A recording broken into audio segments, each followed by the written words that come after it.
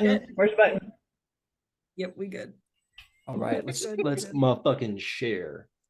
Because sharing is caring. I'm just gonna do a little position action here. Oh shit, things are going great. And then I gotta put on some Seattle music because that's how we're starting this motherfucker out. Okay.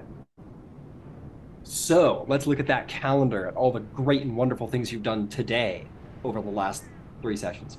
Okay. Let me see. You guys are Tyranny of Dragon. Let's get on that big old calendar. And so it's been a long night, essentially. We're walking down the road, maybe tending to protecting a merchant caravan, maybe making your way to Greenest for your own reasons, maybe beyond that to the kingdom of Cormyr. But alas, the village was in trouble. There was being raided, and 6 people were like, "We got this. Let's go in there and save the day." And you ran in there, found yourself surrounded, dealing with an onslaught of draconic followers, kobolds, cultists, mercenaries, laid into all of you. There were some deaths that took place. There were some severe injuries that took place. Nothing lingering because that's not this game. And you, you made your way into the main keep, Green Nest, and there you met some new people. You met Terrence Marigold, I believe that is the name, if I'm not mistaken.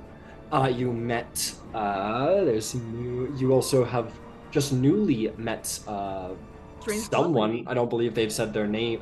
They said their name. To Terrence, yeah. To Terrence. Met this strange, anxious, slightly crazy wizard named Willhilde. And during the course of the night, this party has been beseeched by Governor Nighthill on behalf of the rest of the city to please help us. This is going to be a long siege and people need help. So you've gone forth. You've gone to the mill and saved the mill so that people can eat. Once the siege is over, you've gone to the chapel and you've saved the followers of Chantia from their fate. You have defended the keep from a dragon assault. And you guys basically have kicked ass and are getting very sleepy. But the night is not over yet. As you have settled into some of you trying to get a long rest, some of you a little less optimistic, the keep has been invaded. It seems that someone has made their way in the walls, the sally port has been breached, and heroes are needed to fight. So with that, we're going to roll initiative. Let's get it. Right, yeah. Come on, right? We go. Alright, first roll with a new dice. Let's see if this bodes well. 1 shit. 5. I can already tell you mine's bad. See, I'm the total opposite. I roll a different die every time. See, that is chaos energy. I like it. It's new age dice rolling.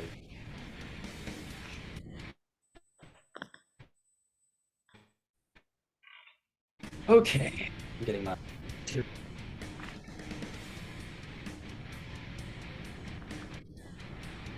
This makes sense. Never mind putting it away. What they're trying to do, this doesn't make no sense. Dude, fish. Go.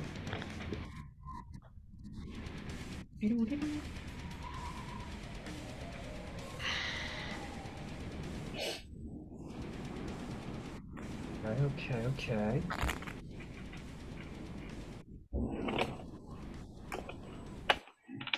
Let's see, whatever. Yeah. I'm worried there's quite a bit of rolling there. Oh yeah, there's big rolls happening over here. You don't even know how high I'm rolling now.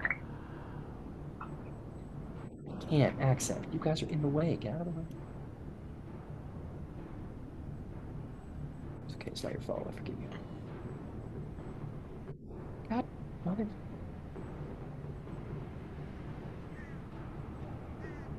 Well, don't let me stop over you. here. I'm on a little bit of a different system here, so kind of. But Mom's at work. Sit your ass down.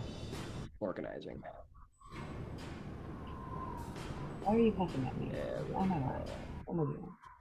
okay, let's see here. Oops. Oh shit. lastly, we got the kobolds. Okay, let's get some initiative going. 25 to 20. 20 to 15. 19. 17. Ooh. So you're not even in the list yet. Yeah. Yeah, who are you? we were using default elf woman number 3, I believe. Yeah, that's love right. it. Elf woman number 3. I just need to go down and click on you. Oh, that's Terrence. There we go. Default sorcerer woman.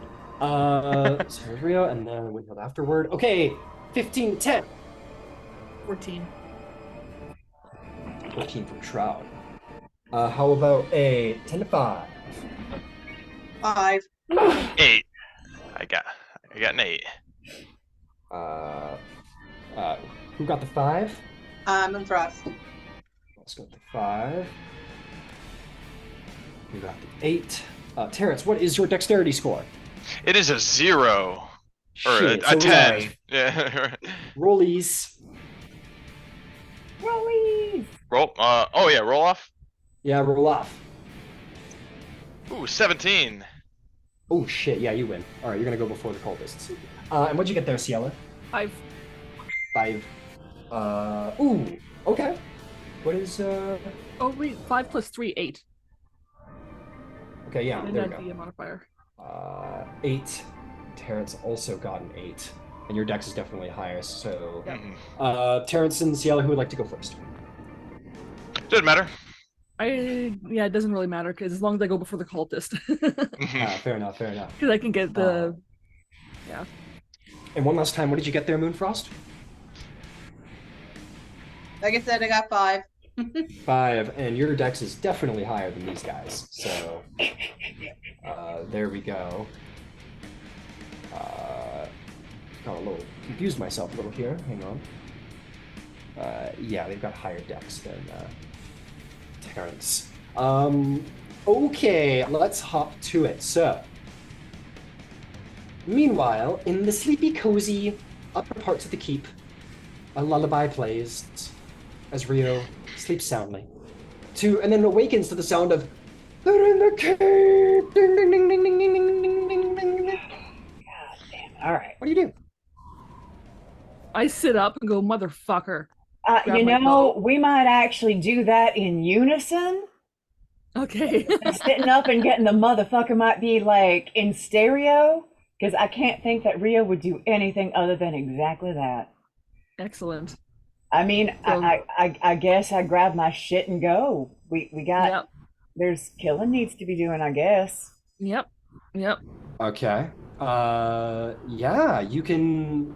I would say that you could definitely. Well, what are you picking up? You got a free action. You picking up your weapon? You picking up your loot? What are you picking up? I'll be fine without the loot, I think. Anything I'll use my balls. I'll cast with my balls. I'll use the Ball contact juggling for a casting. focus if I need to. I don't have to do this because sometimes I have to do that. So yeah, I'm gonna grab my right. bow and my quiver and my contact Mind if I juggling ask how balls. you're casting with a pair of balls? Huh? How are Hey, you you don't casting need with testicles to have They're balls. they're like Oh, they are like I don't know how to describe them. They exist in real life. They're 2 metal balls, and Mhm. when you roll them, they play a tune, and you can get different sized balls that when you roll them, they're kind of like Tibetan singing bowls, but instead of a bowl, they're 2 balls. Kind of like contact juggling. It's a simple, straight tone. Okay. So is this supposed to be like a musical instrument? Yeah. Okay. Very interesting. It's not It unlike. has one note. Yeah.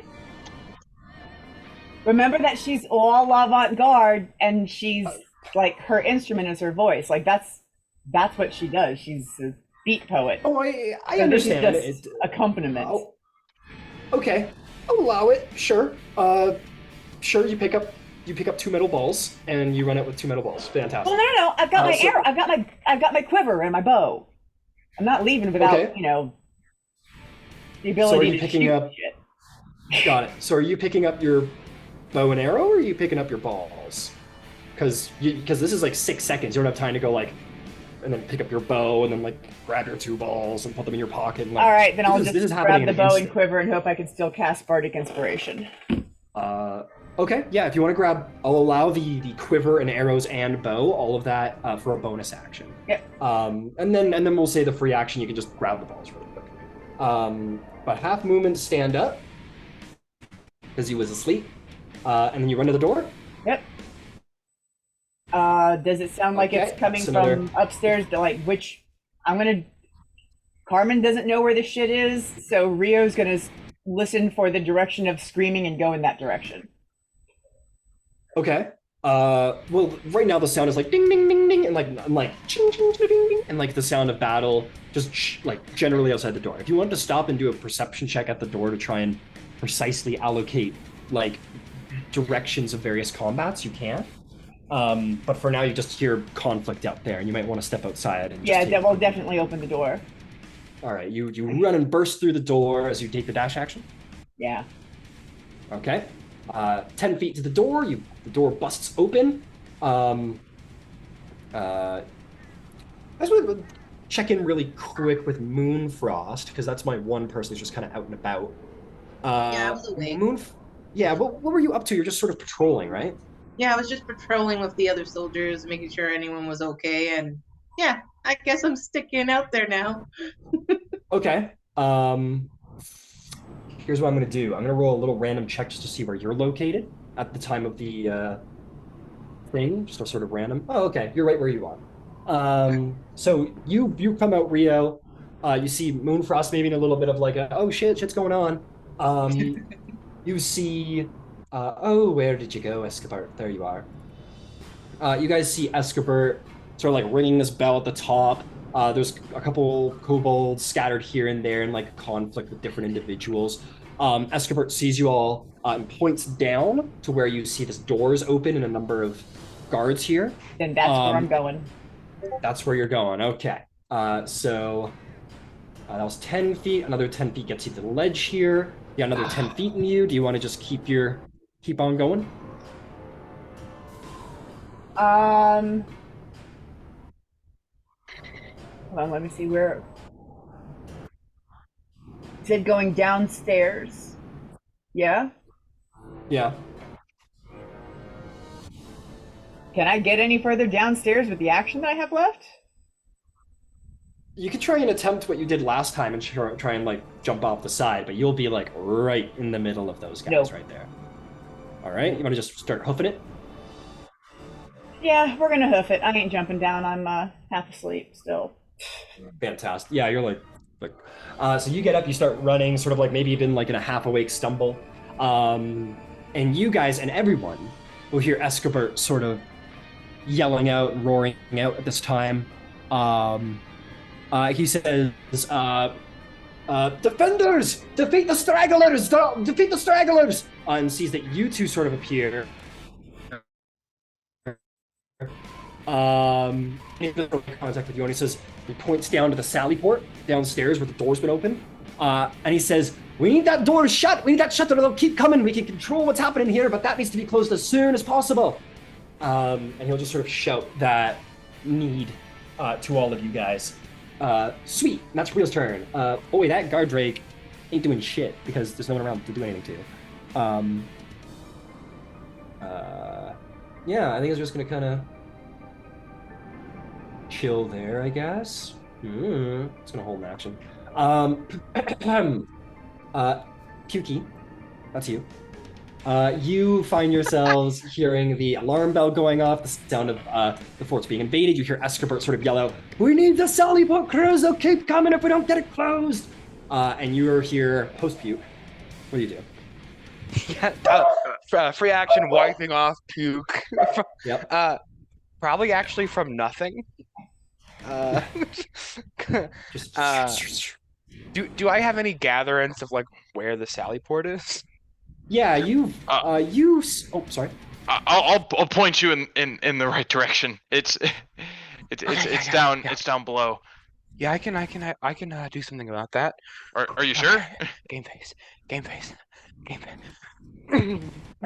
Are you sure? And then I'm gonna dash action, start running that way. All right, you going through Terrence or around the tables? Are you going to be rude? Push me or are you over. going to take them far away? Terrence scares me, so I think I take the long way. Okay, you're like, oops, sorry, go 10, 20, and that'll be, we'll be kind and say 30 there. Dash action, 35, 40. Here you get there at 50 feet of 10 feet left, and you see this little cabal of kobolds standing here, and they look over and they go, you just run back. Legitimately, yes. I think I retrace back as much as possible. Yeah, you run back 10 feet and sort of against the wall in full Mr. cover. Terrence! Mr. Terrence! Yeah. Help! Okay, I'm on my way. Thank you. All right. Now He's crying, time for the by the way. fantastic. Now time for the scariest PC. Suddenly it's like, so Shroud, you're in your like you've got like all the computer code going by your eye, like sort of reboot and analyzing weaknesses, remelding, all kinds of stuff like that. And then suddenly it's like new audio input, and you hear Escobert say, "We need the Sally port closed. They're coming through. They'll keep coming if we don't get it closed." And it says like, "Murder mode activate." And you come back online in that moment as you're like, "Time to kill." What do you do? I'm gonna follow Rio out the door. You sort of come online, just start running through the door. Luckily, because of your sentry, you won't have to use any half movement to stand up. At 30 feet, you're going to end up right there. You got an action and a bonus action left, my friend. Can I bonus action dash and jump off the side there? Fuck yeah, you can. Make me an athletics or acrobatics check. It's your choice. Let's see. Fuck yeah, baby. Yeah, it's probably gonna be athletics. Let's see. So you'll dash and jump. I love it. It's my favorite thing. 16. 16. Okay. It's a bit of a high jump. You go. You start falling like fucking Iron Man style. Everyone's like, whoa! And you fucking eat shit at the bottom. You just like across the ground. You're prone. You're prone on the ground. You're gonna take some bludgeoning damage from that jump. You're gonna take 6 bludgeoning damage. Willhilde, you're like, maybe you ran around the corner and you were like, eek! And then suddenly a fucking like a flurry of like tattered black shroud and metal just like comet into the ground. And you go running. Why couldn't you land on a kobold? Right? Just crush the shit out of it. When Hilde's up against the wall, like double checking that her mage armor is still like happening, just like. Okay, so you'd still have enough movement to stand up if you want, Shroud. Yeah, and I'll stand up.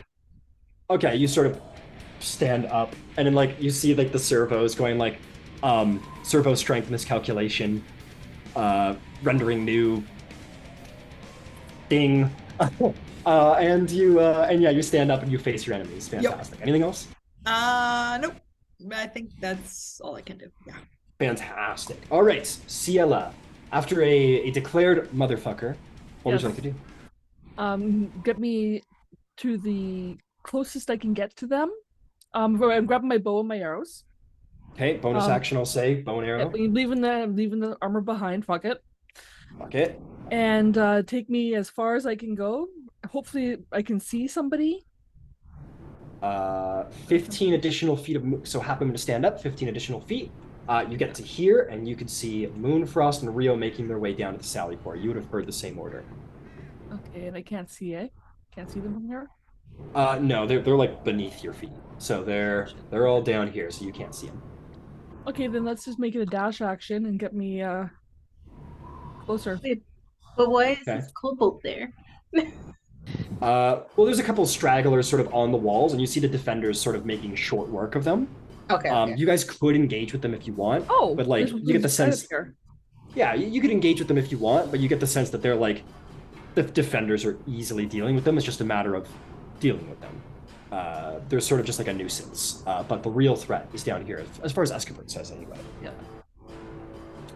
Okay, so you're dash actioning. You're here. I assume you're going through an ally. 10, 20, 25. That'll get you to here. Perfect. As you get to here, like a defender, like, yeah, take this. And he goes, ah, you got me. And he falls down. Is there anything else? Nope. Nope. All right. It's Kobolden time. Sorry. This kobold runs a little past to here. This one runs a little past to here. And they are going to turn around with their daggers. They're going to go, ah! And they're going to try and stab you, Shroud, because they have six, baby.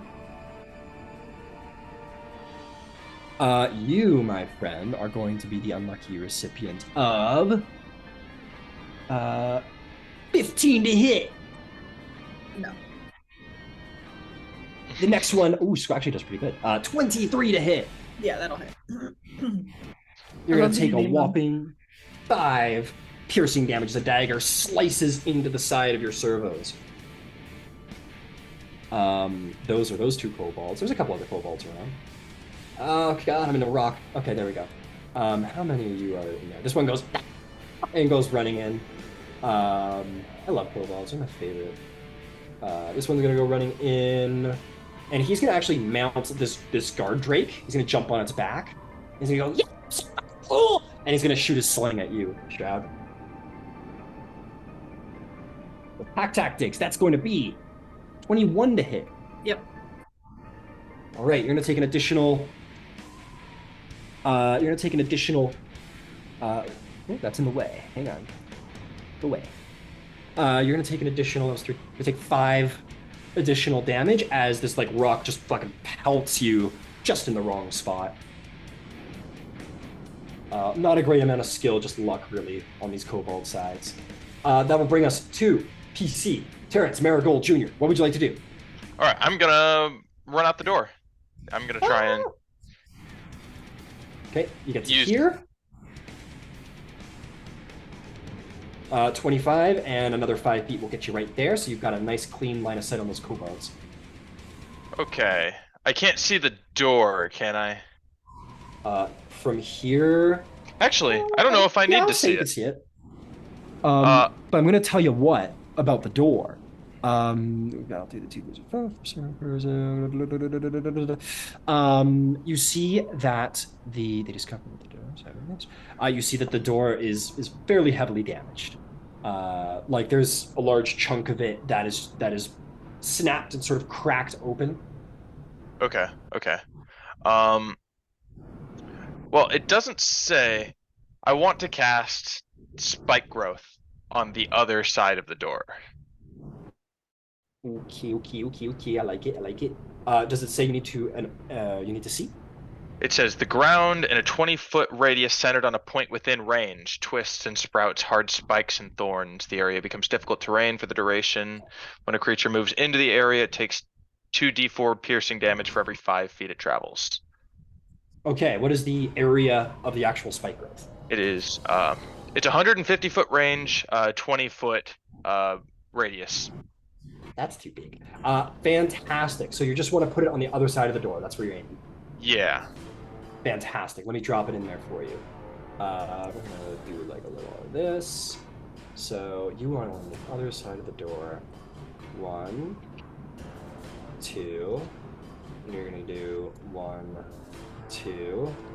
For now, that's how we're gonna represent it. Actually, I'm gonna bring it up a bit so we don't lose track of it. Sorry, just doing some gardening. Incredible, yes. You channel into the power of Chantia and sort of the thorny, volatile pieces of nature, and though you do not see it, you certainly feel it. You know that you have called upon the power of Chantia and that she has allowed the ground to become unkind to walk on. Perfect. So I'll concentrate on that, and that'll be my turn. Fantastic. That's going to bring us up to Moonfrost. Moonfrost, you have received the request from Escobert the Red. You know that there's trouble down south. What would you like to do? I want to see, is there enough? Yeah, I think I'm right below them. So could I try to do an assassination from above? Okay, I love it. Okay. So, I always set the DC at the same height that you're jumping from, and you are jumping from. No, yeah, it's higher than that. It was. I'm pretty certain it was 20 feet. Oh, Yep, that was about 20 feet. So, DC is 20. DC is 20 to land where you want to land and land in a safe way, and then we'll make an attack roll afterward if you do well. But go ahead, roll me an athletics or acrobatics check. It is your choice. Your DC is 20. okay, acrobatics is probably my better choice because it's +5. Fantastic. Just need a roll of 15 or higher. 20 plus 5. Yes. You rolled a natural 20? Yes. Okay, fantastic. This is gonna go great. Have you guys ever seen, I think it's Pineapple Express? You know when Seth Rogen like jumps off the top and he's like, he like jumps down like that? That's basically what happens. Moonfrost goes, it just like jumps through the air. Go ahead and make me an attack roll. I'm gonna give you advantage because you rolled a nat 20. Okay. Attack roll is a d20 as well. Again. So let's see. What do I get this time? 13 plus, I guess, my daggers. It'll be short sword plus 5. So 13 plus 5. Is... 18 will definitely hit. Go ahead and roll damage. You will get sneak attack because advantage and because your good buddy Shroud is right there to help. I got a 6 plus 3, which is 9. 9 will do the job. You would have got sneak attack as well, but it's fine. They're so very dead already at a 9. Yeah, Moonfrost goes like, oh, you need the sally port. You need that taken care of. Okay, I got you. And like jumps off Ezio Auditoria style. She goes flying through the air. Shroud, you get like sliced. You get like hit in the head, and then there's this flash of, I'll say, like Moonfrost's like hair goes like white for a second in Assassin's Creed style, and just like cold-blooded just like drops down, but like double sword right into like the neck of this kobold and lands on top of it to sort of bounce off of it for safety, and lands as a cat should on her feet. Yeah. Ella now has a nickname for Moonfrost, which you'll find out later. Moonfrost, I want you to go ahead and take inspiration because that was a super fucking risky but cool maneuver. So go ahead and take inspiration. You can have one at a time. You must spend it to get a new one, and it will grant you a reroll on any attack roll, ability check, or saving throw of your choice. You can also give it to a friend if they're in a moment of need. Your choice. All right, sounds good. Okay, fantastic. You slam on top of this guy. You stab him in the neck, and he's like, and you have movement left and a bonus action left. Could I go for a bonus action and try to kill that other kobold? Yeah, you like rise from the dead kobold, and you like look over and just go for this like lancing, like short sword stab through the air. And the kobold's like, wait.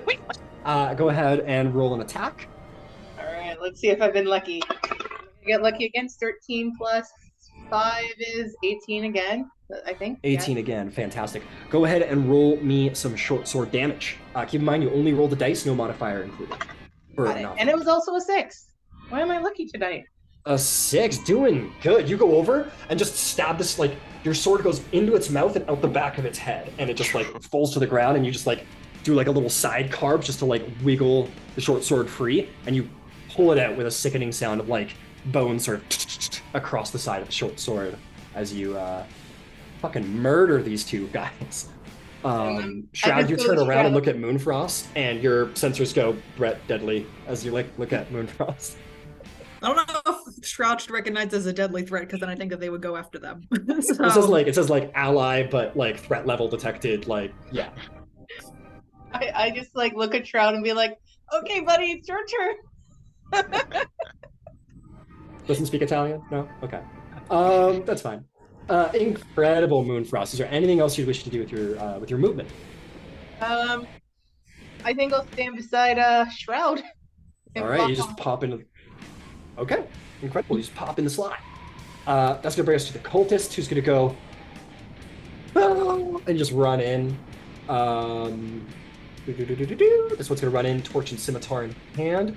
I think there's a couple other cultists hanging around. Yeah, let's get this one out here for 10 feet, and there's tucked in the side there. Yep, come here. So here to go on 10 feet. He's gonna have to go through the ally space. Oh my god, this is so hard. 5, 10, 15. And then this guy is going to 5, 10, and he's going to 15 into the side here. Are they taking damage? That is right. How much damage do they take as they move through? It's difficult terrain to move through it, and it is 2d4 for every 5 feet. Okay, let me see. They might not actually make it up to Shroud or Moonfrost because of that. That's good.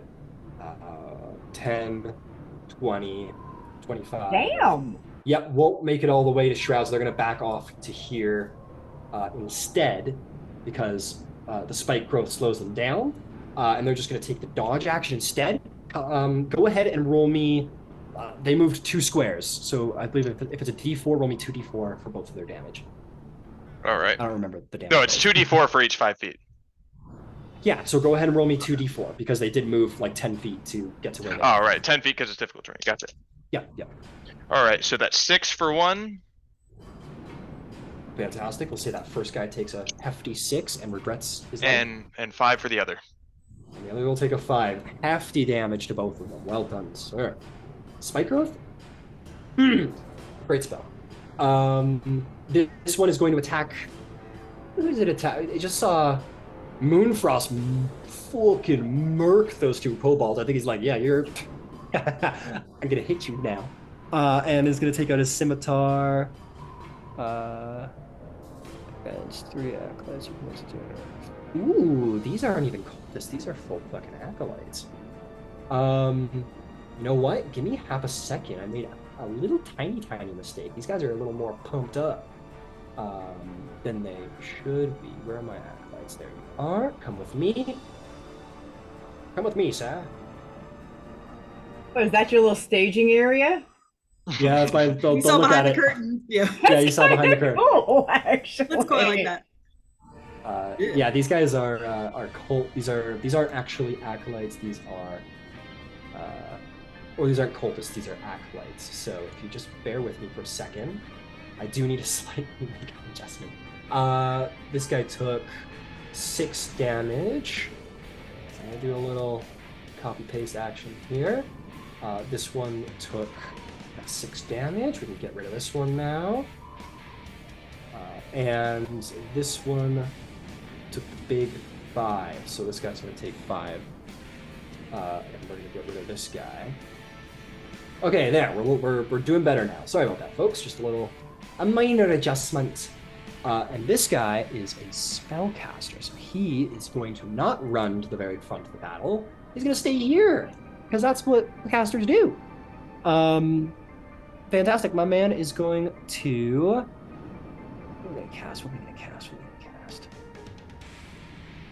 It has another spell other than...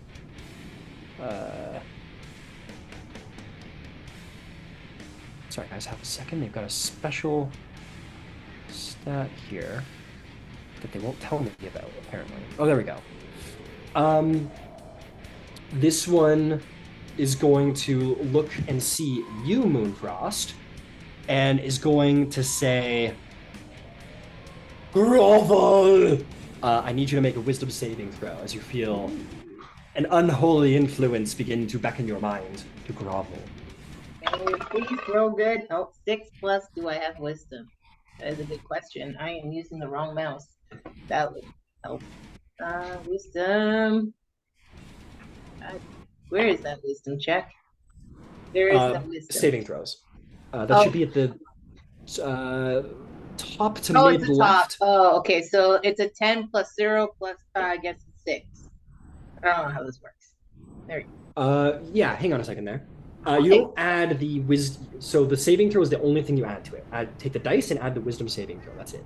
And I realized I rolled the wrong dice anyway. Okay. It's a 3 plus nothing. So that would be a 3. Okay.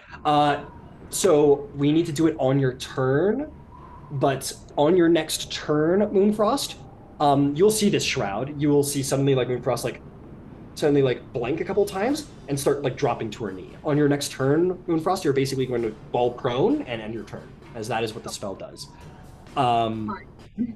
This one's a little behind the door, so he can't really target anybody. So he's just going to take the. I think he's just going to. Oh wait, you can see this. You can see this guy. He's going to cast Bless on the kobold and the and his little dragon buddy. So these guys are all blessed up. And he's gonna bless himself because he's fucking selfish. Oh, I missed my size changer. Oh well. So he's blessed himself up. Helps me keep track. Blessed up. And then this last guy, who definitely has a little more in him, is going to look at Shroud and go, "Whoa, creature!" And he's going to cast Sacred Flame at you as these sort of like roiling, like chromatic flames sort of envelop you. Go ahead and make me a dexterity saving throw, Shroud. See if we can make the giant fall. Well, it's a nat 20 on the dice, so. Ooh, you're good. These flames sort of like surround you, radiantly enveloping you, these multicolors of blues and reds and greens. And you just sort of like, I don't know, you do like the Batman or the Robin thing, you just sort of like flourish your coat out and like the flames are dismissed and no damage is done. He's like, "Ah!" And he sort of like cowers against the wall. That will bring us to Rio. Can I see behind the door? If you would mind moving me to a point that I could see behind the door, I would appreciate it. It's tough. I'll say that from there you can kind of like, but what if I put your moved foot on the end over, of the board sort of haphazardly and sort of peek down. Yeah, Well, I the just further need you to be able get- to see behind the door. It's all that I need. Yeah, I'm gonna say that you can see behind the door right here. Like the further you move, the more the door covers, right? So No, that is absolutely perfect. And so what I am going to say is, gentlemen, I am not receiving callers at this time, and I'm going to drop a shatter on top of them. oh shit. And it's a 10-foot Okay. sphere, and I should be able to angle it centered behind the door and take out everyone behind that door. Possibly even somebody who's not there if I center it just right. Like I'm centering it right Okay. behind the door, hoping to use the door to shield my people. Okay, I'm gonna drop a little thing in there, and you're gonna tell me where you want it exactly. So this is a 20-foot radius. 10 foot, I think. 10-foot radius. Okay, gotcha. I believe it's 10 foot. Let me verify. It says 10-foot sphere. Yes. 10-foot sphere. Fantastic. Okay, so where's it going? Where you Well, want it? get my people out of it completely. All right, you want it like there? Huh? You want it like Yeah, right there? Yeah. So I want it so that it does not touch Shroud or Moon or Moonfrost. I'm also gonna give you. I'm gonna help you out here a little bit. Maybe a quick Arcana check. DC. No, we'll say 12. Okay. Oh, it was a 13 on the dice for 15. Fantastic. You are aware that Shatter is a very powerful thunderous spell, and it is also heavily damaging to non-magical objects in the area as well. So if you're going to drop this and you hit the door, the chances of the door is going to explode and will be inoperable. Oh, that would be. But if you Really position it just like a effing little bad. bit that way, If I can It'll still position hit it the so it wall. doesn't touch the door at all, mhm. I would like to position it so that it does not touch the door. We'd like the door to be hale and whole because we got to close that fucker.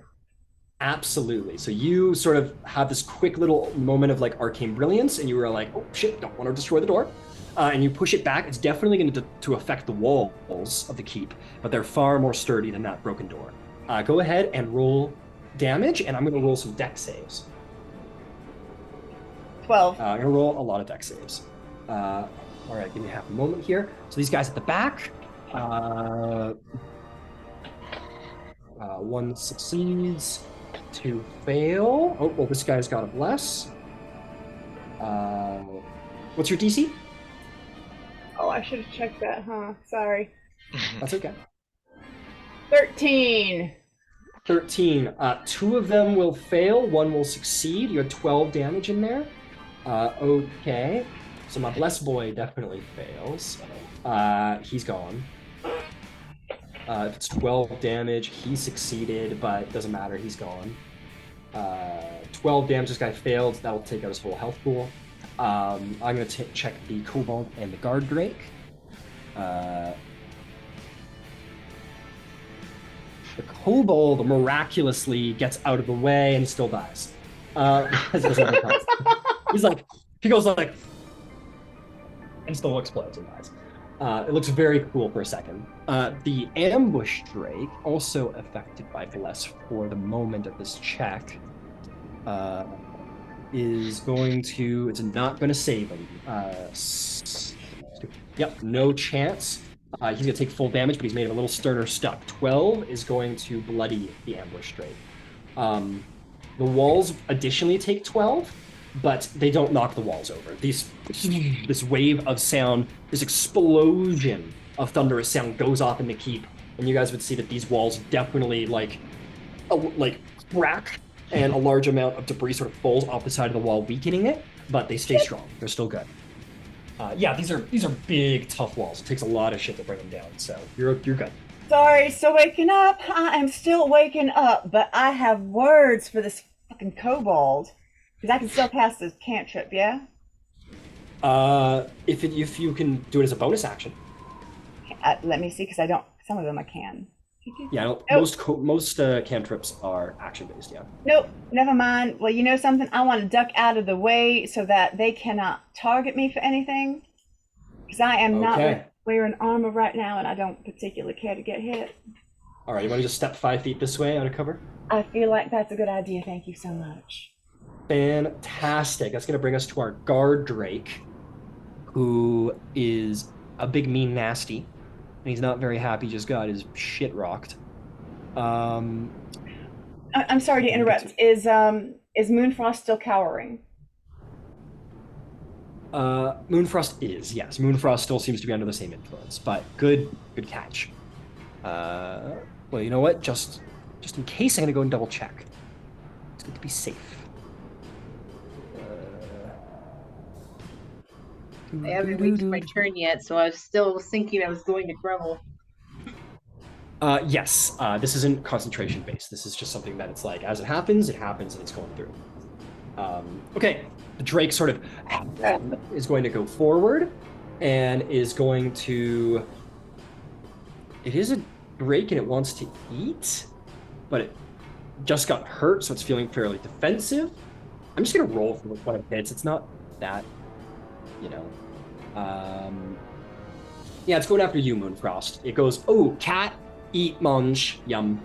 And it runs right up to Shroud, but it's going to try and snap at you. Its bless is down because the guy's dead. It's going to roll a 22 to hit you, Moonfrost. Yeah, my armor's 14, so... Okay, and he is going to do a big, whopping 6 piercing damage as he bites down hard on your leg and starts bleeding. Okay, -6. I'm still alive, though. You're still alive. All right, Willhilde. You hear like battle and danger happening over there. It sounds like the tide is turning in the favor of the defenders. What do you do? A lot of deep breaths in. Lot is a strong word because I know we're only 6 seconds, but as much as it can handle. And I think I'm going to take my movement and get into a position where I can see the Guard Drake. Okay, you're going to just kind of like inch up along that wall, a little scared. You can see the Guard Drake sort of between Shroud and Moonfrost over here. Cool.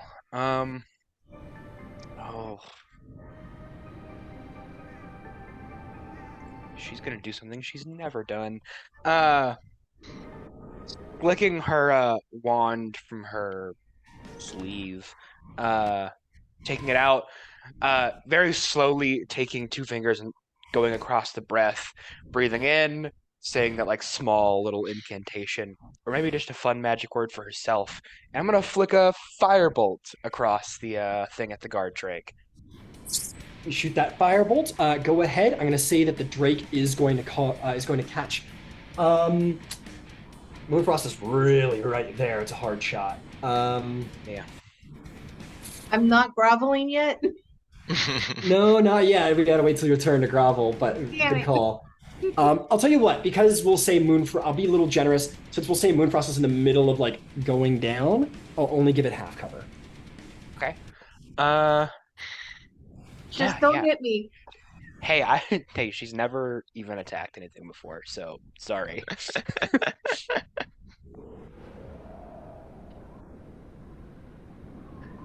Fuck. That's a 10 to hit. You take your wand. You say this little. Fire glows at the end of your wand. You're like, oh fuck, that's fire, man. Fire's dangerous. Yeah, and you, like, she panics hard and like whiffs it. You like sort of almost like flick it in that direction, like you're almost like flicking food off the end of your fork or something at somebody. And you sort of just like flick it in that direction, and it sort of whizzes by Shroud and Moonfrost, not hitting them, but it hits like the edge of the wall near the door. A deep miss, but you didn't hurt anybody, which is also the good. fire is blue, by the way. Oh, the fire's blue. A little blue flame sort of. Yeah, just for some cute flavor, it's blue. Fantastic. Is there anything else you'd like to do?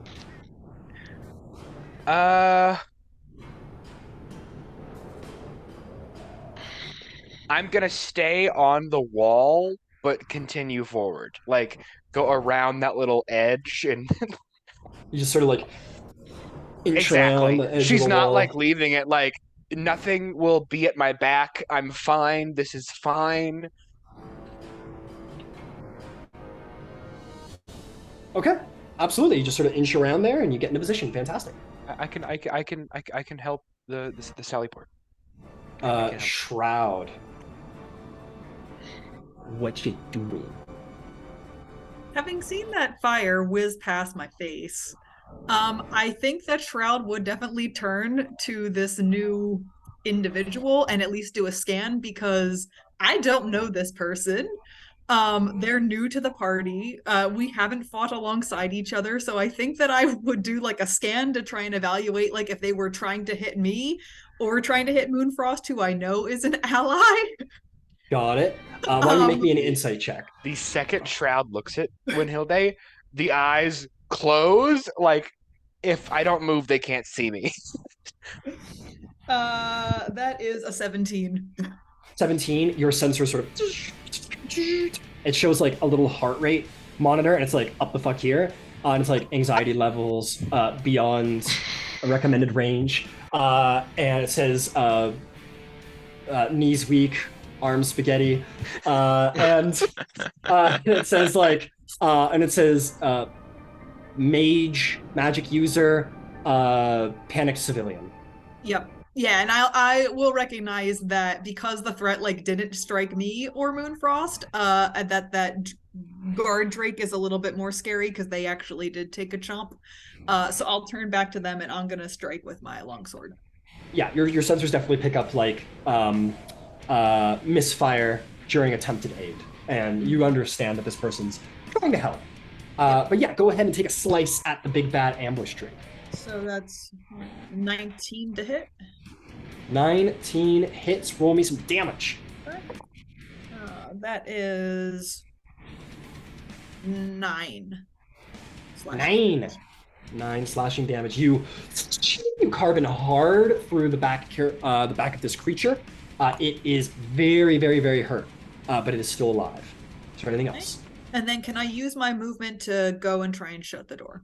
Or at least go to the door. If I can't use an action to shut it, can I just, yeah, there we go. You go over to the door and you go and try and close it, and the handle like fully breaks off in your hand. This door needs a little repair. It's like you can close it, but it's like closing it's like putting a plank against the wall. Like this thing is barely holding onto its hinges. It's like it's not an operable door right now. You know, needs a little work on it. But well, good try. That'll bring us to Ciela. There is one monster left down there. What would you like to do? All right, move me back to where like Kobold is. Okay, like that. Is he still the other one? Oh, the other one. The one Yeah, down you here. run Yeah, down. yeah. Is he actually alive, or has he been knocked out by now? Let's roll for it. You turn to run. I'm gonna save you your movement here because I rolled a nat 20. You turn to run here, and this guy's like, and then like two guys just crossbolt him in the chest, and he falls over dead.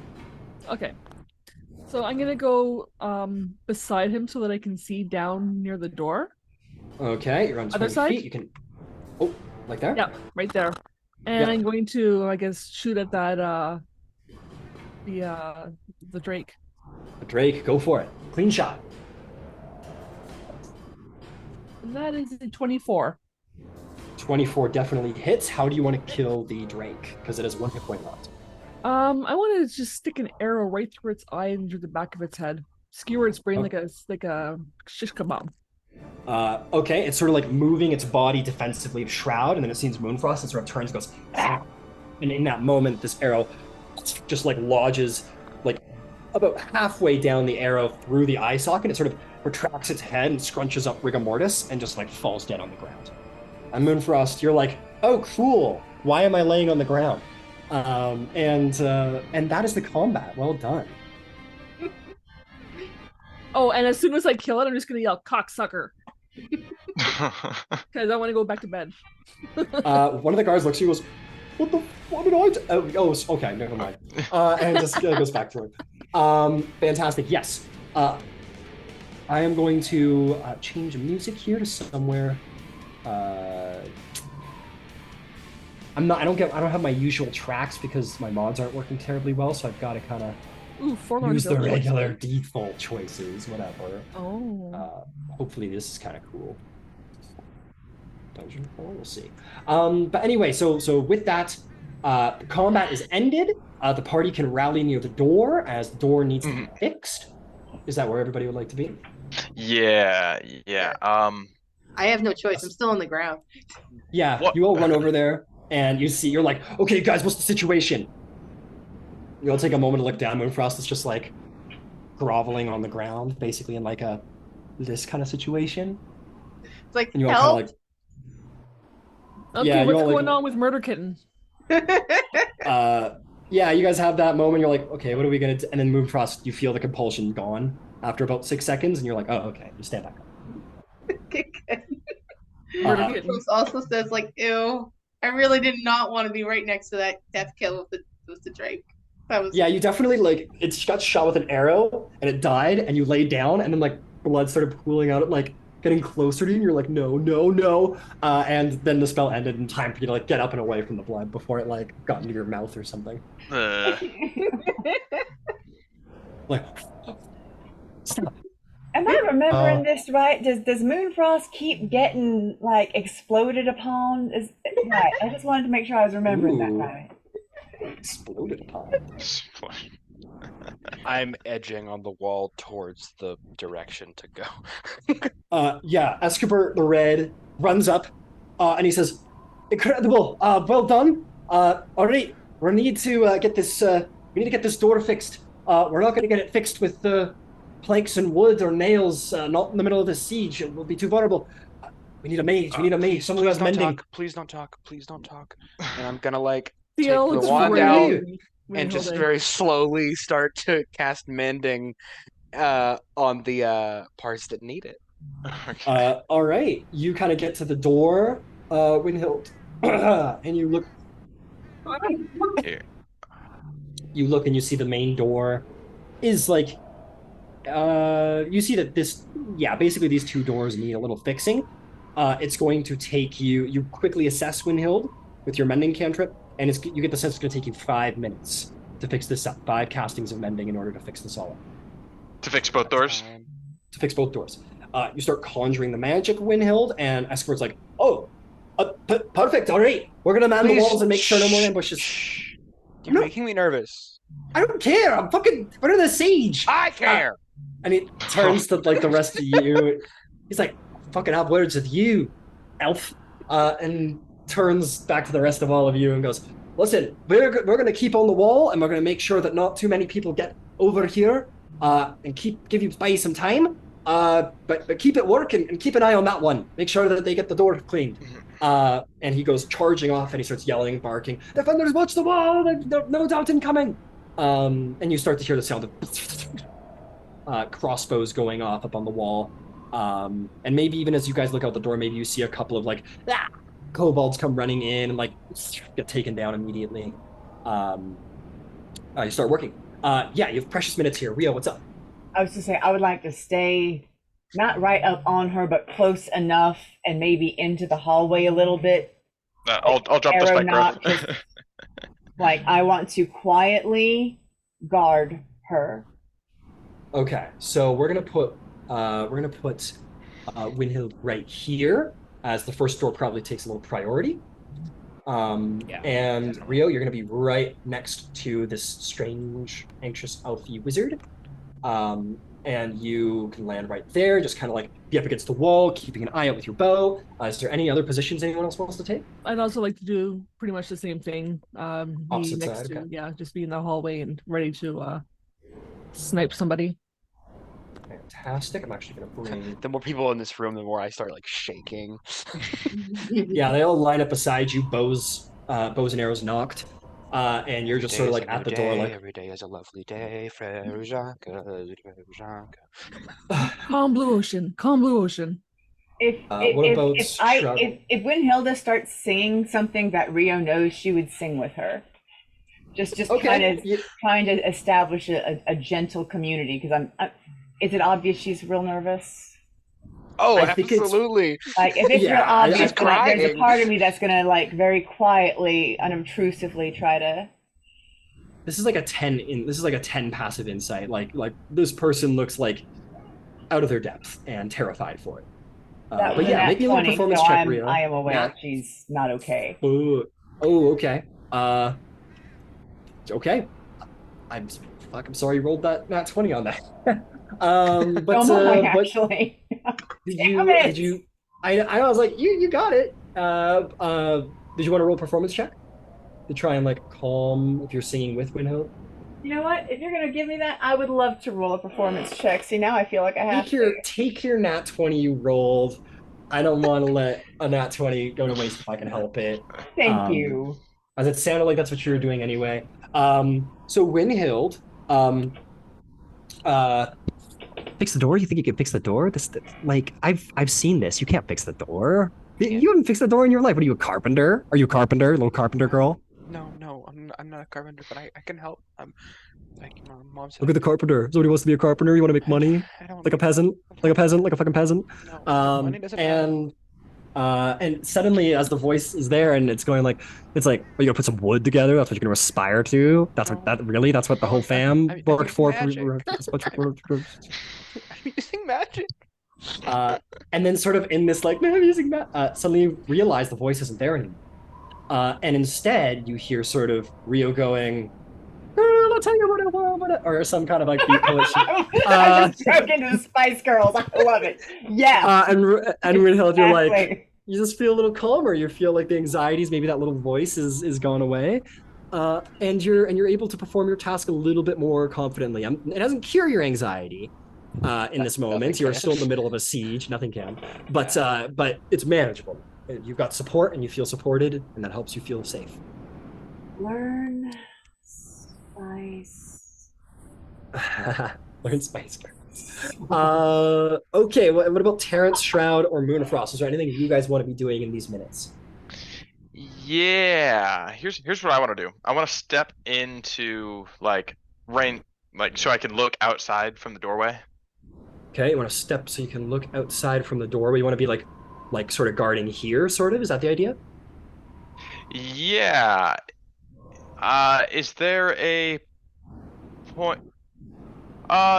Yeah, actually, that's perfect. Right in front of me, there is a patch of loose dirt.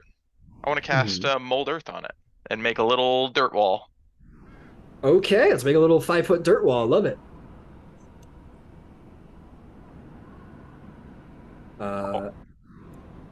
Do you want to do it right where you're standing, basically? You target an area of loose earth that you can instantly excavate and move along the ground and deposit 5 feet away. So yeah, maybe 5 feet in front of it, there'll be like a 5-foot hole, and then behind it there'll be like a 5-foot like stack of dirt. All right. Is that how you like it then? Yeah, that's perfect. Perfect. You want to stand behind the wall? Yeah, I'll stand behind the wall. Fantastic. You quickly form a sort of defensive position for yourself and stand behind it. Very, very smart. Okay, what about Shroud? What about Moonfrost? You go ahead, Shroud. I will move just so I can like watch what is happening, like with them working on the door, like kind of like so I can see through both like frames. Fantastic. And So I'll you just want to kind of stand like sort of back here. Yeah, and I'll just kind of like observe from there, because obviously like I'm sensing that they've like there's nothing for me to be doing there. There's no point or threat for me to be going through them, so I'll just like kind of stand guard here. Incredible. And what about you, Moonfrost? Any I think I'll particular stand choice? right over the dead cultist right next to Shroud, just to kind of be there as a backup and just be like, okay, I'm gonna rest here for a second and just stay. Understood. Okay, stay there. Would you like to drop into stealth so that if an enemy does appear, you've got a little advantage on him? Yes, that would be great. All right, Rogue, go for it. Roll me a stealth check. All right. That's 5 plus, where's my stealth? +7. 5 plus 7 is 12. 12. Yeah, you drop into a moderate stealth. It's difficult because a lot of attention is in this general area, so it's hard not to be seen during that. But 12 is very good and will protect you from most people's sight. Nice. Fantastic. So about 2 minutes goes by. Willhilde, you've just about finished this first door. Or actually, yeah, I'm gonna say about 3 minutes go by, and you're like halfway down this door, and you're like, okay, fantastic. And you hear from up top Escapert go, "Some made it through!" And with that, some new cultists come charging in up the hill, crossbows flying over their heads, but they make it through and away from crossbow fire, and they start charging towards you to start attacking. I need everyone to roll a new initiative. Put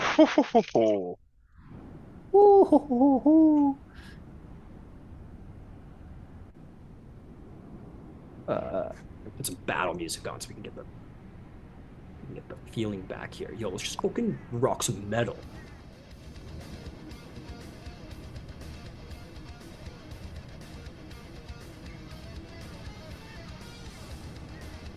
Is doing good initiatives for a while. Good job.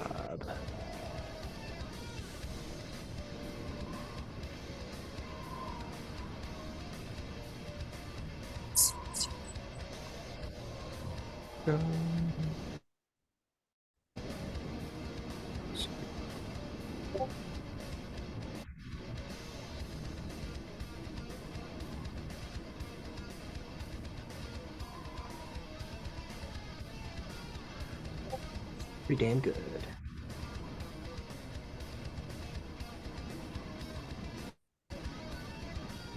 Rolls. Oh, Jesus, they roll really bad. That's good. Good for you guys. Okay, fantastic. Let's get some initiative going.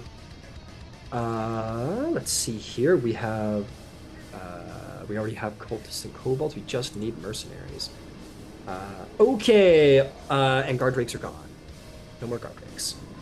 Kobolds, cultists, and guards the way God intended. Okay, fantastic. Let's get some initiative going. 25 to 20. 20.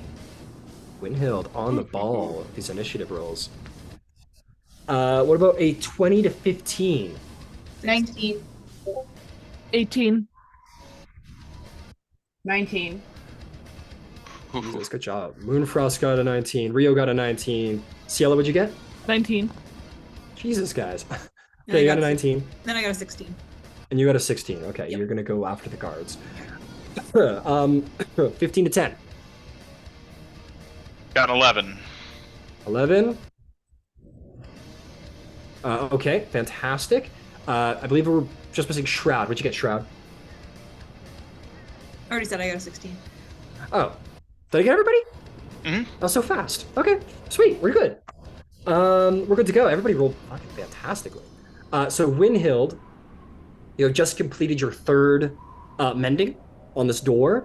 It's about 2 minutes, two mendings from being a proper, like, defensible closing door. But you still need those 2 minutes, and you see this very decent force of people trying to kill you run in. What do you do?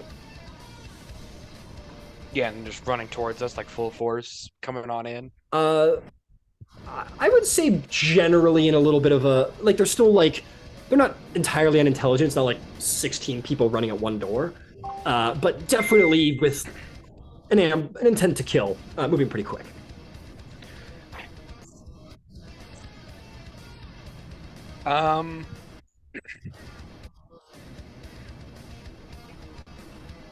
Yeah, I think I step away from the door.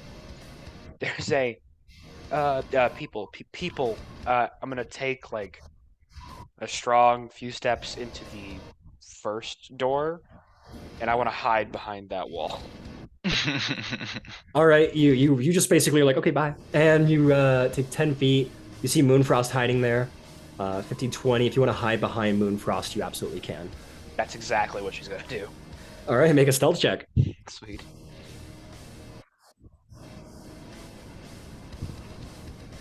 That's going to be a 12. 12. You and Moonfrost are equally stealthy in this moment. All right, well done, Moonfrost.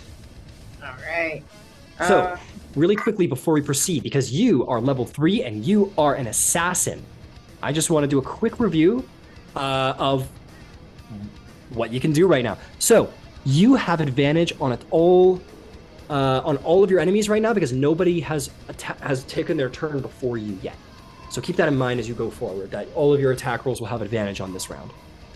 Okay. So, but can I reach anyone? You can try and whip your dagger at somebody. It's a creature that is surprised. Okay, if you want to move through the space to here. Mm-hmm. This is 5 5, feet. 10, 15. You can see. Oh, that's a dead body. Never mind. Sorry. 5, 10, 15 here. You can see that guy way over there, but he's 40 feet away. Yeah, that's too far. So keep in mind, you do have a cunning action dash. If you want to make up the distance, you can sort of use the rest of your movement to get close. If you need more, you can cunning action dash, whip your dagger, take advantage, take sneak attack.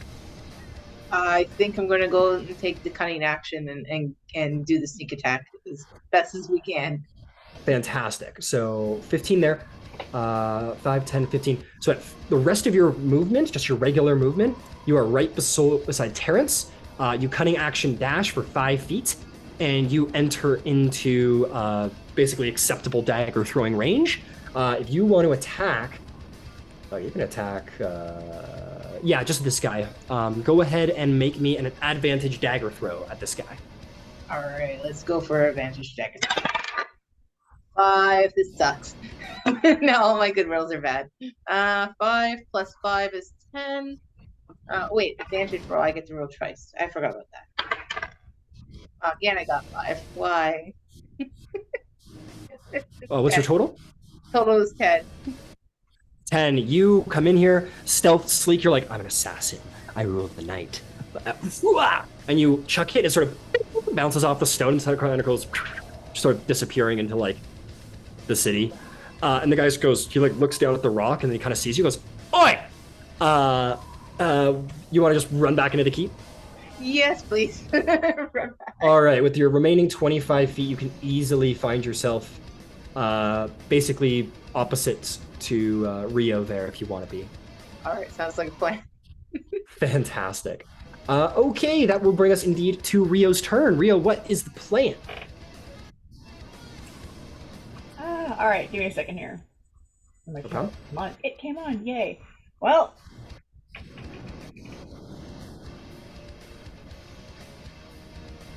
what I'd like to do is come around the corner, shoot at something, and duck back behind the corner.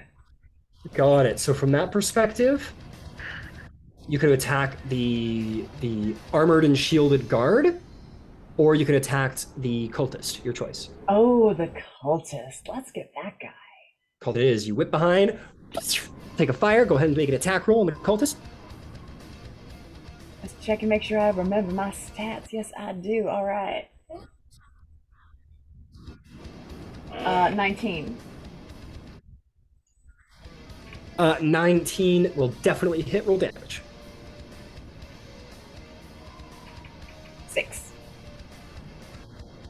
6. Doesn't quite kill him, but the arrow sinks in deep into his shoulder, not quite his torso. He goes, ah! And sort of flinches. He drops his torch to the ground. Yeah, you hurt him pretty bad. And I'm ducking back behind where they can't see me. Fantastic. That is going to bring us to Ciela. Alrighty, let's see here. I'm going to take a step out so I can hopefully see something. What can I see if I take a step to the right? If you take a step to the right, you're Yeah. going to see the same thing that Rio saw, the guard and the cultist. Okay, so because I chose Hunter, I also chose Horde Breaker. Horde Breaker. Very cool. Yes. So I'm going to take take a shot at the guy who first off at the guy who is already damaged.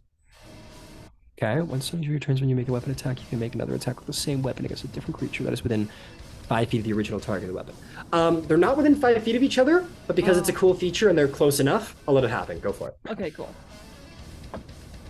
Oh, look at this! Whoa, magically over here Oh, now. the first shot's a 9. A 9 whizzes past the cultist, unfortunately. Okay, and I got a 18 for the other one. An 18 for the guard will Yep. hit. Go ahead and roll damage. Okay. You knock 2 arrows, Yep. fire them off. One goes wide. This is the first time you've done this, but the other one hits. Okay. So let me check one quick thing here.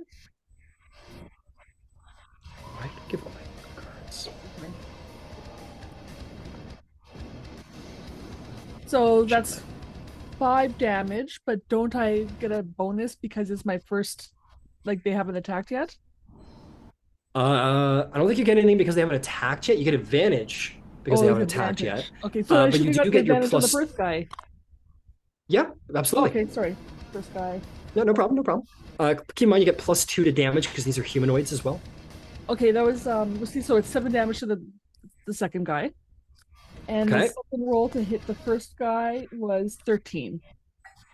13 does the job. Roll damage. Okay. 10 damage. You shoot him and he goes like flying back and he lands like back here behind the rock. Just falls off the back of the rock. Okay. And I'm Good gonna job. step back to where I was. Fantastic. If that is all, that will bring us to the guard's turn. Mhm. Guards say, the guard's kind of like, "Ah!" And they're gonna charge in. This guy's gonna go. He's gonna go to here because we ain't no amateur. He's gonna come around here to see you, Terrence. He's gonna do a spear attack, lance out at you. That's gonna be 18 to hit. That's gonna just hit. Just hit. That's gonna be 7 piercing damage, my friend. All right. Very well. And then this guy is going to jump his wall. I'm going to make a little check for him to see if he eats shit. Nope, doesn't eat shit. He jumps over his wall and he starts running in. He's going to get to here. He doesn't quite get into melee with you. And he's going to throw one of his spears at you, Terrence. And that is definitely not going to hit with a 9. Yep, that You misses. get your wonderful shield, gets up in time, bounces off. Those are my guards. Shroud. What do you do? Okay. Can I use my movement to walk out the keep? Walk right out the door. 20 feet gets you right there. 25 feet can get you into melee with this guard if you want. Yeah, let's do that. 30 feet can get you into melee with this guy. Yeah, you know what? Let's go with that guy instead. All right, using the rest of your movement, you manage to squeeze past Terrence, and you two form like a shield wall together, and go for it. Does a 15 hit? Does not hit this guard. You just almost catch him, but his shield just gets in the way of your strike, unfortunately. Ew. I am going to... That's it. Yes. That's it for now. Yeah. Okay. Fantastic. Kobold's turn. This kobold is going to jump up on the wall here. This one's going to do it too. And this one's also going to do it because kobolds are very, I don't know, dramatic, I guess. And let's see. What is their range on their little shooters?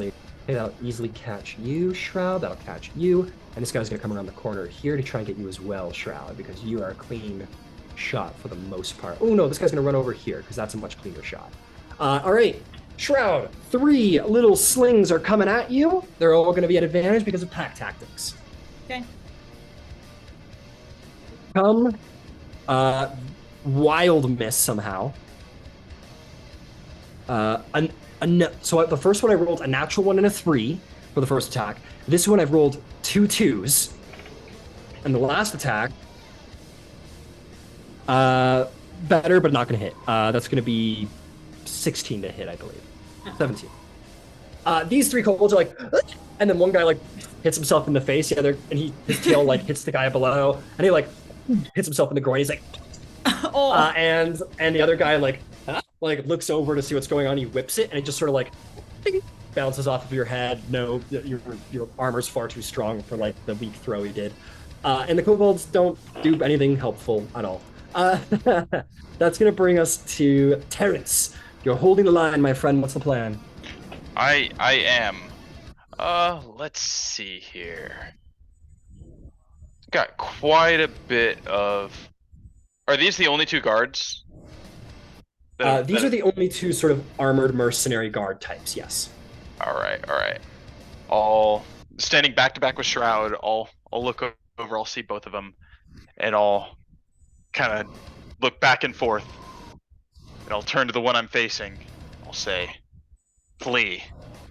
And I'll cast a 2nd level command to try and get both of them. Ooh, we love that. We love that. All right, 2nd level command, wisdom saving throw. Wisdom 13. Wisdom 13, understood. 1 fails, 1 succeeds. The failure is the guy that you're confronting right now, Terrence. The other guy kind of like looks like he's gonna go, and he kind of shakes his head. He's like, "What was that?" And the other guy goes, "Ah, ah," and he starts like basically screaming out in fear. And on his next turn, he will flee. All right. Now, can I start to back off back into the keep? Will he take an opportunity attack if I do that? I think command doesn't take away reactions, but I'm gonna double check. Yeah, I don't think it does. Target behaves. Target space to target where the fastest available means. I'm gonna say that it doesn't. He doesn't lose his reaction, but you can back off 5 feet without taking an attack if you want. Like if you want to go. I could, but then I'd be giving up my cover. So I think I'm just gonna stay put. All right, this guy looks ready to run, and you stay put. Fantastic. Is there anything else? Nope, that'll be all. Understood. All right, cultist turns. They go, "Ah!" and they just sort of yell, sort of crazily in their acolyteness, and they go charging forth. That is way too far. I just got excited. Still way too far. I think they're just gonna dash up. I think that's the whole play. They're just dashing up. Ooh, this one might be able to get into range. Let me roll a little athletics or acrobatics check to see if they jump the wall.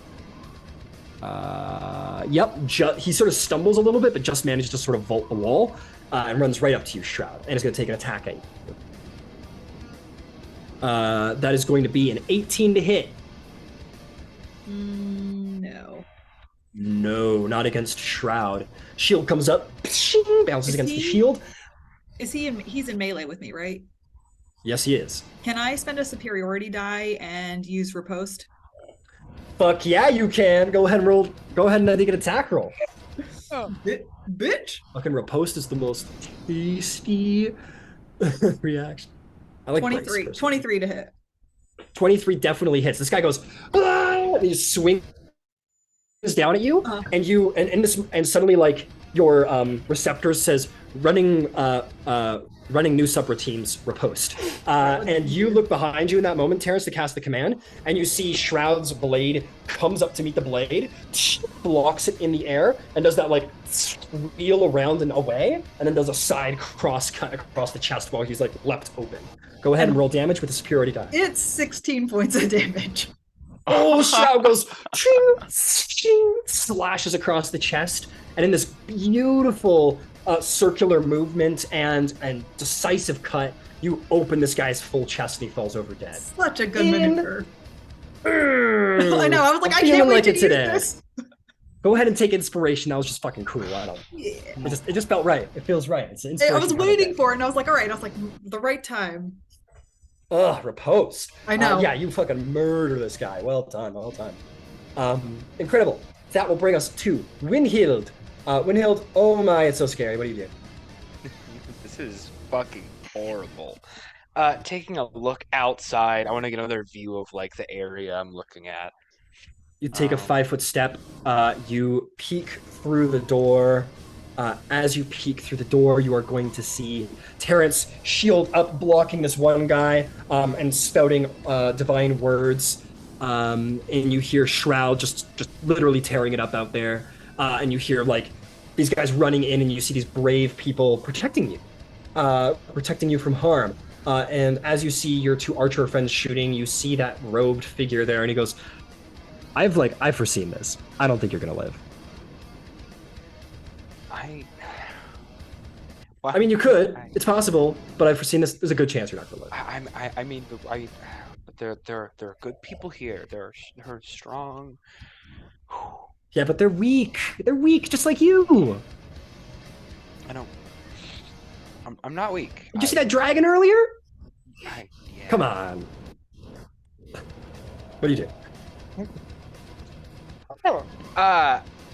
Do I see anybody other than Terrence at the spot where I'm at, or do I need to go more forward?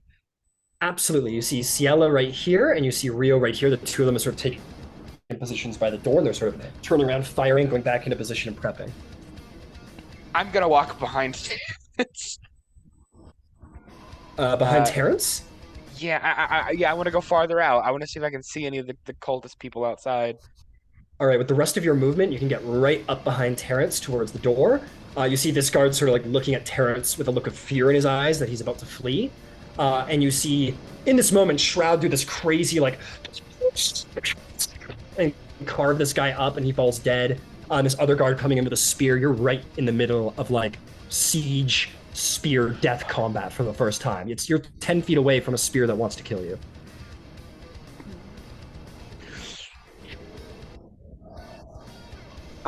Wand out again, hoping to God this works. I'm gonna cast no actual God. Savras, I suppose. Okay. Hoping that he's wrong is what I'm more like doing. He's like, I mean, maybe give it a try. I stop for 5 seconds. And by the way, she's openly saying her half to the conversation. Like, you all hear that. And I'm gonna cast my funky little weird magic missile, my Jim's magic missile. Fucking Jim's magic missile. Okay, go ahead and roll an attack roll. Here, the guard, who we get? The guard is fleeing, right? This guard looks like he's ready to run. Yeah, I'm not gonna fuck with Terrence's thing. I'm gonna go towards the guys that are bothering Shroud. All right, around the door, this is the only one you can see because you've run out of movement. That's fair. Yeah, all 3 of my bolts. Fuck that guy. I can do something, I promise. Go ahead and so you conjure as much energy to this one as you can, pulling it from the weave, and you fire these 3 shots. Go ahead and make 3 attacks. I believe that's how it works out. It is, yes. It is. Okay, Inquisition Incorporated is new and fun. That is a 16 on the first one to hit. 16 and a 13? That is a 16 on the first one to hit. I'll roll the other 2 now. Ah, got you. 16 hits. The dice fell on the floor, but it was a 15. So we're counting floor dice. Hey, I'm fucking More dice. sorry. It's all good. It's all good. And that one's a 19. So 16, 15, 19. They all hit. Roll damage.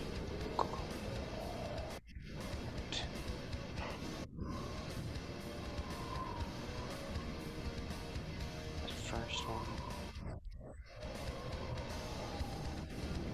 5 damage on the first dart. All right. 5 damage on the second dart.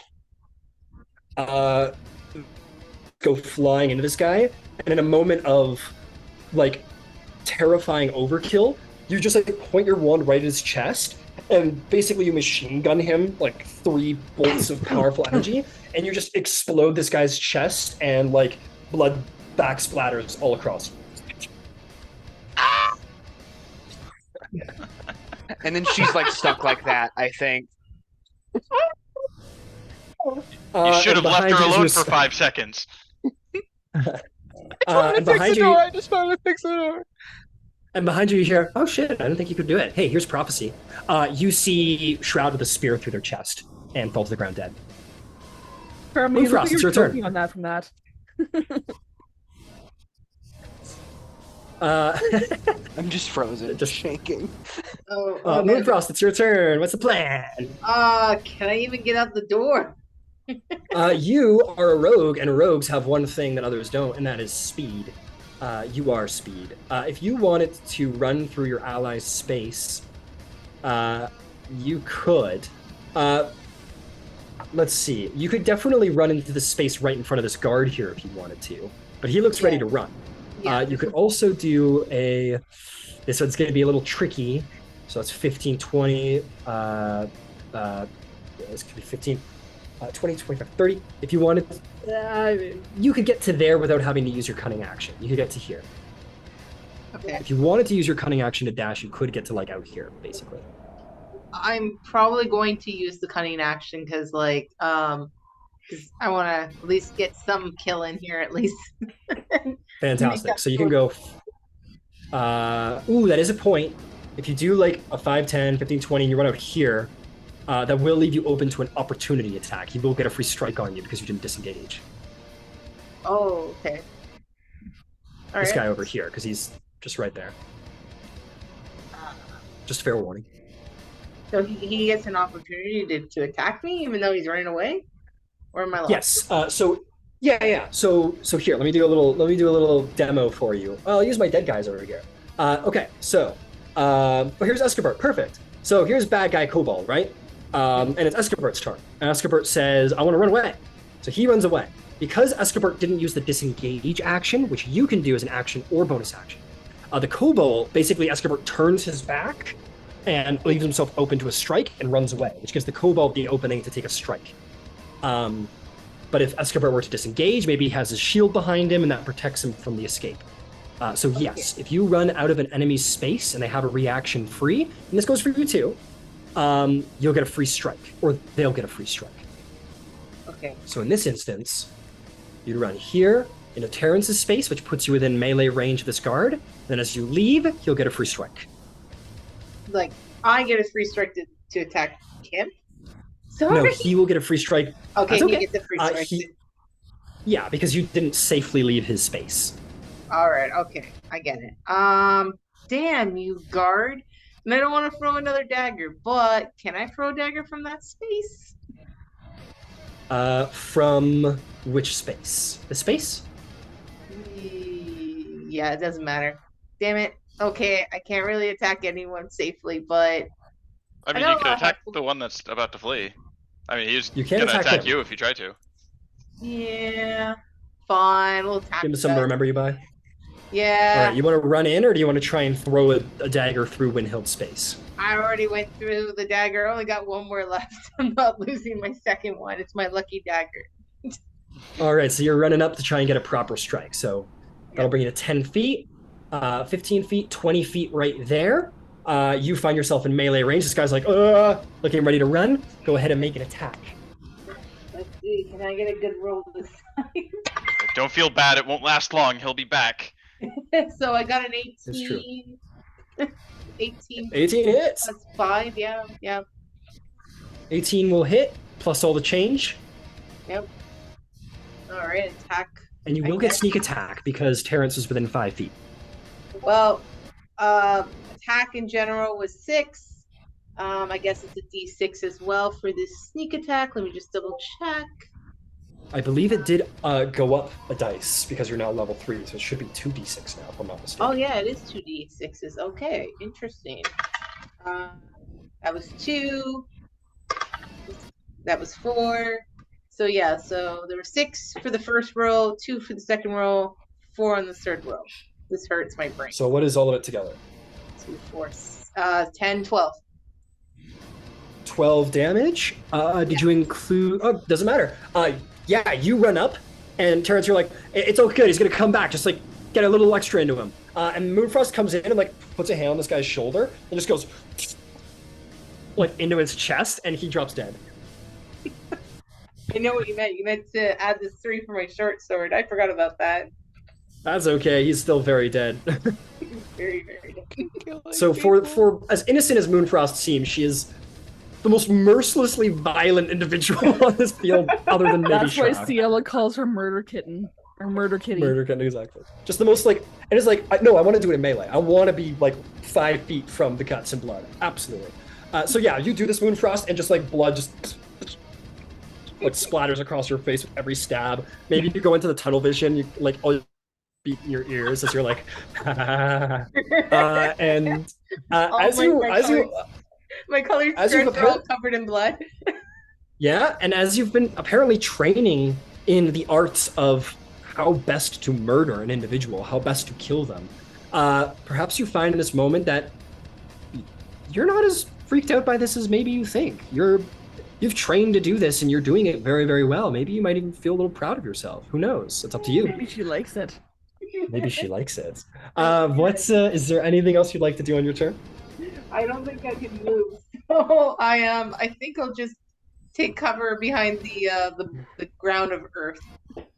Okay. You do have, I believe, you have 10 feet left and a bonus action. So if you wanted, this is just me, but you do what you want. You could run over here and take the hide action if you wanted to. I also still have one other thing. I don't know if I can use it now if it's past his turn, but I do have an inspiration. Okay. Can I do one more attack? Inspiration grants you, essentially, it goes like this. If you roll like a natural 1, and you're like, I don't want to roll a natural 1, roll the dice again. All right. Yeah. Okay, then I'll go into hiding then. Into the hiding spot. All right, go ahead. Into the woods. Go ahead and make a stealth check. All right. Give me, I got a 17 plus 7 is, I can't do math, 26? This doesn't sound right. Yeah. 24, there we go. Absolutely. Willhilde, Terrence, and maybe even, probably not Shroud, who's back to back here. You guys see Moonfrost just go, and the guy drops to the ground. You guys are like, holy shit. And you look up to find Moonfrost, and Moonfrost is like already gone. And you're like, who the fuck is this? You have this moment of, what the fuck? You're all scary. You're all in my nightmares. All in my nightmares. The Incredible. fuzzy ones in my nightmares. Rio, what's the plan? You had a nice clean shot to that door, but this somewhat panicky wizard finds themselves in your way, but, you know, it might be okay. What do you do? Can I occupy the same space to take a shot and come back? Can I move through that space? What are the rules? Yeah, you can move through Friendly Willhilde's stuff. space. 5, All right. 10, 15, 20. I ain't going that far out. I just want to okay. be able to duck out, take a shot, and take cover. No. Yeah, I'm you. fishy. Okay. Tricky. Let's see if we can make this happen for. So here's what I would suggest. This could be a cool little way to get this done. You could 5-10 through Willhilde's space. Get at 20 feet. Get here behind the mound. Take your shot at one of those kobolds, maybe, or maybe one of the guys Shroud's fighting, and use your last 10 feet to duck into cover here. That sounds magnificent. So as I'm moving, Incredible. I'm going to as I pass Willhilde, Okay. I'm going to say, Hell of a shot, Queen. Don't let anybody tell you different. And Bardic Inspiration. And then I'm going to go to that position. Willhilde's still holding the. Willhilde frozen in place. You do feel this, like, this encouragement, in the midst of combat. It's like Rio's voice is an island in the storm for you, and it provides you a little inspiration to do better. Fantastic. Rio, take a shot. Who are you hitting? Or trying to, anyway. What's my cleanest shot? That looks... Kobold or kobold? That's the menu. Well, I realize that kobold is what's for dinner. I'm just wondering, how many are on Shroud right now? There is only the one guard on Shroud right now. A little bit of a trick shot from your current position. Oh, well, then I'm going to take the easy shot. Yeah, I'm going to take the one that's closest to me. Okay, go for it. Make me an attack roll.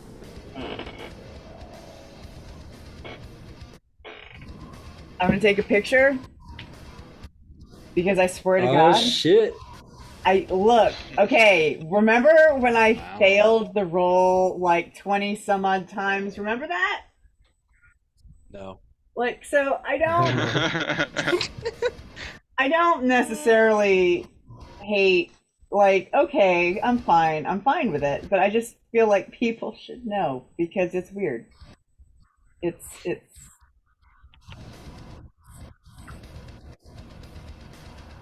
these are Josh's dice. So, I got a nat 20. Yeet. I think you for a yeet total that of arrow 25. Yeah, no, you don't hit. This one particular kobold has been blessed by Timora, the goddess of luck, that no critical hits hit night. Go ahead and wreck his shit. All right, so an 8 plus. Oh, sorry, that was not that. That was the wrong. That was the wrong thing.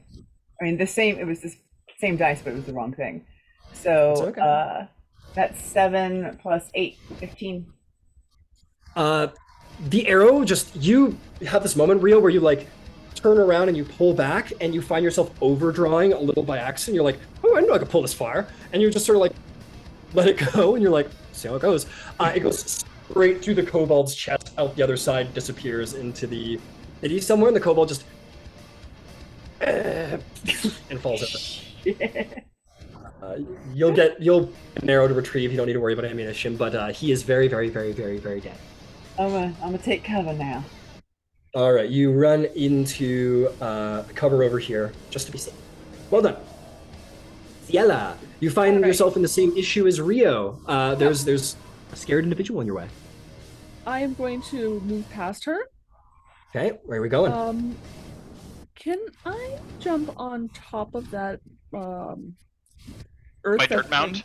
Yeah. Yeah, jump on top of the dirt man. Why don't you make me a little athletics or acrobatics check, not a high DC, just to see if you can make your little vault? Natural 20. You come out the door and you just gently move Willhilde out of the way, and you just do this standing front flip, through the air and just land perfectly on the dirt mound. Go ahead and take a shot, Hunter. All right, so are those two guys 5 feet apart? They most certainly are. So that's a 20, dirty 20 to hit the first one. Fantastic. And a 13 to hit the other one. Those will both hit. Roll damage. Okay. And they are humanoids, so you get your +2 damage. 11 damage for the first one. Okay. 7 damage for the second. You knock 2 arrows, and that first one didn't go too well, but you've made your adjustments, and you just you fire both of them, and right between the eyes, perfect headshot. Takes both of them out, they fall dead. Okay, and I'm going to jump back behind the dirt mound. And yep, you step down on that guard's body right there for your last 5 feet of movement, and take a little cover. Well done. All right, that is all. That'll bring us to the guard, who is going to take a Hail Mary strike at Shroud. With a 3, it misses. Yeah. He goes, yeah, you're locked in crazy combat here. He's like, oh, and he's trying to stab your spear or his spear into you, and you just sort of like you're like, well, bitch, and it just bounces off of your chest plate. What would you like to do, Shroud? I'm gonna just attack with my longsword. Murder, kill monsters. Fantastic. I love this the position where it's like the shadows on the wall here. Amazing. Like Shroud and it's just Shroud in the shadow just going. Go ahead and It's gonna be a 22 to hit. 22 hits, roll damage. 9 damage, 9 slashing. He's got 9 slashing damage. You carve into him good, but his armor protects him. He is not quite dead. Anything else?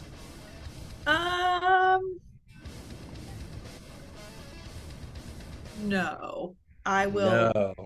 I was gonna action surge, and then I was like, no, I will save it. So we're good. Fair enough. Terrence, it is your turn. There's one left, and he is grievously wounded. What do you do? All right, I am going to finish off these invaders. Can I slip past Shroud? You certainly can. Ooh, that's Willhilde. Come here. There you are. Yep. Get slip within past range. Shroud. All right, Range. so I have a question. Yes, sir. So my Shield Master Shove is a bonus action. It says if you Mhm. take the attack action on your turn, you could use your bonus action to shove a creature within 5 feet of you with your shield. Can I do that before, assuming I use my action to attack? I will allow it so long as you commit to an attack. Cool. I'm gonna shove this guy down. All right, let's do it. Make me that athletics check, and he will oppose. You gotta beat a 15. I got a 13 plus 2. I got a 15. A 15. He sets the DC because he is the enemy, which means that you meet it and you beat it, so he falls to the ground. All right, now I'm gonna attack with advantage. You knock him over, I assume, with your mace. Yep. Oh, you have advantage because he's prone. Go for it. Attack the wrong city. 15 plus 19. 19. Go ahead and roll damage for all of his 2 hit points. Well, it's Roll the marbles. It's a d6 plus 2, so it's a 3. I rolled a 1. 3 damage. Roll 3. How do you want to slay this mercenary guard? I kind of step over him and say, you came to the wrong town. I pray that in a next life you make better decisions. and then I'll just whack him over the head with my mace. Oh! Per how it works in medieval times is that bludgeoning weapons are meant for anti-armor, baby. So this guy's got like a kettle hat, and you just turn that kettle hat into basically into like you fucking invert that shit, and you just crush this guy's skull inside of his cap, and blood sort of splatters down out across his body, and you brain this fucker. He is dead. All right. With that, this ambush, this counter assault has been defeated. What would the party like to do? Get back inside. All right. Put on my pants.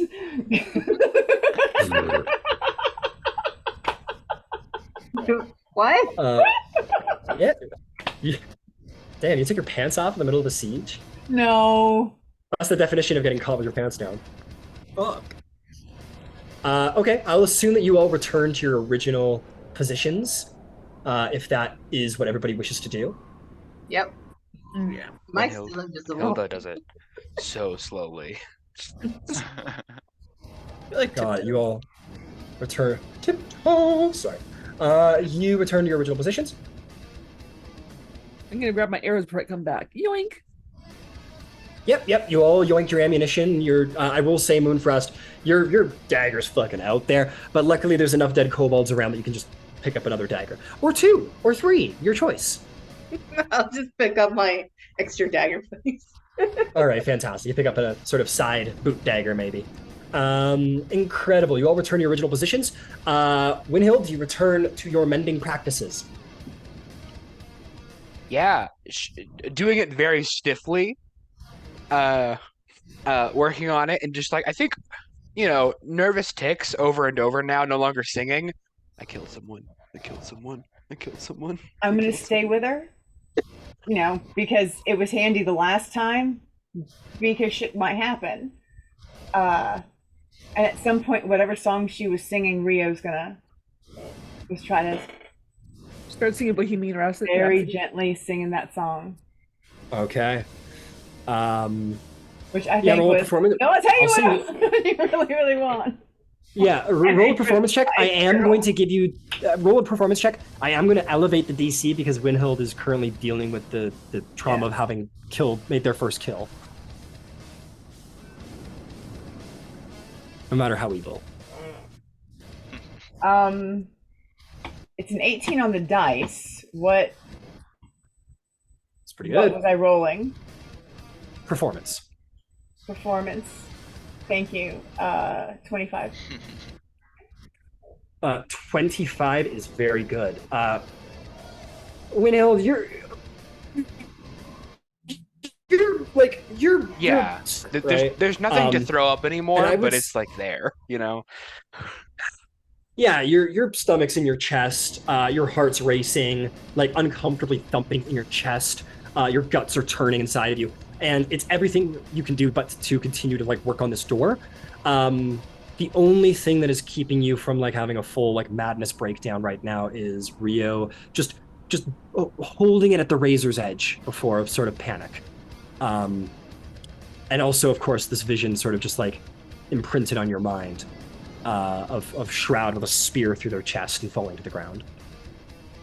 I think Willhilde, while doing this, does check like Shroud's here, right? Like Shroud's here right now. Yeah, you maybe have the terrifying moment where you're like, oh, I better go look at this individual and make sure that they're okay, my friend. You turn around Metalman, and you Metalman. see and you see like in the doorway, just like looming, sort of with glowing sort of blue eyes, just this like fucking metal person with like a black tarp like covered, smeared in blood, just like staring at you maybe. Watch out for spears.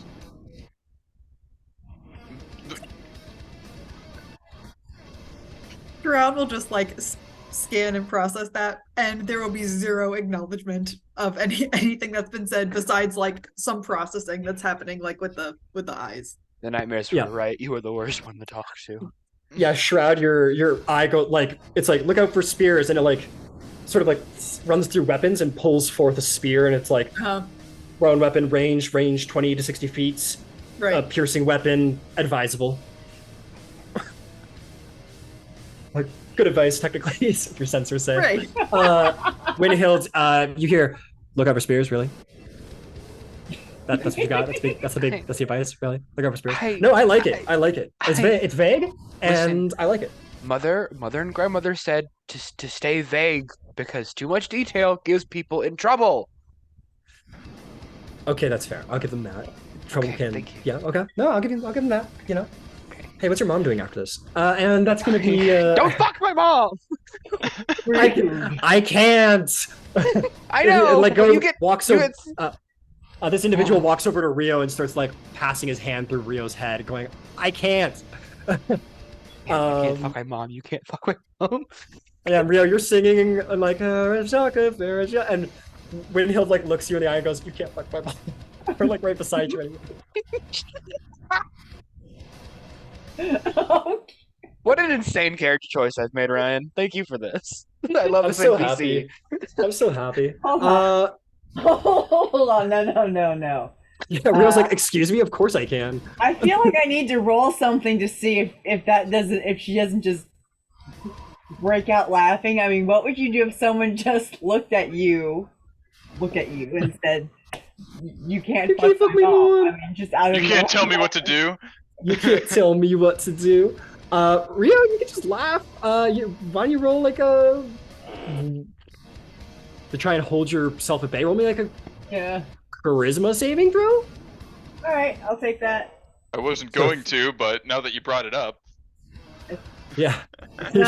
Now it feels like a challenge at this point. It's 13. 13? Maybe like a little like your face kind of emulates the like you hold it at bay, but your face kind of has the whole like that's kind of funny. But you don't go burst into full laughter by any means. 2 minutes later, a miracle happens. Willhilde, with the moving of your wand across the door, the final door cracks are sealed together magically, and you guys can and shut that motherfucker. All right. Wait for me. Oh shit! Yeah, Terrence, you get back inside. I'm sure the party doesn't lock you out. Shit. Fuck. I guess it's me versus the cult. And with that, the first of 2 doors has been restored, which means the second one is far less pressure to restore, but nonetheless should. Would you like to spend another 5 minutes, Willhilde, just sort of finishing up that last door? Yes. All right, you take another 5 minutes, you continue to work on that last door, but with that, the danger has absolutely passed. I'm gonna keep this guy around. Can I go up to the top of the wall just to kind of work with the defense and keep an eye You over most myself? certainly can. Absolutely, no problem. Like maybe station me by a murder hole somewhere? A murder hole? Yes. Doesn't this castle have murder holes? We don't call them that. I mean, Oh, yeah, I know what she's looking for. The slits. Yeah, little slits in the walls are called arrow murder holes. slits. Okay. I'm with you now. I got it. No. I get what you're saying. Yeah. I'm with you guys now. Usually we just call them Willhilde, you stay there. windows. Yeah, some people call them windows. No, weren't But these yes. like tunnely sorts of things? Arrow slits were just like they're like just basically about that thin, and they're just so that arrow could get out while providing maximum defense to the archer. Yeah, there's no arrow slits per se, Ciela, but there are lots of sort of holes and cracks and missing bricks in the wall where you could sort of set up shop and maybe look out and through. But it looks like with the closing of the Sally Port, the enemies have sort of returned back to the city as opposed to the siege, and has just sort of fallen back for now. But you do see them still very active, moving in and out of houses, sort of loading chests onto makeshift carts, and just ransacking the town. The ransacking is not ended. If you wanted to just start like picking away at them, shots? Yeah, just taking pot shots. I'll tell you what. You can do 20 arrows worth of just pot shotting across the place. And they'll restore your arrows, but at that point they'll be like, preserve our we'll fill your quiver once more, but we do need to preserve in case they do actually. Okay, I won't do us. that then. Yeah, no problem. Yeah, you go and you're like, should I? Nah, okay, but I won't. But yeah, you do see the guards are kind of just standing at the ready, and they seem to be preserving ammunition in case of like an actual attempt on the keep itself. And they're like, sure, take our shit, just leave us alone, basically, right now. But yeah, you take aim, you take ready, and look around. Willhilde, you continue to work on the door, and 5 minutes later, the door is restored, and the defenders sort of let a sigh of relief and kind of return back to their duties. And Escobar, you just get like a quick look down from Escobar from the top, and he just kind of gives you another just like a nod from the top of like sheer relief and thanks. I'm sorry. I told you to shut up. It's just hard. What was that?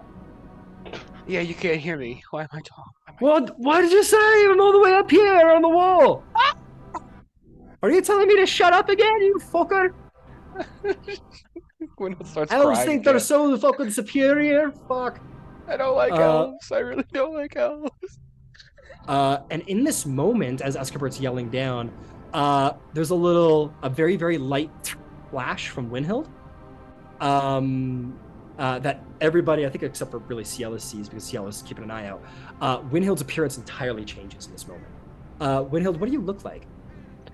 Yeah, so I think the first thing that like glares is Willhilde changed out his elf suit.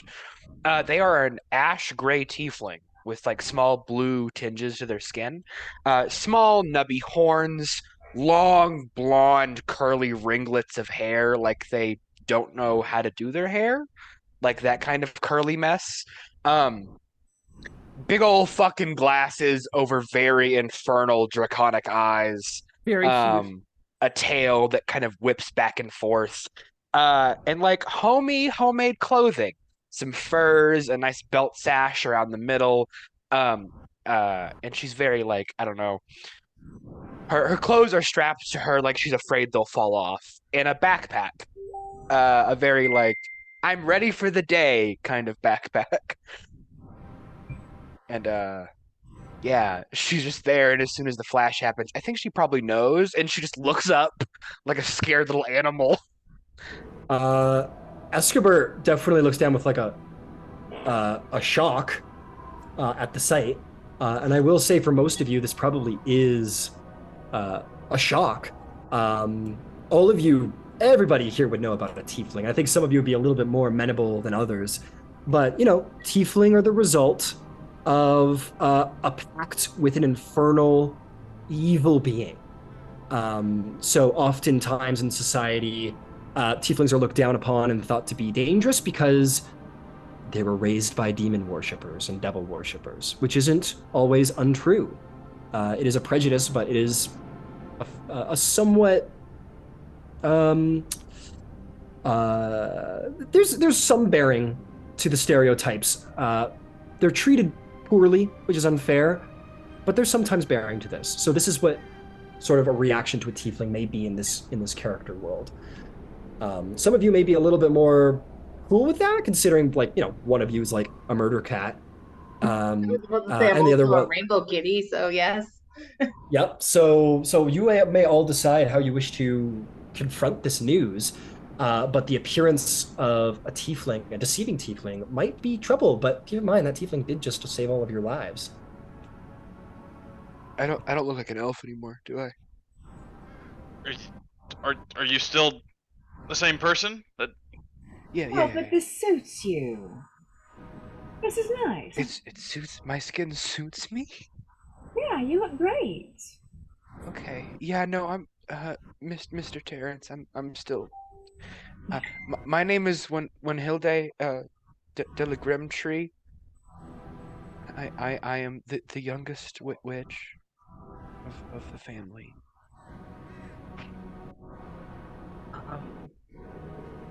Boutros kind of approaches her and it's just like she nods at her, going like, "Hey, it's okay.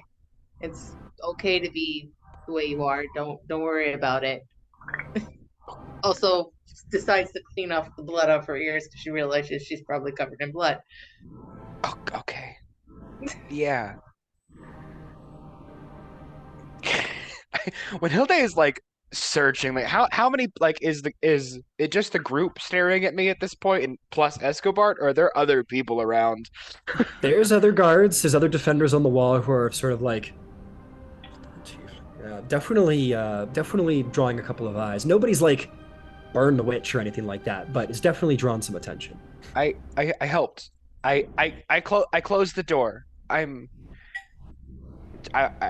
don't come into town often. This is the one time.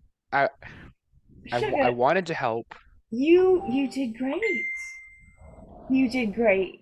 I'm not defending my worth right now necessarily. No.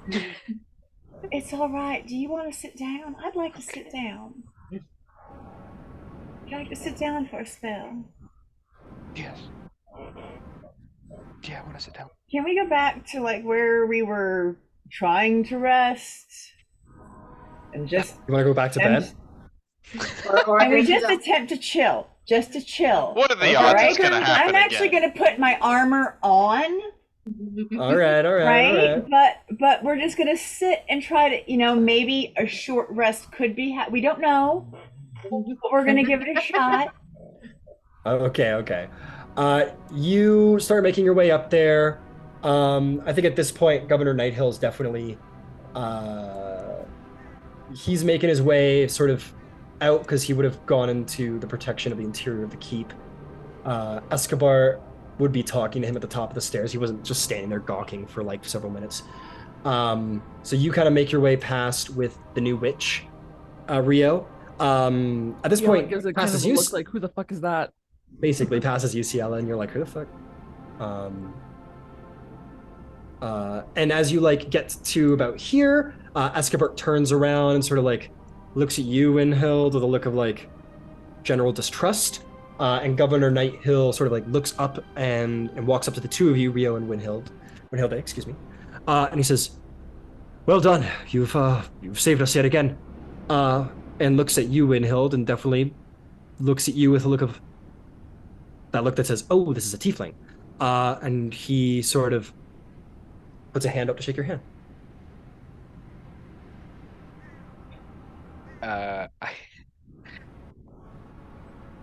I think this is entirely new. When Hilda like reaches Oh, and this out, is government. yeah, it's also strangely new, insanely new. I mean, and goes to shake the hand, and I think as the hand like clasps, just like more uncomfortable tears, but like bursting out sobbing. Was the Emerald Enclave here, like before the attack? I'm sorry. Before I'm sorry. My name's Willhilde de la Grimtree. I see. Battle is stressful, but you protected the keep. We owe you great thanks, Willhilde. Thank you very much. And if you would be willing, we would wish to continue to gather your valuable aid. You are most welcome here. Thank you. Can I just kind of look over when they mention the Emerald Enclave? You are not here at this conversation. I can't hear that? Okay. Too far. Yeah. Sort of just shakes your hand, Willhilde, and sort of like lets go. You can see that there's definitely like an understanding of your panic per combat. She has the sweatiest hands. Yeah, but also you have the sweatiest hands, and he doesn't know you, and you're a tiefling, and it's a little uncomfortable to be holding your hand this long. And he says, "Excellent work. I'm going to return to the parapet. We'll keep an eye out. Thank you again." Okay. Yeah. Thank you. And he'll nod and say, "Castellian, of course, the keep is yours." And he will just simply politely walk past you guys and make his way back up to the parapet. And Escabert just kind of like lets you guys go by without another word, and you guys can go calm down and take a seat in the just looking room. to Rio. That was I'm gonna join them. And government. I'm satisfied that it's calm enough, and Sure. lay back down again because I'm already not wearing armor, so. Yep, makes sense. You head over there to re-equip your armor and take a seat. Yeah, you three. No, I find don't take. yourselves No, I keep the armor off and I lay down. Oh, you just go back to bed. Yeah, I just go back to bed. Okay, you're like, fuck. You guys go sit down. Rio's being like, "Are you okay, Willhilde? Are you okay, Willhilde?" And then Ciel just comes in, like throws her bow against the wall, just goes back to sleep. Incredible. You are all terrifying. And like once I can see that it's okay, I'll probably be like, "Oh, fuck it," and just we gotta try to rest and try to trance. So you get armored. You get armored. You sit down. Are you trancing, or are you like getting a short rest? Or are you I'm gonna try to trance. I'm gonna try to trance. I don't know if I'm leaving the gonna armor be able off. to, but I'm gonna try. You sit down with your armor off and you reattempt meditation. Fantastic. Okay, what's everyone else doing? Willhilde, what are you up to? You just sitting, breathing? What are you up to?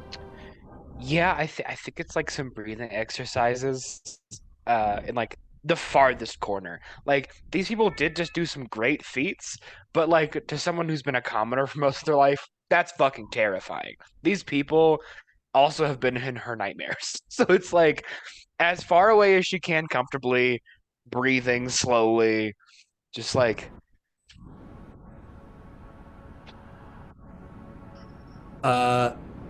you have a vision in this moment. It's a flash. You see yourself. You're sort of viewing yourself from the back, sort of out of. Oh, no, that's not true. Still a POV.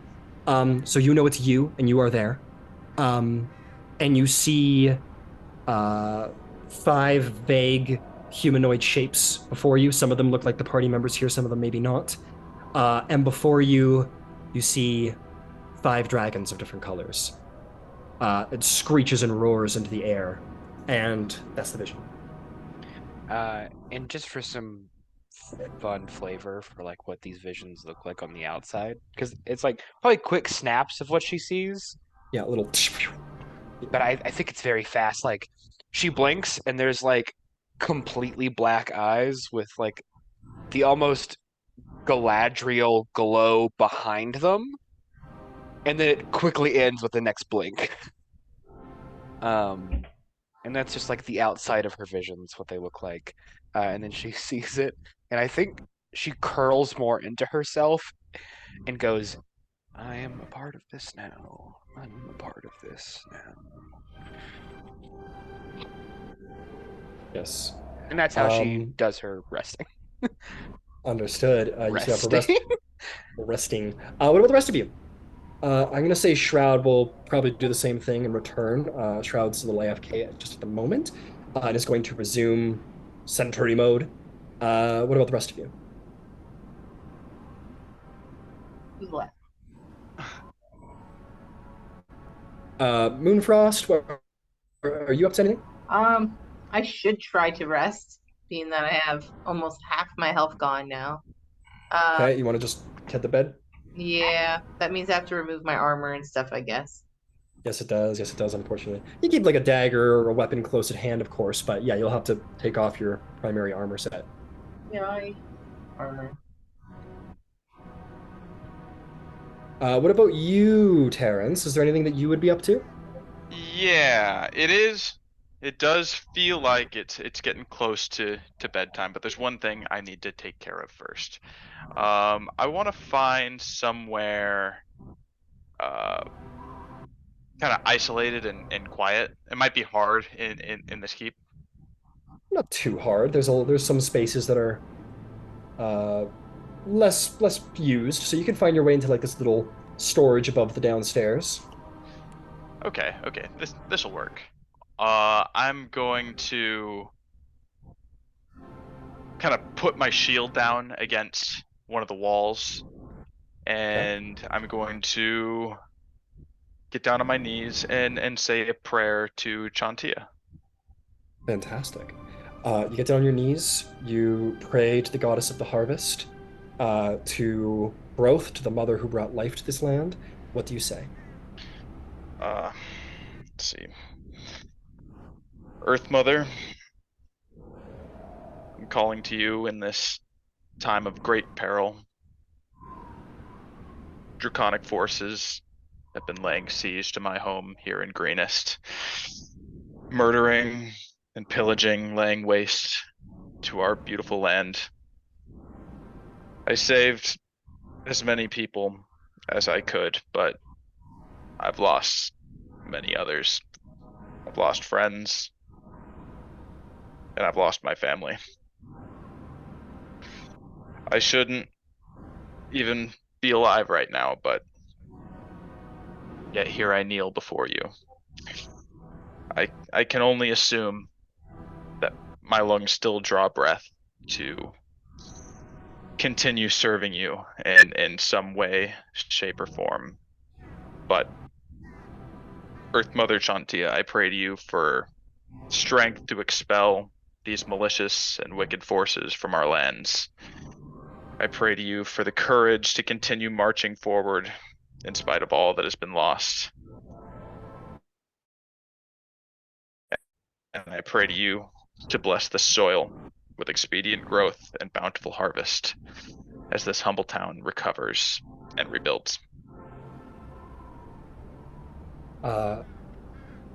Such is faith. You can pray and you can pray and you can pray, and you probably have at times. Maybe never as hard as just now, but you can pray. But the gods are powerful creatures, and they have a great domain to look upon. And for one such as you, even a holy man, maybe he doesn't have all the time in the world to answer prayers or to let you know that she's there. Because being a cleric is all about faith. It's not about seeing things in the world or being provided a token of existence when you call upon it. As she is a god, she has much to do, but you do know she hears your prayer. And you do know that you do know that she is with you for your magic's work. For every time you call upon a spell, Chantia is gathering that for you. Your channel divinity itself comes directly from her power. And as you pray, you speak and have your personal relationship with your god, you know you must be heard. I'm going to say take inspiration and for an excellent prayer, and also perhaps a little bump in the right direction from your god at the right moment. Good. Incredible. Now I'm ready for bed. Now you're ready for bed, and you can head upstairs to try and get to sleep. You wish to doff your armor and try and get some sleep? Yeah.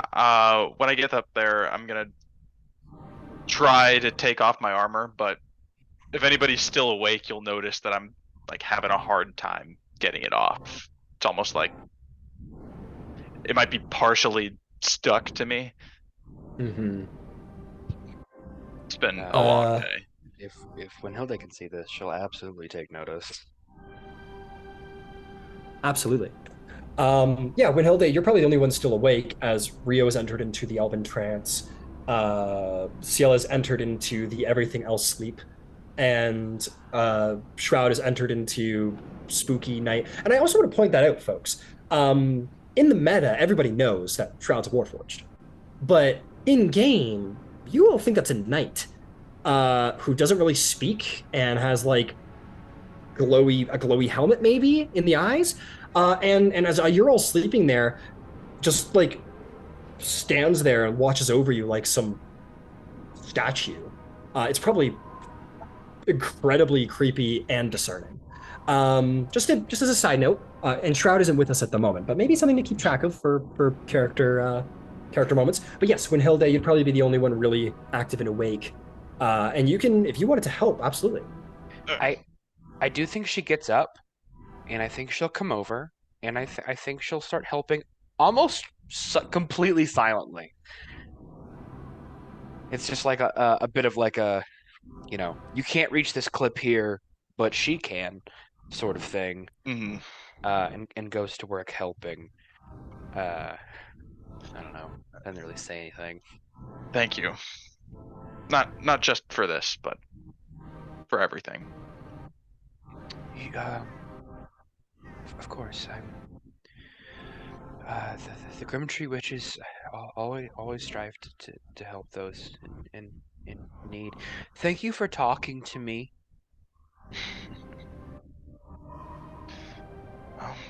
Thank you for saving me. Of course. Sometimes I just see some things that are concerning, and sometimes things are spoken to me. And I think if Savras is in the room, I'm gonna glare at him, even though he's not. He's in the room. Yeah. I'm just gonna kind of stare deeply. But yeah. And when we finally get this armor off, you'll see that Terrence's torso is like bruised and scarred in like the pattern of lightning. Like, I don't know if you've seen when people get struck by lightning, Yeah, they kind of have it's like a tree scarring. I know yeah, exactly he's what you're got talking he's about. got that kind of going down his back and his chest. I'm assuming they don't hurt anymore. Everything hurts. Everything hurts. Yes. Well, you seem strong for what it's worth. Thank you. You do too.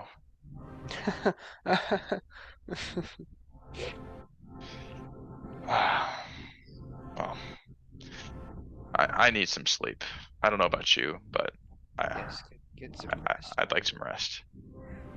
Yes, of course, people need to sleep. There's that the metal fellow standing in the corner very solacely. That's terrifying. Yeah. Maybe. How long have y'all been together? One day. I can't speak for them, One day. but I'm Years from this of- town. If me too, sort of. Well, I guess you. I don't know if you're an elf sometimes or a tiefling other No, times, no, or tiefling all the time. The Okay. Grimtree witches are all human for the most part. Elf is just like a common face. Okay. All right, you get your rest. I'm gonna go in now. Rest. Okay. uh,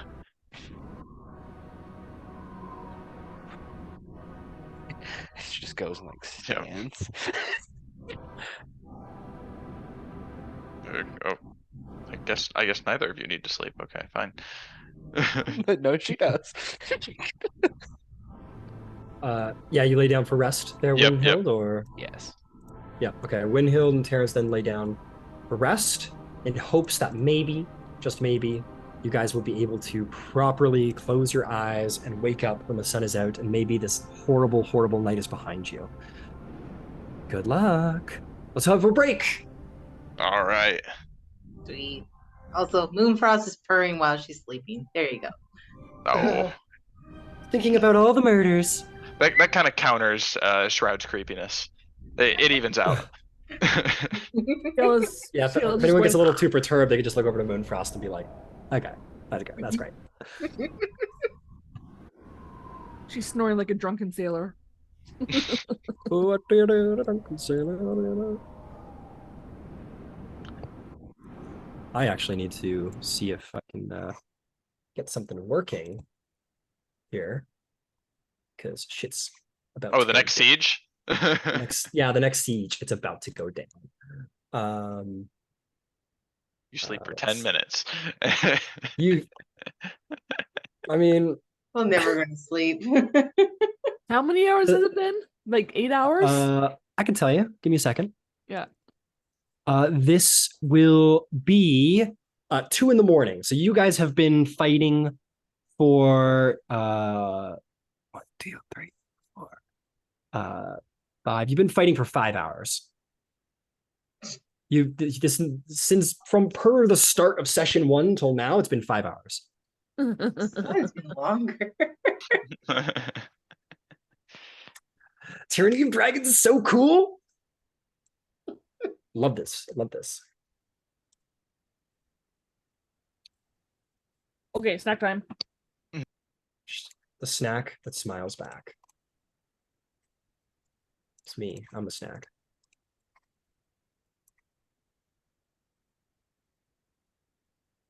Do you like the silence that happened when you said that? Did that make I you know. feel good? I thought some people might enjoy that joke, but maybe not.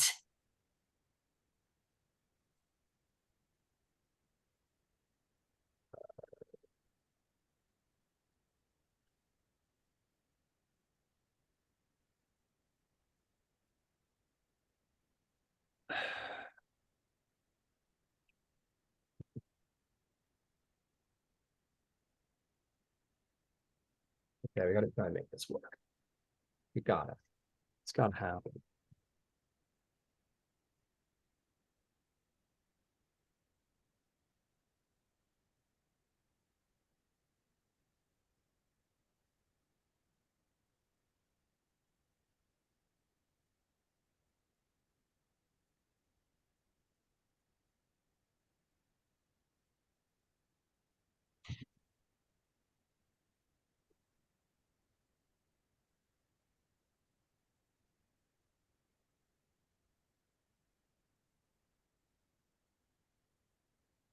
Come on, work, work.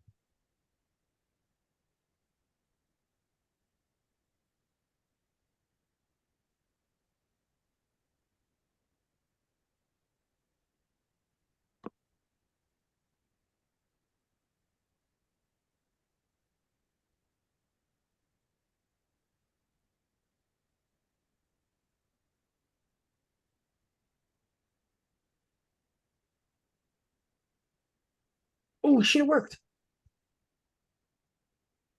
Hell yeah. We love that.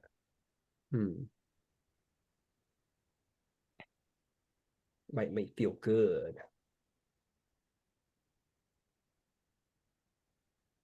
That is way bigger than what I asked for. Well, we're just not looking at all, huh? Look.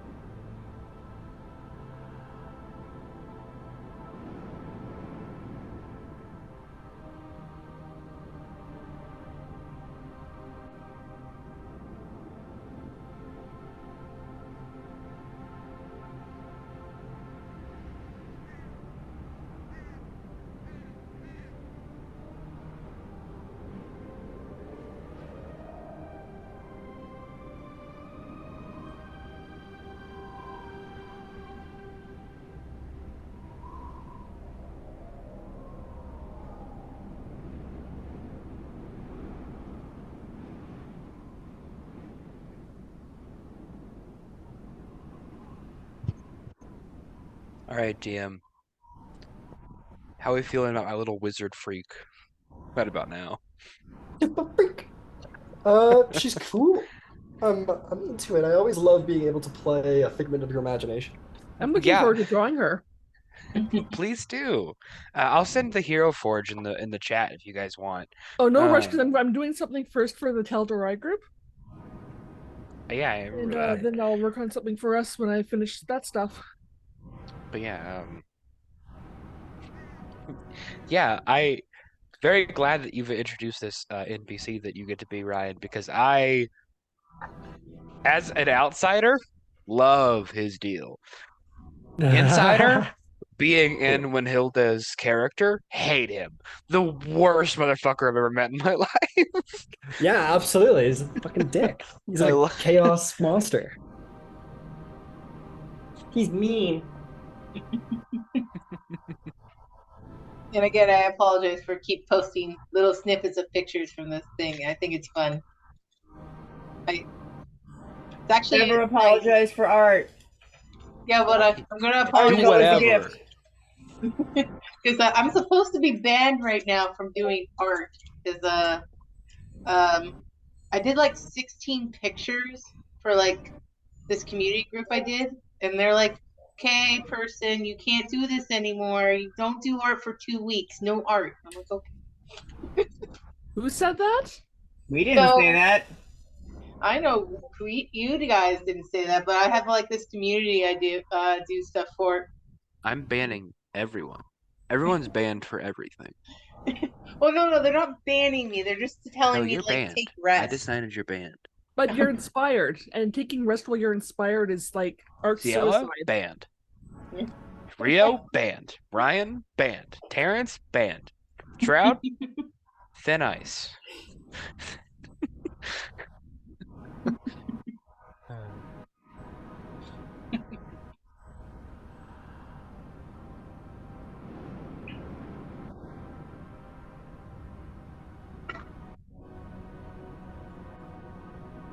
Also, Ciella's already forgotten everybody's names.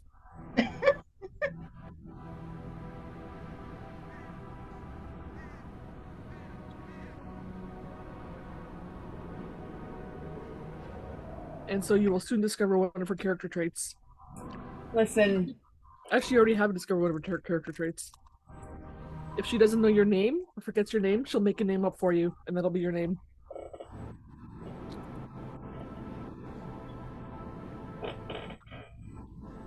when Rio took this assignment, it was like, go check this out. That's all. Go check this. There's some weird activity. Go check this out. It'll be fine, they said.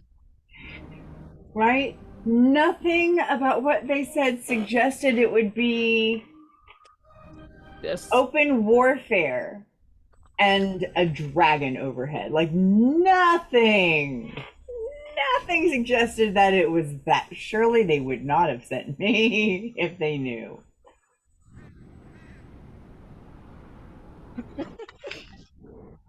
Yeah, Rio's name is Pink to Ciela.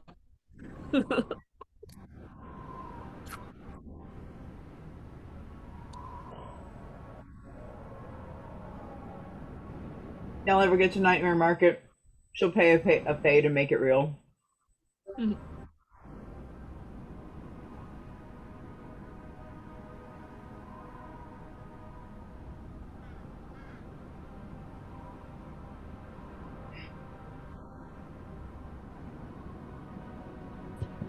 I've already done my Nightmare Market character arc. Damn, we're back already? Speed run that character arc. Yeah, goodbye, motherfucker. Go be a We miss prince you. somewhere. All right. I'm not. No pressure. I'm just saying. You're loved. You're missed. If I could get Saturday nights off, I would. But the issue Listen. is that I have to corral 40 shitty little adults into doing their fucking jobs now. Use fire. Just fire all 40? Just fire No, all just, no, no, 40. just use fire. I just wish you could get Monday night off. Nah. Right on. I understand. That's a weird one for me right now. Got it. No Got it. I had no more crackers. It was very sad. more crackers? What? Yeah, it was I devastating. don't think white people want to be called that anymore. They had no choice. Okay. No, go ahead, Ryan. Let's hear it. Ryan.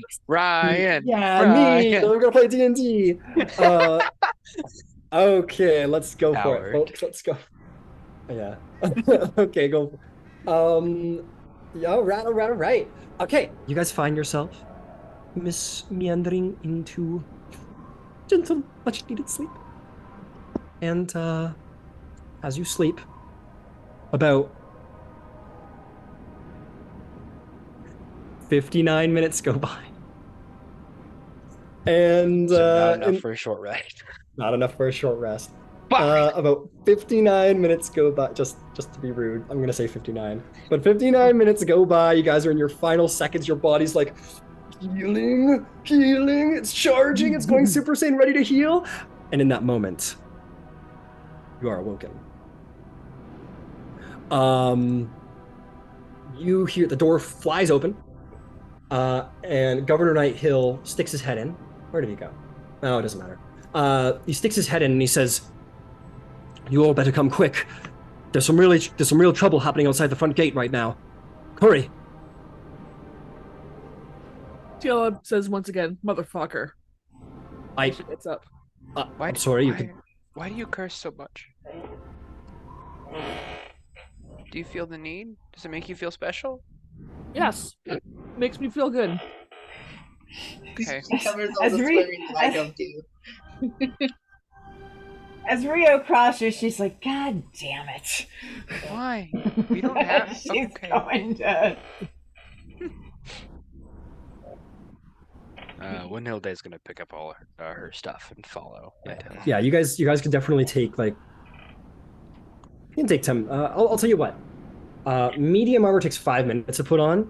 I'll say anyone who's putting on heavy armor. So Terrence, you're gonna be a little bit, like you can like get most of it on and then like finish it up once you get outside. Put my boots on. Exactly. But yeah, you guys will all get out there. Sorry. While CL is putting the armor on, she just kind of looks at Willhilde and just kind of tilts her head. "Who are you again?"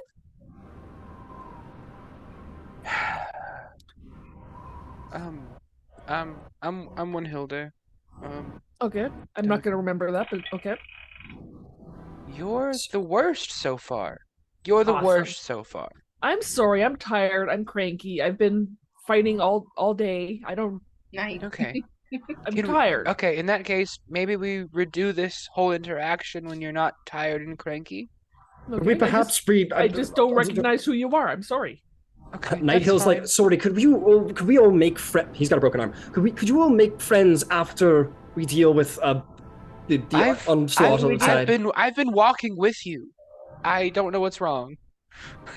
So I just kind of, I'm The walking process with is very everybody, and I'm kind of processing this. And oh, you're the wizard, right? You sound like her. Yeah. So you missed the whole thing. My glamour faded, and I still feel really uncomfortable, honestly. Oh, sweetheart, your I'm- glamour did not fade. Wow. You are still glamorous. I told you, Queen, you're beautiful. This is a lot right now. I will throw up right now. We need to continue. Girl, it's just With the threat of crazy. vomit. You do what you need to. What are we looking at right now? With the threat of vomit, you guys see from the darkness a creature stride into the dim light of the dying fires around the keep. Although it is shaped roughly like a human, it is at least 8 feet tall. Its skin is covered in blue scales, its fingers bear wicked claws, and its face has the muzzle and reptilian eyes of a dragon, not unlike the one that recently attacked you. The creature stops about 80 feet, 80 feet, not yards, from the main gate of the keep and scans the walls. A line of kobolds fan out behind it. With their spears, they prod forth 4 human prisoners into the dim light. You can make out a woman, a teenage boy, in a blood-soaked tunic, and 2 children. Then the half-dragon creature hails the keep. "Defenders of Greenest, this has been a successful night, and I am feeling generous. Do you see these 4 pitiful, useless prisoners? We have no need for them, so I will trade them back to you. Send out your best warrior to fight me, and you can have these 4 in exchange. I will not wait long." And the creature sort of reels back and sort of just does basically stands out there Achilles at the gates of Troy style and just sort of waits with a big toothy mawed sneer across its face. I'm going to show you a picture of the individual that you find yourselves looking down upon. Look. Okay, Facebook. Oh, look at that scary dragon guy. 8 feet tall. Pretty cool. I'll tell you what. Ciela, make me either an Arcana or Nature check. This is dragon shit. That's your thing, dude. Or was it Arcana or Nature? Arcana or Nature, you may make this at advantage as this is a humanoid. Sorry. You can make it at advantage because it's a humanoid per being a ranger, and it's your favorite enemy. Arcana or Nature. 12 plus 1, 13. 13. You've heard of Dragonborn? Yep. But this creature is far larger. It has actual claws. It has a thick tail. It is like, you don't know what this thing is, but you know whatever it is, it's bigger and stronger and probably faster and meaner than your average Dragonborn. This is something else, something more powerful. Just in race, regardless of skilled combat. Okay. Yeah, guys, that guy, I haven't seen one of those guys before. He's looks a little beefy to be Dragonborn. At the moment, you see one of the warriors standing behind Escobar and Nighthill. He says, "That's my sister. That's my sister. That's her children. I have to. I'll fight him. I'll fight him." And he starts trying to charge out. And Escobar says, "Stop him! Stop him!" And a couple of guards just sort of like grab him before he makes his way down the stairs and just start kind of like holding him by the arms, and he's like kicking. He's like, "No, please! I've got to save them! You've got to let me go!" And the Castellian, he says, "Sergeant Margarth, calm down! You can't face that beast!" And is just trying to calm him down, but the guy's like losing his mind. He's like, "I can't let my sister just die!" Governor Nighthill walks up to you all, and he says, "My friends, you've demonstrated your prowess all through this frightful night. I realize this is an awful burden to ask you to bear, but any one of you has a better chance of defeating that horror than anyone in my militia. Please, will you face the creature, try and defeat it?" Does Willhilde notice a spear very plainly on this man? You look down at the warrior, and it is armed with exactly 2 weapons. The first is this long, the actual scabbard is wrapped in purple linen of some kind, perhaps. A deadly looking greatsword, sheathed at the hip, and in the other arm, you do indeed see this like nastily hooked spear in the other arm. You recognize that spear.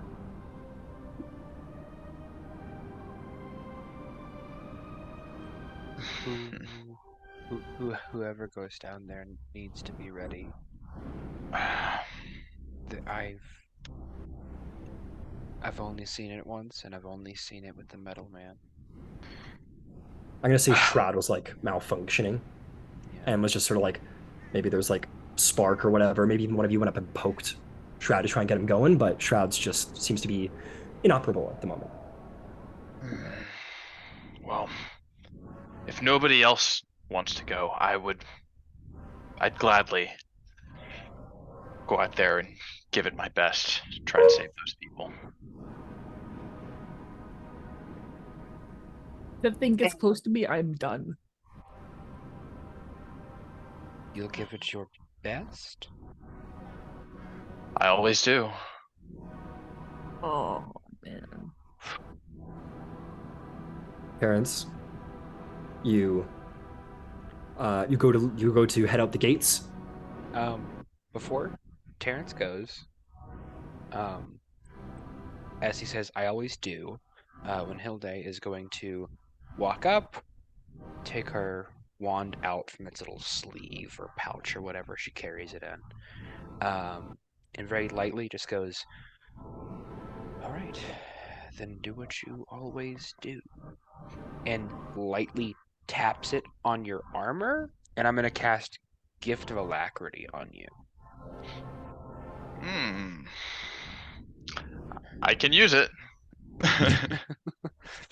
So, you know, the usual, you get a D8 to your initiative rolls, as like this phantasmagoria of color just spreads over your armor for like a second and then settles in.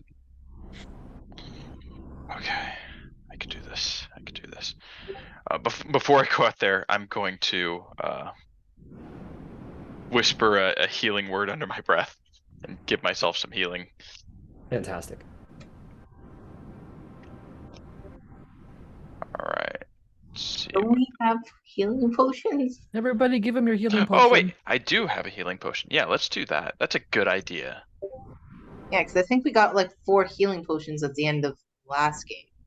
You all would have received, I think you did distribute them, but you would have received 4 healing potions before the Sally Port attack. Mm-hmm. All right, I'll chug a healing potion. Okay. Was that 2d4 plus 2? Yes, sir.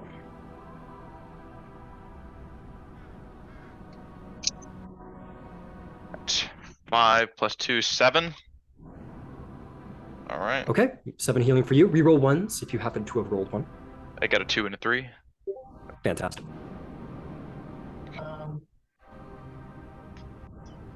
Can other people go with Terrence to go out there?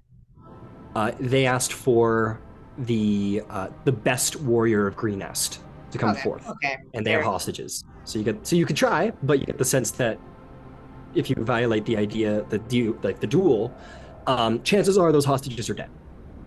Okay, got it. Yeah. All right. So Terrence, you chug your potion. Mm-hmm. Accept this boon from Willhilde. Governor Nighthill puts his hand on your shoulder, and he says, "Good luck, my boy. Good luck." Thank you.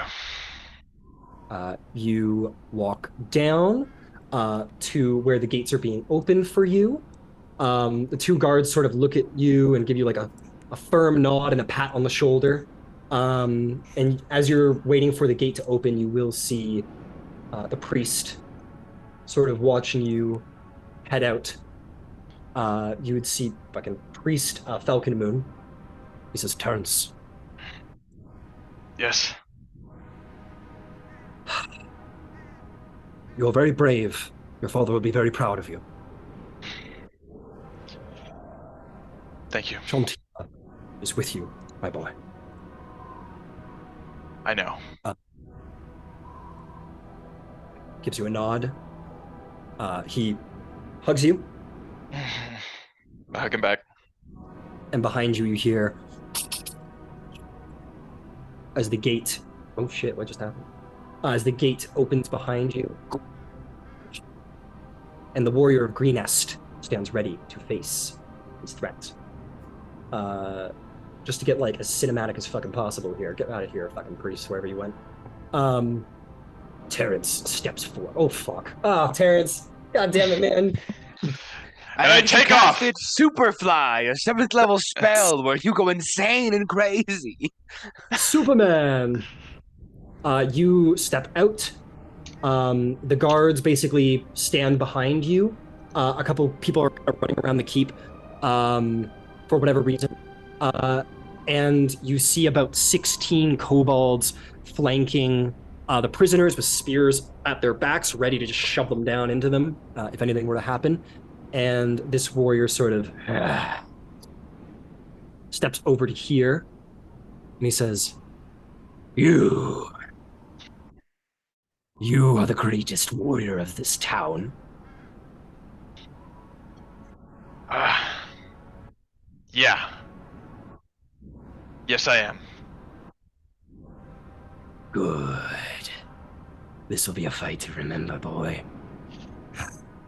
And as the creature growls and stands ready, spear at the side, excitement flooding this creature, Terrence, I need you to roll initiative. 1v1. 1v1. It's been nice knowing you guys. Do you have a preference for battle music? Nope. Dealer's choice. All Something right. EDM. Honestly, we don't even need the turn order. It's just whoever rolls highest. Well, Don't forget your D8. I rolled my D8. I got an 11. Fuck! But luckily, that is still more than what this creature rolled.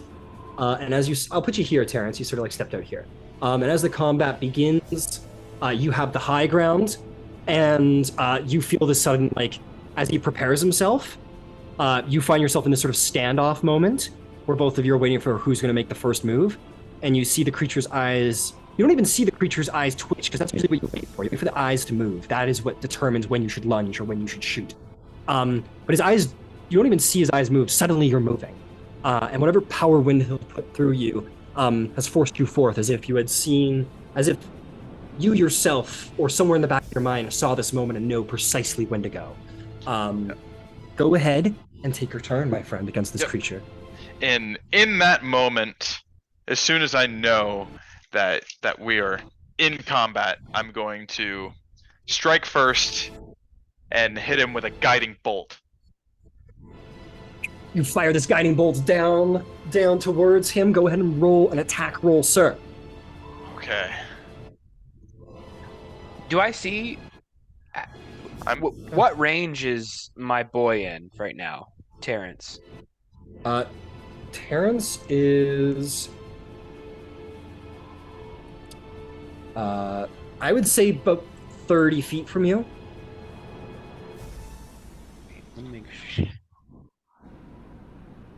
Be careful. That's all I'll say. Why be careful? Because they'll kill the hostages. Oh, fuck. Terrence, what were we up to? I rolled a 12, but I don't think that's gonna hit. This guy looks pretty tough, so I'm gonna use my inspiration to re-roll that. All right. I don't know what portent looks like. I don't know if that's a thing that's noticed or not. Rolled a 12 again. A 12 again. You, I don't know. Read it. what does it say? I imagine it isn't subtle. No, it is not subtle. A flash of light streaks toward a creature of your choice within range. Make a ranged spell attack. Absolutely. I meant the portent. That's, the portent? I think, our diviner here is thinking of using. Portent. When you finish a long rest, roll 2d20s and record the numbers rolled. You can replace any attack roll, saving throw, or ability check made by you or a creature that you can see with one of these foretelling rolls. It has to happen before the roll, so it doesn't really matter now. But it doesn't say whether it's subtle or not. So here's what I'll say. Here's what I'm going to say for you, Willhilde.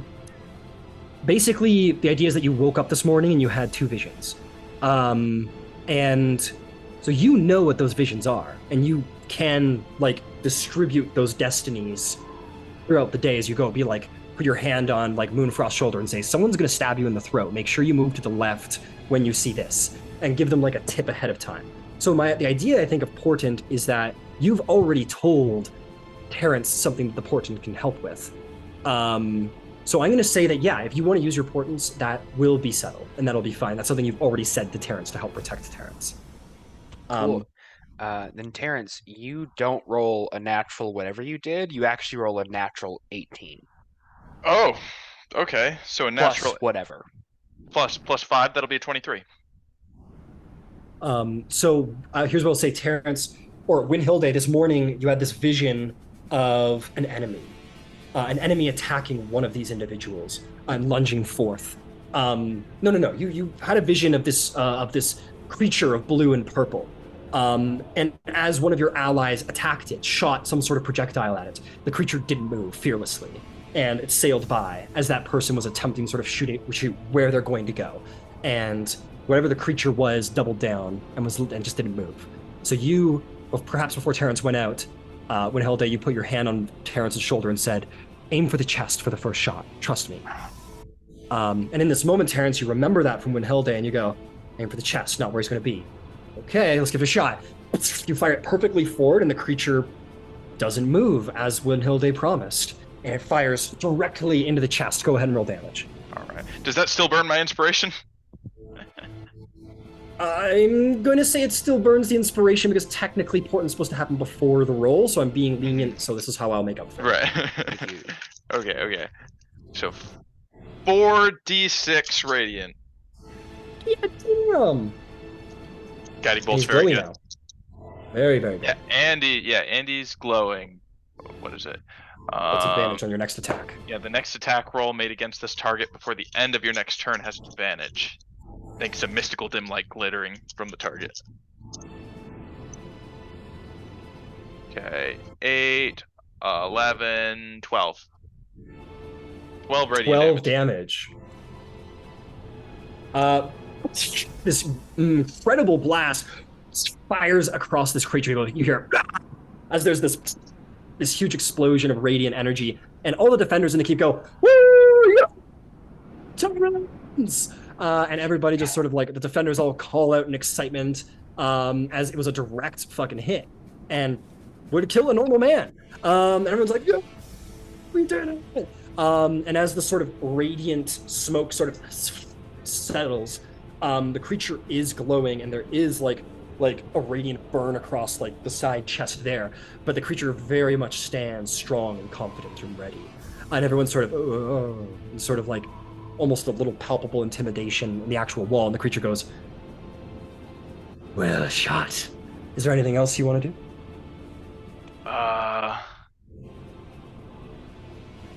I will. Can I get a look around at the terrain here? Absolutely. This is sort of the terrain. I am treating this, because I can't do slight diagonals in here, so this isn't considered like difficult terrain or anything like that to move up and down here. Okay. But there's rocks. That's a tree. Well, let's. I don't know if this guy has any ranged attacks. I'm gonna take cover to the rock to my right. Camera left. Camera left. Over here? Yeah. Okay. Fantastic. You sort of get there, you put your shield up on the rock and bear down and prepare for whatever's happening next. The creature basically at the side of the chest sort of like glows with that radiant light, sort of dusts the sort of smoke and like radiant resin off of the splint armor plate, and goes, my turn. And is going to go 30 feet right to here. Gonna curve around the corner, and is gonna go, lightning is gonna form in his mouth, and is gonna go and fire a blast of lightning in your direction, uses its lightning breath. Make me a dexterity saving throw. Nice. Okay, so about that, with shield, with Shield Master, I have a couple different abilities. If you aren't incapacitated, you can add your shield's AC to any dex saving throw you make against effects that target only you. This is considered a line, so this isn't a single target, unfortunately. It may not be other people in the line, but it is considered like an area of effect spell. Well, not spell, but ability. All right. In that case, I'll just roll a straight one. All right.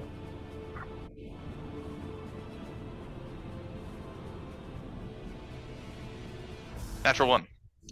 Natural 1. You turn around, and maybe you've not encountered many Dragonborn, or I've certainly not seen their breath weapon before, and this creature may be a big, hulking, dragon-like creature, but a humanoid. And in this moment, you don't expect, as it unleashes a breath of lightning, maybe you find yourself sort of caught in the crossfire, maybe having a flashback of when the lightning struck from the dragon. And in this moment, you are going to take 18 lightning damage as lightning curls across your body and electrifies you in your armor. Yeah, I'm down. Holy shit. Okay. Terrence, you look up in this moment, you put your shield in the way, but unfortunately your shield is made of metal, and the lightning courses through wait a your minute. shield. Oh. Hold on. Maybe I'm not. Let me check. I'm not. Okay. I didn't add my level 3 health. So I have more health. Good. Is that very good? That's great. Okay, so 18 you say? 18. Alright, I'm still up. Not looking great. But I'm still up. Holds the spear and sort of whips it around in his hand.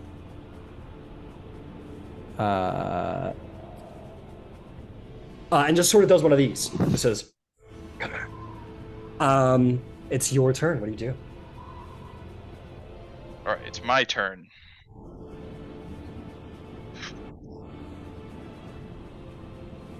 Move. I'm going to. Screw it. I got one spell left. I'm going to Healing Word. Okay. You heal yourself to a degree. Okay, that'll be 1d4 plus 3. Reroll ones. Reroll ones on heals. That's a 4 plus 3, 7. 7. You take 7 healing. Very good. And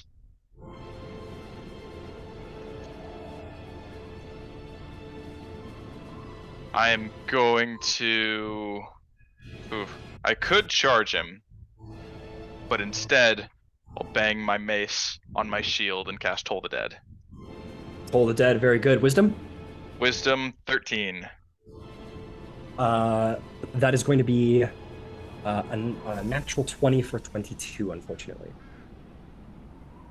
You bang the shield, the bell over the creature's head, and just seems to be unafflicted. All right, figures. All right, I'm gonna try and rotate around this rock and get some more cover. I want to make myself harder to hit. All right, you jump up on this rock, make yourself harder to hit, maybe even curl around here. The creature says, "Running away? This is a duel of honor. You can't hide from me." Anything else? Nope, that'll be it. The creature charges. I'm gonna just pick its route. You big. Yep. Is going to curl around, jump up onto this rock, and as he's jumping, he's going to throw his spear at you.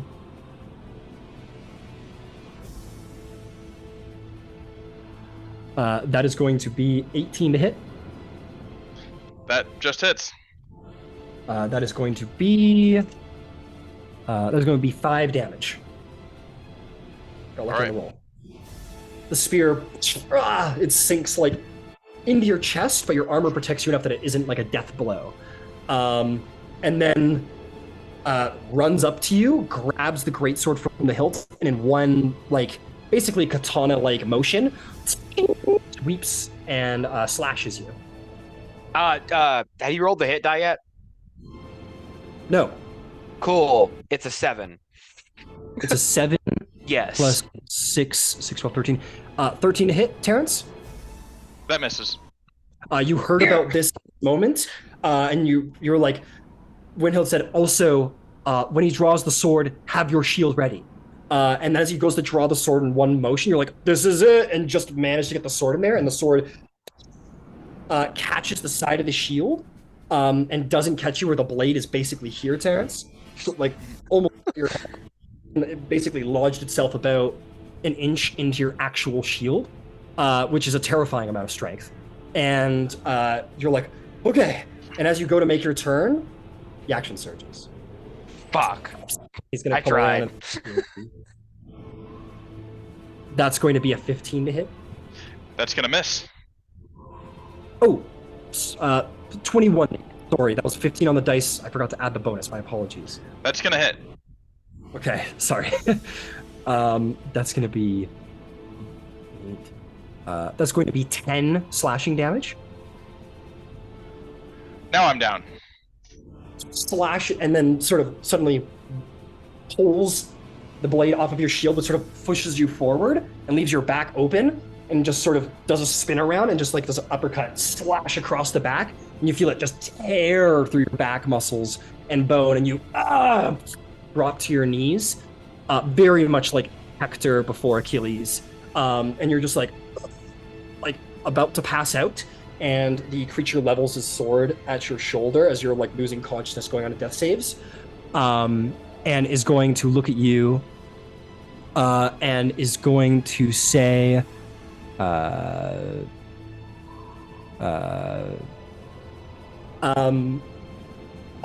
you know what? He slashes you across the back, And then he's going to use the second part of his action surge as you drop to your knees, wheel around to another slice down the other side of your back, bringing you to 2 death failures. And you drop to the ground unconsciously. He brings his blade forward on top of you.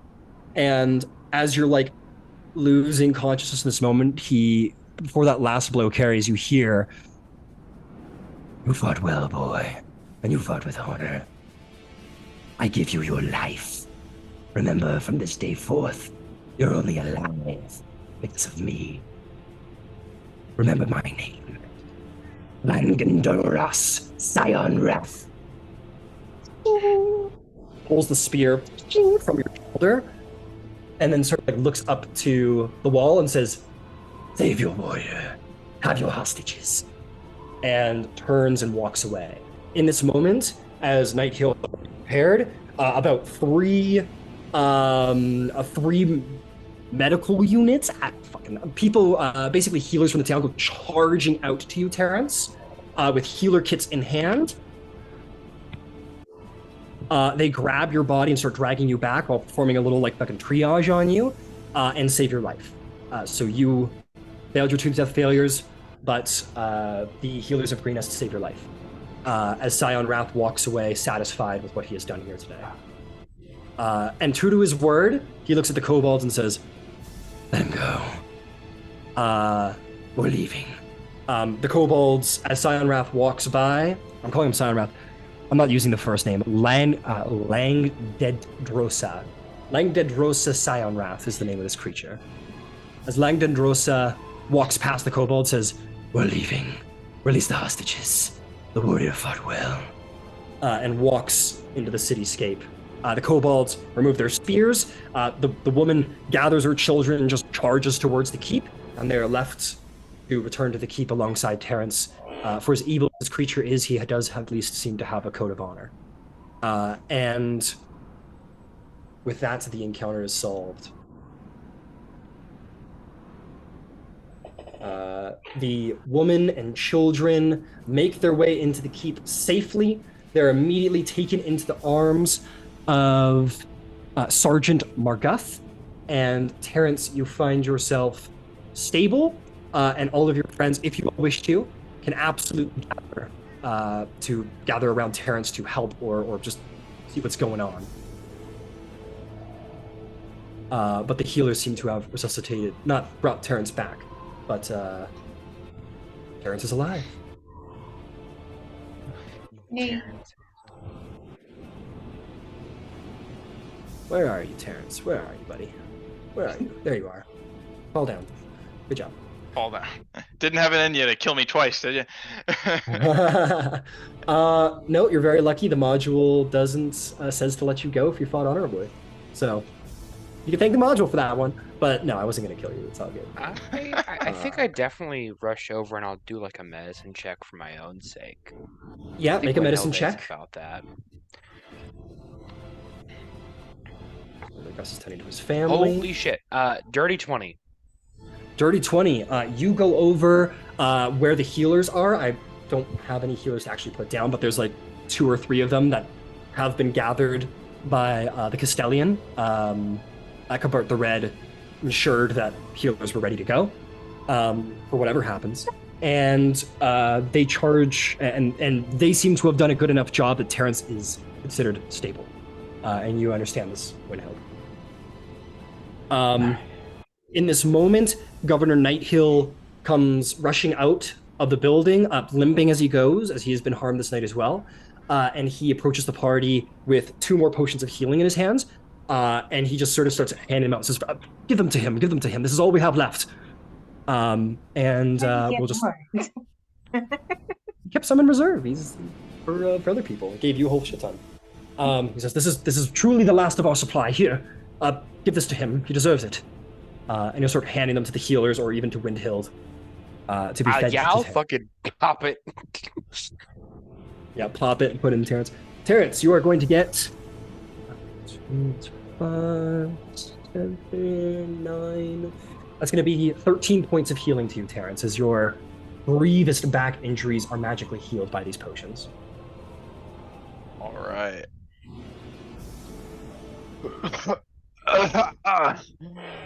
Oh, why? Why am I still alive? Because you need to be.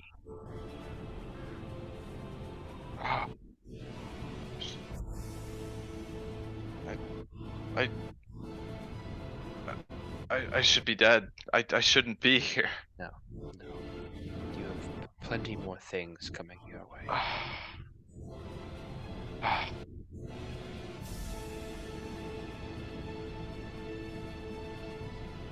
Okay. What about the hostages? You take some solace in the fact that they are here. You might see Night Hill sort of just point, and you sort of just turn your head, Terrence, and you see the sergeant holding his sister and nieces in his arms. All four are safe because of you. Okay. And then I'll probably pass back out.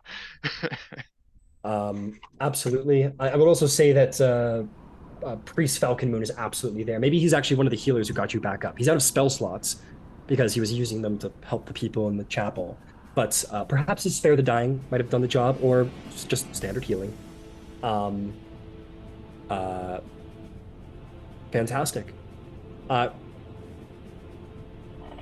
You all find yourselves in the keep.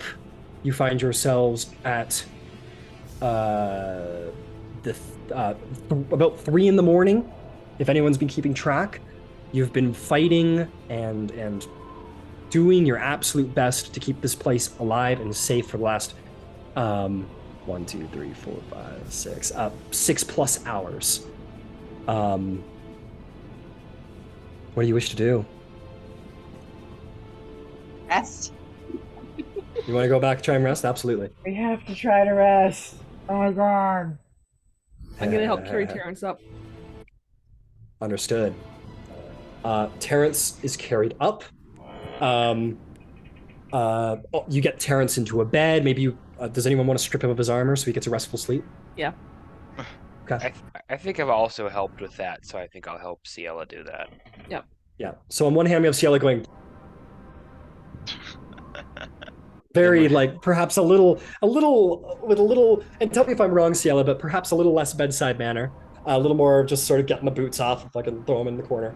And Well, maybe more so get this stuff off him so he can rest.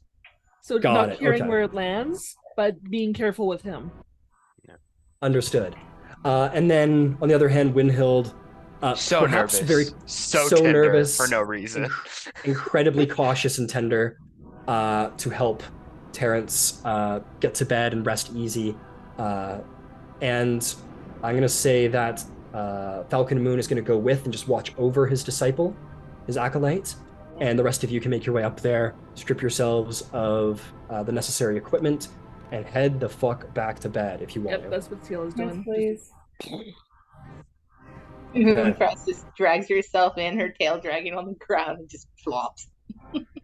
Yep, you all flop once more, desperately hoping that the final bullshit of this night is done, that you might get some goddamn sleep. Just Back gonna to put you on bed. I'm just gonna put you on bed because you never know what's gonna happen. Willhilde, as you're going to sleep, and you see Falcon Moon just sort of tending, you see your Sabra saying, you know, I give you prophecies, and usually you don't do fucking anything with them, but hey, help that kid out. Good job. Yeah, thanks. Your praise means everything. The prophecy you gave me was about a different person taking the same spear. So what is they took that? a spear? They took a spear? Yeah, I took a spear, but it was a totally different person. It was still a spear. Does every fucking spear have to look the exact same or be like perfect? Listen, sometimes you gotta take a little creative fun, okay? Creative fun? Creative fun isn't just totally the wrong thing? That's creative fun for you? I didn't show you the wrong thing. I showed you a spear impaling your fucking metal friend, and boy, did it when they were outside the wall there with those guards. Terrence is not my metal friend. The metal person. Oh. I guess Terrence does wear armor. Terrence says, where are we? I'll tell you what. I don't like And it. this is, to be clear, off table, this is bullshit. I thought Shroud was going to be with us and Shroud was going to get selected. I was trying to predict the future per my divination Oh, no, friend this here. is fun. I have the wonderful don't job worry. of trying to predict the future. And I might do this from time to time. Make me maybe an insight check to call your vision, Willhilde. Oh, fuck. That's a natural 19. What is my insight score? 22, Ryan. 22. You think back on the vision and you remember being so focused on the spear itself and the actual falling of a comrade that you never looked at the face. You saw darkness, and what was shadow was indeed shadow. It wasn't dark armor like what Shroud wears. It was simply a trick of the light, trick of the shade, and you didn't hear that vision quite precisely. It was indeed Terrence who took the blade and took the spear in that vision. We're looking in the wrong direction. You're right, and I'm mad about it. Got you. Fucking Nice. try to Got you me. got you. You're looking in the wrong place. You got to look at the right place. I send you visions. I give you all the information. Okay, I'm not a painter. Send me reasons to cry at 3 a.m, and I'm tired. I'm very tired, Savridis. Well, why would I send you fun visions when I can send you visions of death and doom and despair? How are you supposed to stop the death and doom and despair if you don't get the visions of death and despair? Why am I a part of this now? I wasn't a part of it before. Why am I a part of it now? Now that is a fun thing to ponder. I hate you. I like you, and I'm not going anywhere. Fuck! And with that fuck, perhaps Probably the party sort of the first time she's cursed too. Yeah, with that fuck, maybe everybody, maybe except Terrence, just sort of jolts awake for a second and looks over at Willhilde as Willhilde is just sort of swearing at the air. And in fairness, probably isn't the most crazy reaction to the insanity that has happened tonight. Having a little anxiety breakdown. Yeah. Well, given Ciela's background, she kind of pops an eye open and puts the eye closed again. Fair enough. Moonfrost just squints and goes like, "What? Okay, back to sleep." There you go, just to say, let it out, Queen. Sometimes you just gotta let it out so you can get some rest. You keep calling me Queen. I don't like government.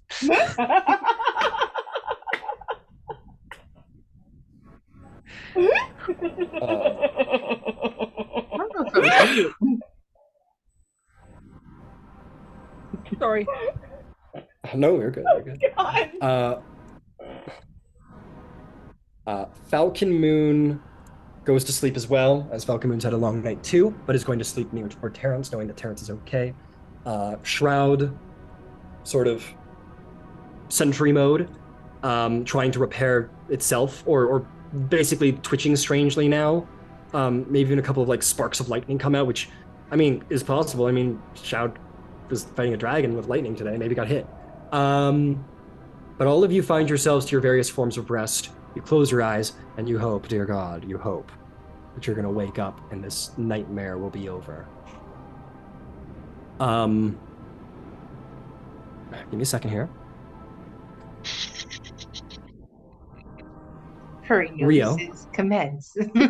So all of you close your eyes and you hope anxiously that nothing happens. Rio, you open your eyes. A long rest had.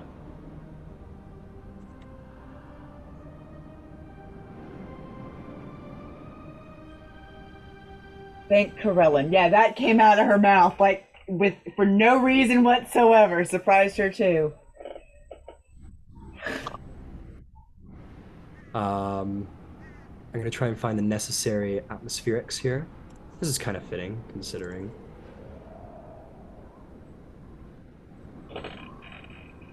You wake up, Rio. Your friend's still asleep. This is not something surprising to you, being an elf. You find your way outside, perhaps? See what's going on? There's no windows in here, so it could be could be an hour since you went to sleep. You don't know. Yeah, let me I'm gonna take a walk around the place, get a feel for what's going on. You suit up, you step outside, and I haven't fully reorganized things, but you see the gate to the keep is open. You see less defenders on the walls, much less. Whereas there was usually about 20 posted at a time, there's maybe like 5 to 10. And you see no sign of dragon cultists in Green Nest. You do see civilians, some scattering here and there. You can hear the sounds of people crying, hear the sounds of people mourning. You hear that the dragon cult's gone. The terror and devastation they brought here lasts, but the siege is over. 2 hours after sunrise, Rio, you rise to see that it's over.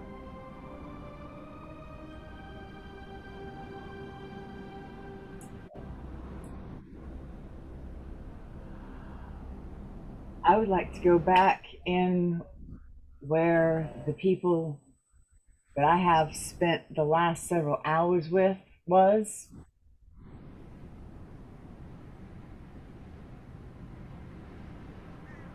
Okay. You find your way back in there to see your dead, tired friends, if you could call them that.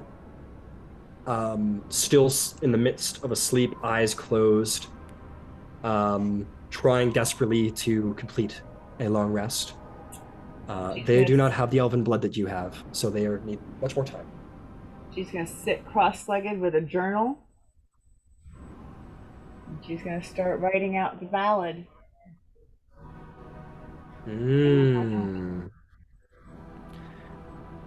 As you will have 4 hours before your allies awaken, that is ample time to complete such a ballad. Maybe not perfect it. Maybe you might want to go back and do a little proofreading later.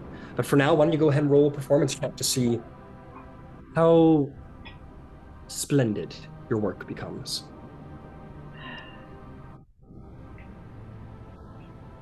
Okay, new dice for this. No, fuck me. Hey, all right, I like that. I like that. That is an 18. I think my performance is a +7, so that's a 25. 25. Rio, you create, and you might want to go back and proofread, but for a 4-hour work, perhaps a very long ballad, in fact, maybe long enough for a play. You, for first or second drafts, here at this one sitting of writing, it's pretty fucking good. It's pretty fantastic. It might need a little bit of work, a little bit of fine tuning, a word here, a scribble there, maybe a line change here and there, maybe just a little fine tuning to be done. But generally, you create a magnificent work. Something that the bards of Waterdeep on the finest stages might be proud to perform.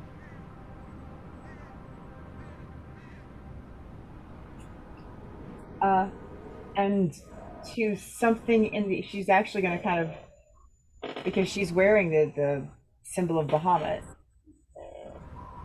Yes, the lightning scarred symbol of Bahamut.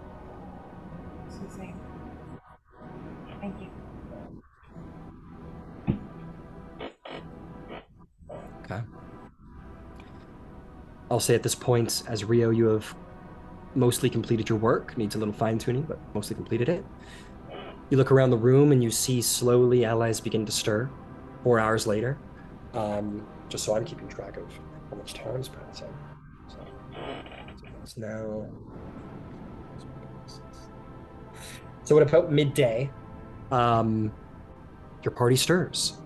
Willhilde, Moonfrost, Ciela, and even Terrence, who was so badly scarred, all arise, and everyone may hit the long rest button. You've done it. You have survived the night. You get your first long rest of the campaign.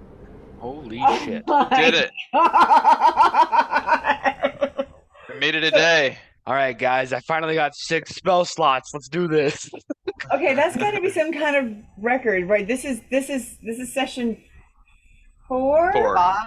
Anyone who has ever played Tyranny of Dragons has experienced this. This is session 4. And This we is- have this is the not campaign. actually had. This is 12 hours now, or hold on, 8 and 6. This is like 14 hours. 14. We haven't actually been in each other's company for a full 24 hours yet. I'm sorry. I'm still, No, you know, have not. I'm still blown away by it a little bit. You know, it's been a lot. It's been a lot. Maybe it's me. To be specific, you guys all entered the town at 9 p.m. yesterday, and you are now waking up at 12 p.m. today. So you guys have known each other for about 19 hours total. So basically, we've either been sleeping in the same room and we just accepted it. Yep. But yes, you all stir. You can all put your gear on, and maybe some of you sort of have a similar initial reaction to Rio waking up of like, because there's no windows in here, it's just candlelit. So for all you know, you've woken up at an hour after you went to bed. But maybe all of you start to begin to stir and have that look of like, happening, like is it still happening? Like, is it over? I mean, I don't know that it's over. Are we It in might be trouble? over. It might be over. Could be over. For real. Could be over. Y'all got a full night's rest. It's about noon. It seems like they've pulled out, but they are still finishing their assessments. That's good. I'm not done with them yet. I wish I was. Done with who, sugar? Done The with who? dragon people. I had a figure. None I of had a us feeling are. this wasn't going to be a actually. one-time thing. No, we're all here. We are all bound. If y'all want to get ready, we could maybe see if there's food. Figure out what we do next. A very audible stomach growl comes from Ciela.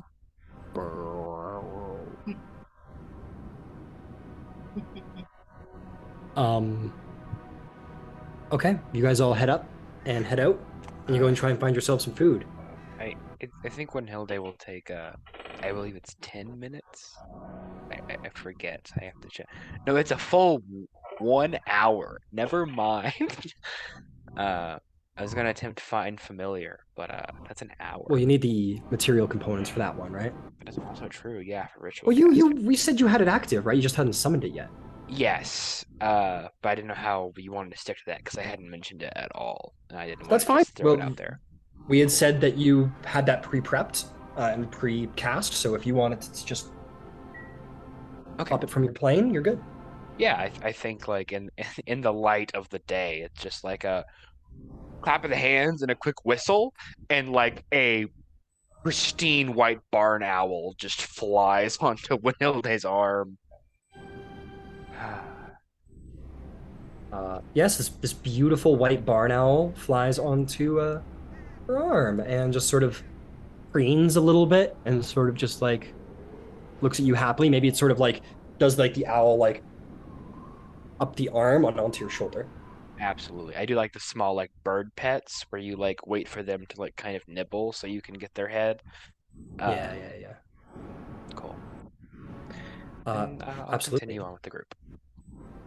Shroud, for whatever reason, seems to be I'll just say Shroud is like fucked off. Like Shroud got their long rest and repaired themselves, and they're off doing robot stuff.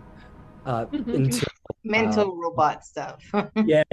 until such a time as the actual Shroud can be here. But yes, all of you set out, and some of you have this like as the light of day hits your eyes. Absolutely, you all awaken and again I haven't particularly reorganized, but you find that the keep isn't fully manned as it was last night. You do see people walking about the village. Fires have been put out. You see that the civilians who lived through the night have returned back to their homes, or at least are trying to salvage what's left of the village. I'll say that there is a sort of makeshift feeding station just outside the keep. You guys can kind of smell the smell of stew and like simple sort of feed many people. Yeah, it's probably just stew. So if you guys wanted to head over to there and just like grab yourself a big bowl of stew, you absolutely can. Okay, before I do that, I want to just walk back to the marketplace where we had that one big battle and see if I could find Bob Rossbard. Okay, And absolutely. maybe find this, like, just look over, see if there's anything left on him that I could maybe find to bring to someone. I don't know. Absolutely. Yeah, does he have any loot? What's his loot situation? Right, yeah. Oh, no, like something to like the memento or something his family would want if they were a found out who he spell was. scroll? Absolutely. As you all step out, though, and there is a small gathering of people outside, civilians that you've rescued from the Temple of Chantia, civilians that were here at the keep already who know of your valor and your deeds, guards, other people of the town. You guys all walk out, and there's an immediate, like, woo! You're like, this thing was a great idea. And immediately walk out of the keep. Willhilde is so uncomfortable. Ross wants to cover her head. Yeah, there's undoubtedly a little embarrassment, but perhaps a little pride in this moment. It's not a small thing to be what you have done here, to be hailed as heroes by the town, and deservedly so. Some of you have done good deeds here and there. Some of you have been priests to a flock of villagers. Some of you have helped here and there in the shadows. Others of you haven't done much to help the larger population and only heard of tales of heroes. But in this moment, you realize you've saved hundreds of lives today and fought valiantly to make sure those lives could stay alive and are hailed as heroes, deservedly so. And maybe allow yourself to feel some pride in that because it's deserved.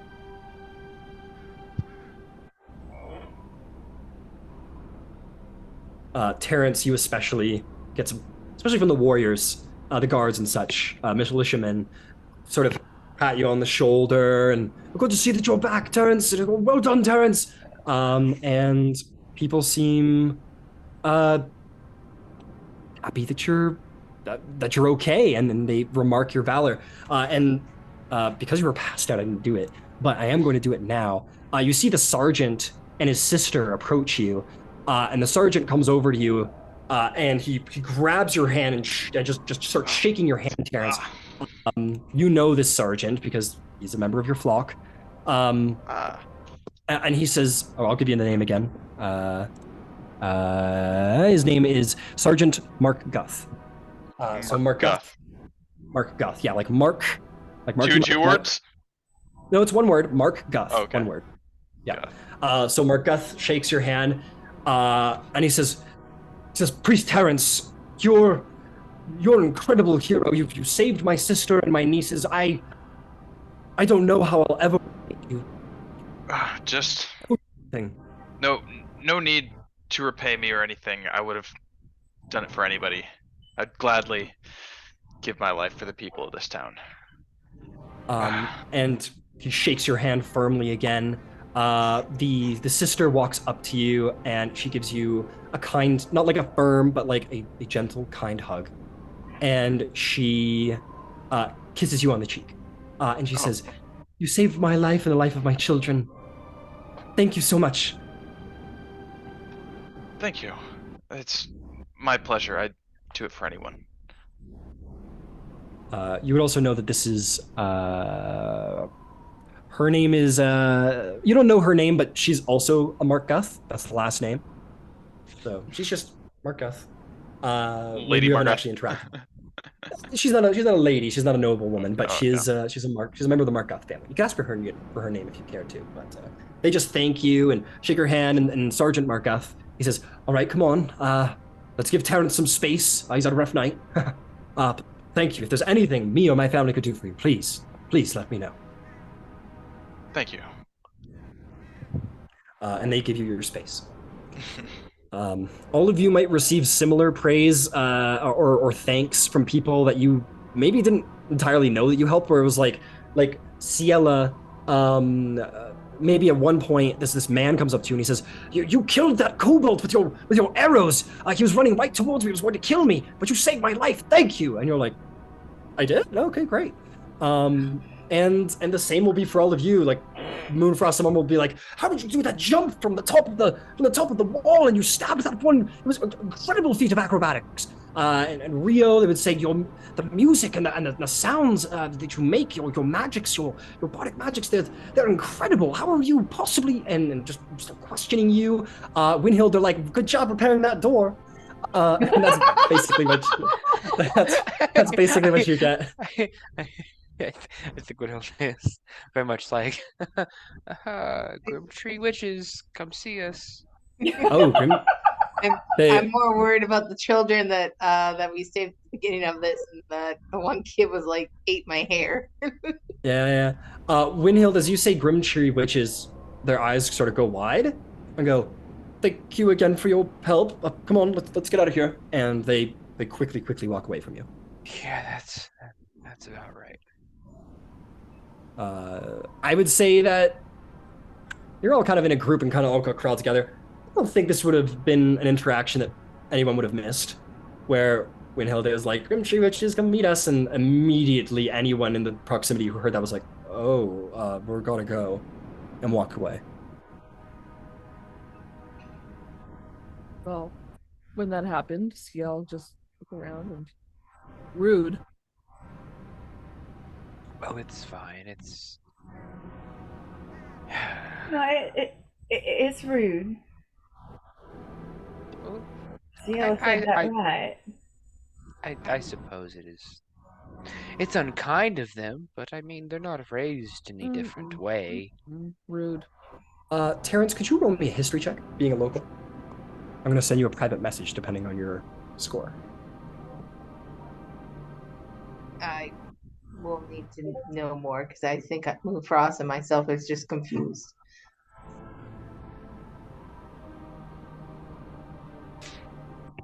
Not amazing. I got a 10. Not amazing out of 10. I'm going to send you a private message. Okay.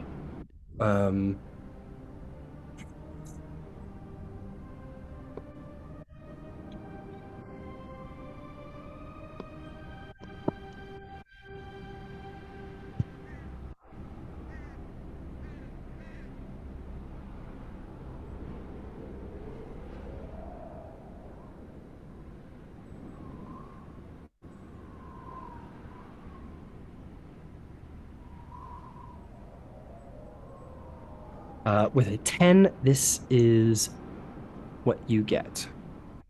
It says, "You don't know shit. Fuck you. What the fuck do you think you know?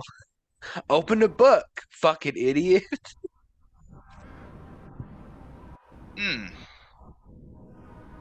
Okay.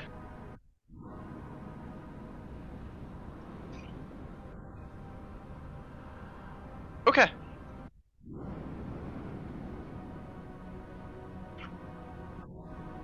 I will probably keep that to myself for now.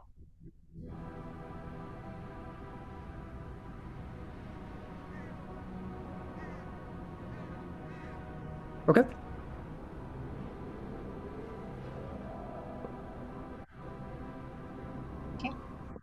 Yeah, so you guys grab some chow. That'll cover your rations for the day. Grab some soup. You're shown to. There's no real seats. You guys can find a rock to sit on and eat your soup together, and that'll cover you for rations for the day. Yeah, you guys are out and about in Greenest. As you're here, you're going to see Governor Nighthill, accompanied by. No, that's just Governor Nighthill. Governor Nighthill, a little bit better bandaged. He looked very much like throughout the night, his arm was like in like a torn piece of cloth and another torn piece of cloth around his head. And he was like, "Okay, that's fine. Get out of my way. I need to help people." But now his arm is properly like splinted. He has an eye patch, or he doesn't have an eye patch. He's got proper bandaging around his head. And he just generally looks like he's been properly tended to by a healer at this point, with dark circles under his eyes. And he comes up to you, and he immediately shakes all of your hands. And he goes, "It's a pleasure to have made it through the night alive with all of you. Thank you, more than I could possibly express with words. Thank you." Thank you. couldn't have done it without your leadership. Yes, thank you. Very, Governor. very kind, Terrence. Of course, Willhilde. We have been doing our best to salvage what this cult has left for us, and we don't have much. But we'd like to put together. We've tried to put together something to the best of our ability to repay you for everything you've all done this evening or last night. It's not much, but this is what we have. And he is going to produce a bag of 100 gold pieces from his robe, and he will give that to the party to distribute as you please.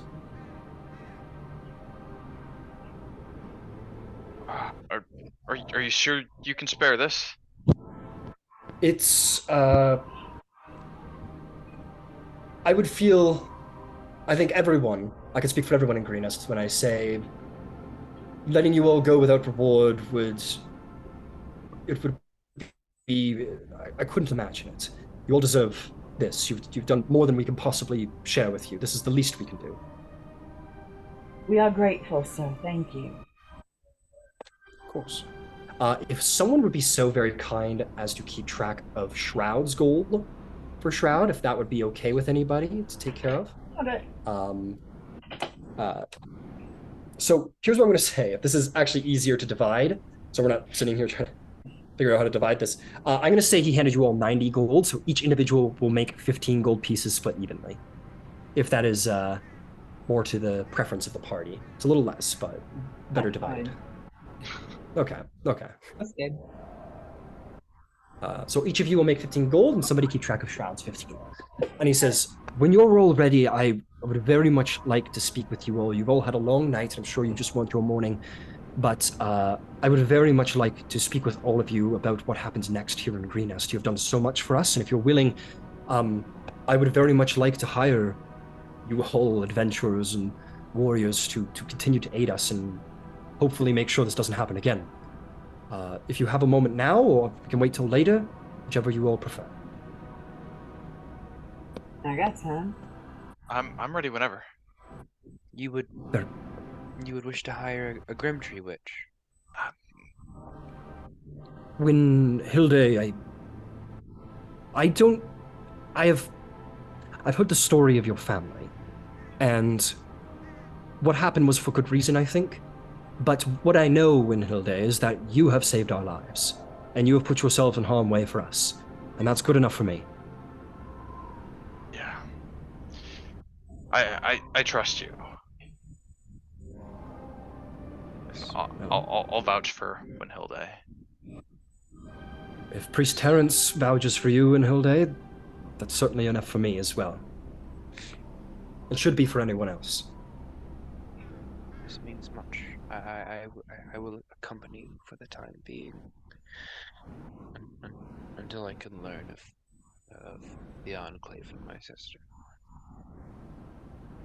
The Enclave for your sister? Yes, there are some complications, but We'll no need perhaps speak. now. We'll perhaps speak of this with me later. There's much to do, but if I can help in any way. And just sort of nods at you and turns back to the group and says, well, for the time being, I have a proposal for all of you. You've done so much, and I could completely understand if you all wanted to leave Greenest forever and not look back on this terrible night, but you're the heroes here, and you've saved us, and I call upon you to perhaps do more. These raiders left to the southeast, and they have left a large trail, and they undoubtedly have a camp set up somewhere in the green fields. I would like you all to locate the raiders' camp and find out certain information.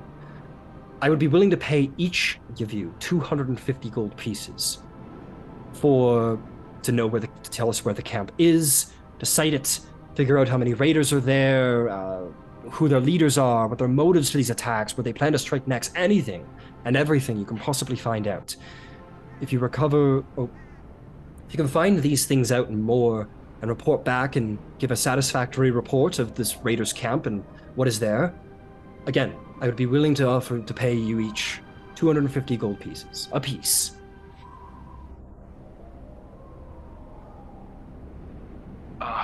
Yeah, I'll do whatever you need, Governor. Thank you. Thank you, Terrence. Thank you. I am here to help, and the bandits of these dragon cultist folk have seemed to cause problems for more than just me. I am If it will walking prevent with this you. from happening again. Yeah. Frost nods and she just goes like, "Yep, I'm good. Let's go." Well, thank you. But Go please, find some take. cultists. Indeed, of course, sooner the better. But please take your time to recoup, and please let me or the Castellian know if there is any gear or armor that you might possibly need for this adventure. We will be happy to supply it for you. No charge, of course. You're doing anything you can to help us, and we'll do everything we can to supply you with what's left in our town. So, please take some time to figure out what gear and supplies you need to be furnished with. Maybe ask about. Maybe there's something that you can learn from one of the villagers here. And of course, please feel free to speak to me if you ever need anything at all. Very well, I'll leave you to your good work. And thank you once more for all you've done. And Nighthill will leave, and he is going to go tend to probably the group of about 5 people who've already amassed to speak to Nighthill about some matter that he's dealing with. You get the sense that this man has not slept and probably will not be sleeping for another day or two. But he leaves you all to prepare, gather, and do what you wish to do next. Armor? So let's go see if we can find anything to return to Bob Rossbard's family. Okay, absolutely. You go looking through the town. You are going to... I have a little dice for like just general like luck, like if it's going to work out or not. If I'm not mistaken, this individual was hidden in the house. Yes? Yes. I believe by Shroud. Yeah. As luck would have it, your companion, his bag is gone, along with any essential weapons, which I don't believe he had many, if any. He was like he's a big guy, so his paintbrush doubles as a club, but I don't know if they'd count that as a weapon, and it's not a very valuable weapon. Yes. So the backpack and general adventuring gears and gold is gone. However, the body has been left as it laid, like it's been sort of fumbled a little bit so that the bag could be taken off, but the paintbrush rolled quite luckily underneath a little bit of debris nearby and wasn't taken as a curiosity by anybody. And the body of this anonymous furbolg that you fought with for the beginning of your adventure here remains intact, but nonetheless gone from this world. And the paintbrush remains. Right. All right. I don't think there are many paintbrushes that look like this, so we might be able to find out where to return it to. Absolutely, you can add that to your inventory. Big ass paintbrush. It's you could add it as a club to your inventory and just rename it Furbolg's paintbrush if you wish. Unknown Furbolg's paintbrush. Just keep in mind you did not know the name or anything much about the. So I'm just gonna put big ass paintbrush. Sure, yeah, absolutely. Sweet. Is there anything else anyone would like to do here in the wake of Greenex's raided state? You felt better armor? You want to pick up armor? Well, I have leather armor, which is light armor, and I would love to get something stronger than that. Unfortunately, so they're willing to supply you with supplies and gear. Unfortunately, weapons and armor, most weapons will be around, but a lot of armor isn't. So you can pick up, they would be able to procure for you another set of like standard leather armor, maybe something a little less scuffed, maybe fits better, but they don't have better than that, unfortunately. So I'm going to say they can't really upgrade armor, but they can provide most weapons and ammunitions. All right, then, yeah, I got nothing. Okay. Is there any gear? Gear and supplies you're pretty much good for. Is there anything anyone else has on the menu that they'd like? Just some Rations? general armor repair, and unless there's Okay. something better than what I have, but just general armor repair. So, Yeah, go ahead, Terrence. gear and armor. What are the odds? They have some holy water down at the temple. They definitely have holy water down at the temple. How much would you like? Well, shoot. I don't know. There will be a limit. Anything they can spare. I'll put it like that. Okay. Maybe a water skin full? You're gonna get 2 vials of holy water from Falcon Moon. Oh. And he's going to happily give you the rest of the holy water in the temple and say, whatever you need, Terrence, you're of course welcome to. Chantia smiles kindly on you. I'm sure there's a good reason why you survived. I'm sure she looked down upon you. I'm sure of that too. And thank you for this. It won't go to waste. It's the least I can do, my boy. The least I can do.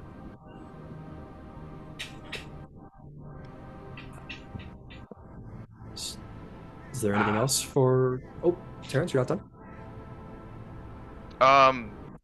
Yeah, if everybody else is done, I want to see if I can't find the remains of my home. Absolutely. I'll tell you what, I just want to make sure everyone's got the gear that they're happy with, and then we'll circle back for anyone who wants to do any sort of RP reactions, no matter what, so I get the logistics out of the way. But absolutely. Is there anybody else who has any gear or supplies, weapons, armor they'd like to procure from the town before setting off on the next stage of the adventure? I guess the only thing that Willhilde would look for gear-wise is to see if any of like the cultist bodies had any like components or spell scrolls on them, but that's kind of like a loose thing. I'm not too attached to that. I'm not looking for a lot.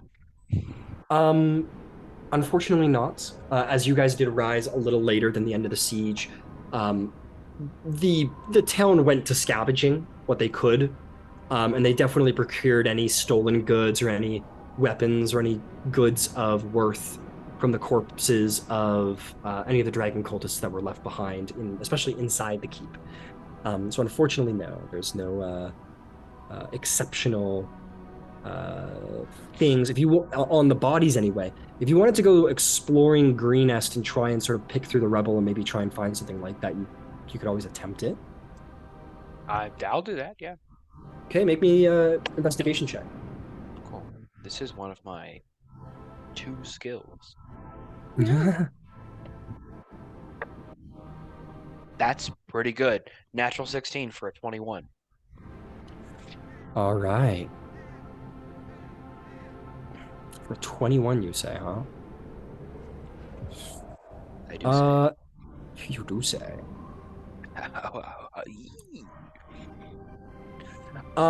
You're sifting, you're going around, you're just kind of like looking through things, hoping that you'll find something of interest. And you are indeed going to find yourself 2 spell scrolls. You find sort of for whatever reason, you look at this one house and something about it says like, okay, maybe over there.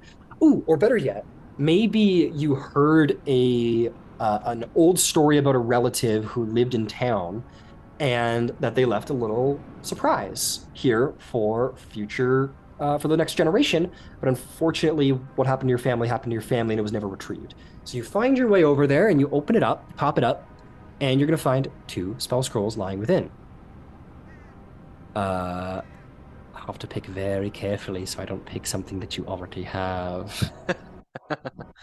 Ideally, yes. Thank you. Ideally.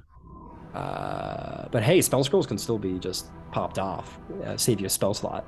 Yeah. So maybe I won't give a shit. No, I'll be somewhat generous. Thank you. This is my wizard second chance. There is a scroll of Tasha's hideous laughter, Cool. and there is a scroll of expeditious retreat. Okay. Cool. You may add those 2 spell scrolls to your inventory. Thank you very much. Yes, Yella. Short sword would be nice. To replace You my can dagger. definitely procure a short sword. Absolutely. Okay, cool. Yep, they'll give you one.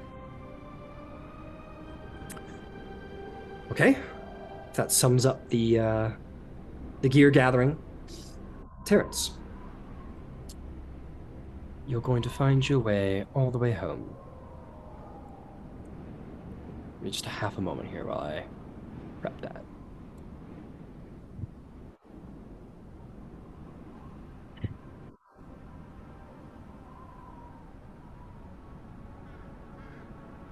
Sorry, half a moment.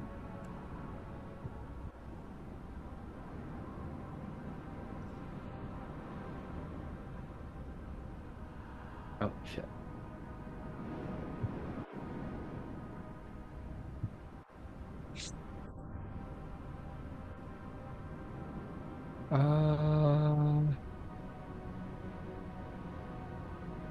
Okay. You find your way home. It is, I would say. Well, you're a priest. Your family lives fairly. Okay. I'm gonna say you find your way to a little home on the outskirts of town. Not too to the outskirts. It's just a little off to the edge is all. But very much a part of the town. The home that you lived in pretty much your whole life. In fact, indeed, your whole life. Both doors are open, broken off of one of their hinges, but unlike most of the buildings in town, it isn't as heavily ransacked as others, but clearly someone's been through here. You wish to enter? Yeah, I do. Okay. You enter into your home, and your stomach drops. It's not, yeah, okay. I'm gonna quickly redesign the entire home if you'll give me a sec. I'm gonna very quickly give you a cool house. Bam, you're welcome. Oh, living in luxury.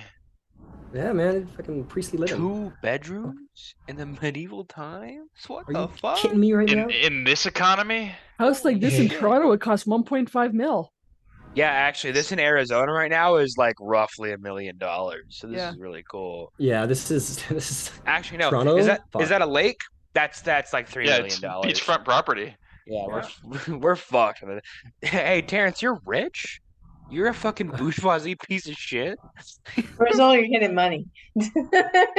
You walk into your house and your stomach drops a bit.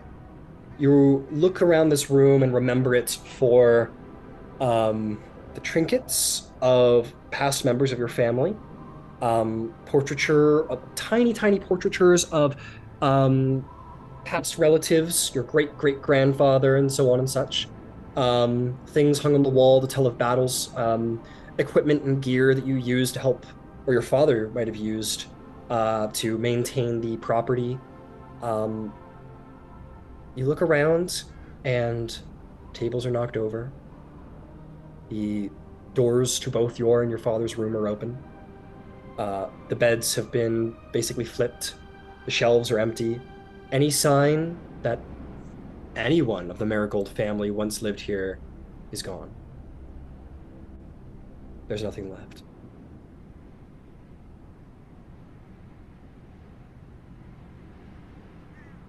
I just kind of pace back and forth, run my fingers along the furniture. I guess I'd look for any kind of memento. Make an investigation check.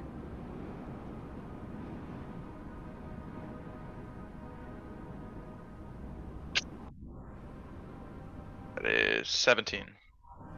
17.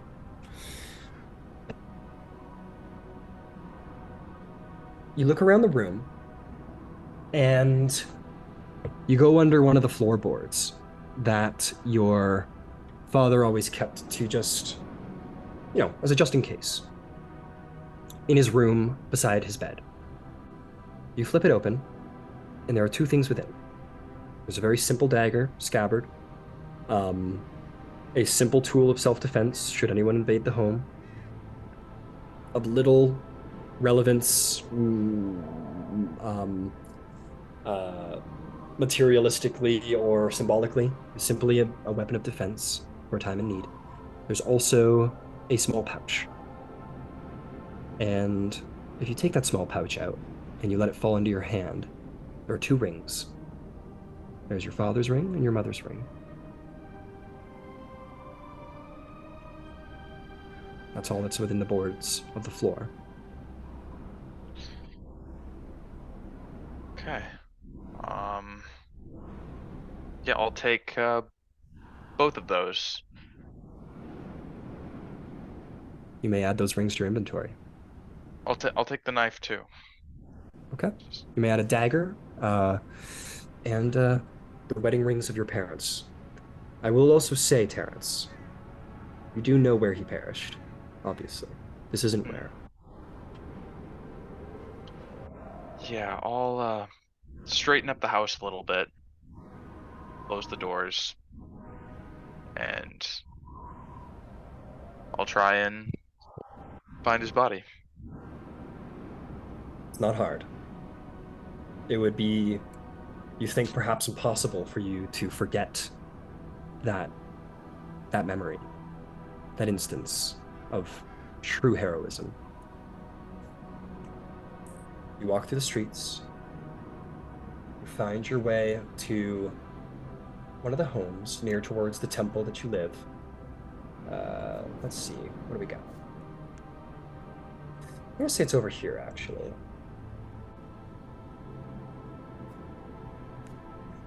Not too far from your home, there is a building of a neighbor, an elderly neighbor. You and your father heard the screams of your neighbor, an elderly woman. You rushed here. And this is where it happened. As the roof caved and the fire dropped into the building, you and the woman that you were trying to save made it out. But he did not. And you know what he gave you.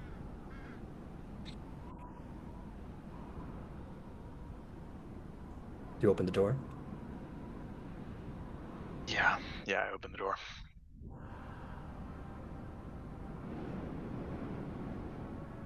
You walk inside, your heart racing, hoping that all of last night might have just been a bad dream and he's just fine, maybe. You open the door, and you see a man laying on the ground, burnt black. Only his cheek is burnt black, and some of his nose and lips and his eye. His hair is singed off for half of the head almost. But still recognizable, but grotesquely burned. His gambeson is unwearable. You could try and get it hemmed, but it would need a lot of patchwork. You see him laying there, heavily burned, his body broken. He has moved on.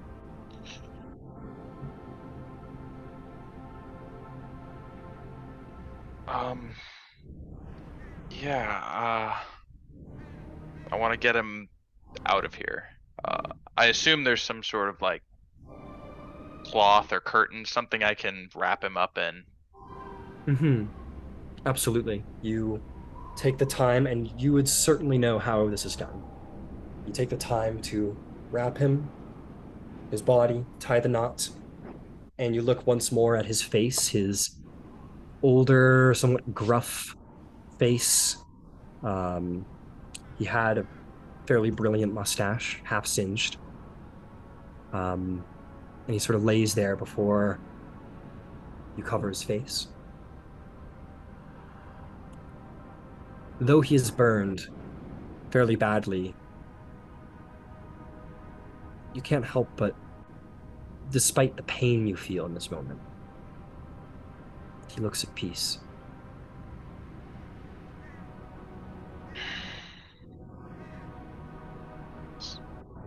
That helps a little bit. You cover his head. You place your shield upon your back. And you take this man in your arms. There is a graveyard for him to be buried, where it seems that most of the villagers are bringing their loved ones to be buried as well. Yeah, I'll bring him there. It is, people have just grabbed shovels and have started digging. There's, if the gravedigger is alive or dead, he does not show up for work. And even if he did, he is but one man of many. And there's much to be done here in Green Nest.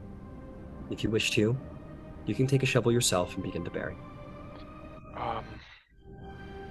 I will both help myself and help some other people. I'll mold the earth. I'll kind of carve a patch into the ground 5 feet. Not normally as deep as it usually is, but there's a lot of people that need to say their goodbyes. With the power of Chantia, this goddess of this town, your goddess, you call upon her in a prayer to open her earth so that these faithful may be laid to rest. And it does. As always, Chantia listens. You let down your father, cover the soil. Perhaps you have carved something to remember him by on the surface, and you have your moment, and people give you your moment. You go to some of the more looser plots that were being prepared and very easily discard soil and repair, and you're not one who is unused to mourning. Maybe even as uncomfortable as it is, it's a space where you just don't need to talk.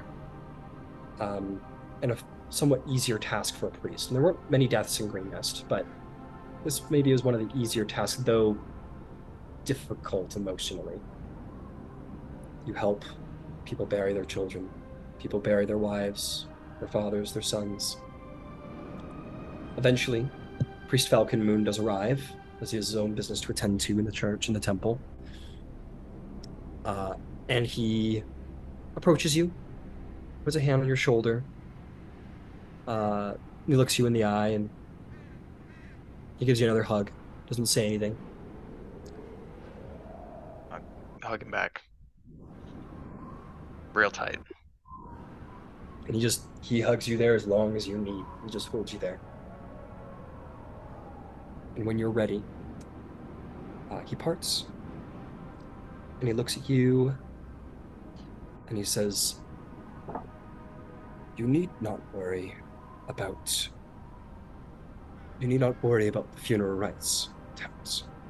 I will ensure your father is given the proper rites, and I'm happy to do this while you are away or while you are here, as I've heard that you do have a mission for the town.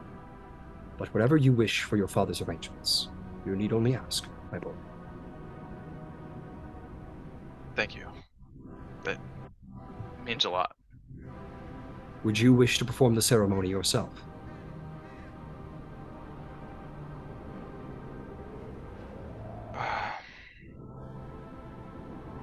I can perform it, if you prefer. Yeah. I'm feeling a lot of things right now. You come to me when you're ready, Terrence. I will.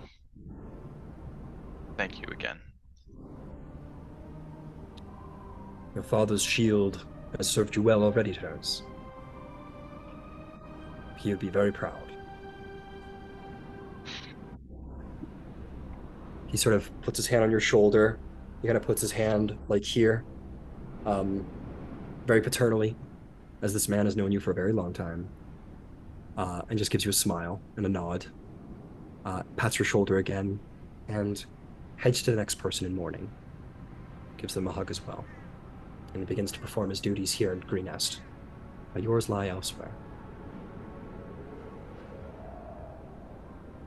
Okay.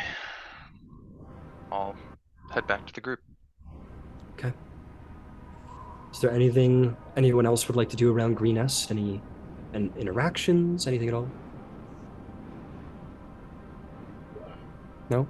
Was Rio given anybody that she was supposed to contact? Or was she just sent to check it out No, and you're just word back? sent to check it out. Nope. Your faction doesn't hold cells in like every hamlet in town, because some are just simple little towns. And sometimes if rumors come up, people will head out to go help. But unfortunately not in this town, no. You don't have any contacts here.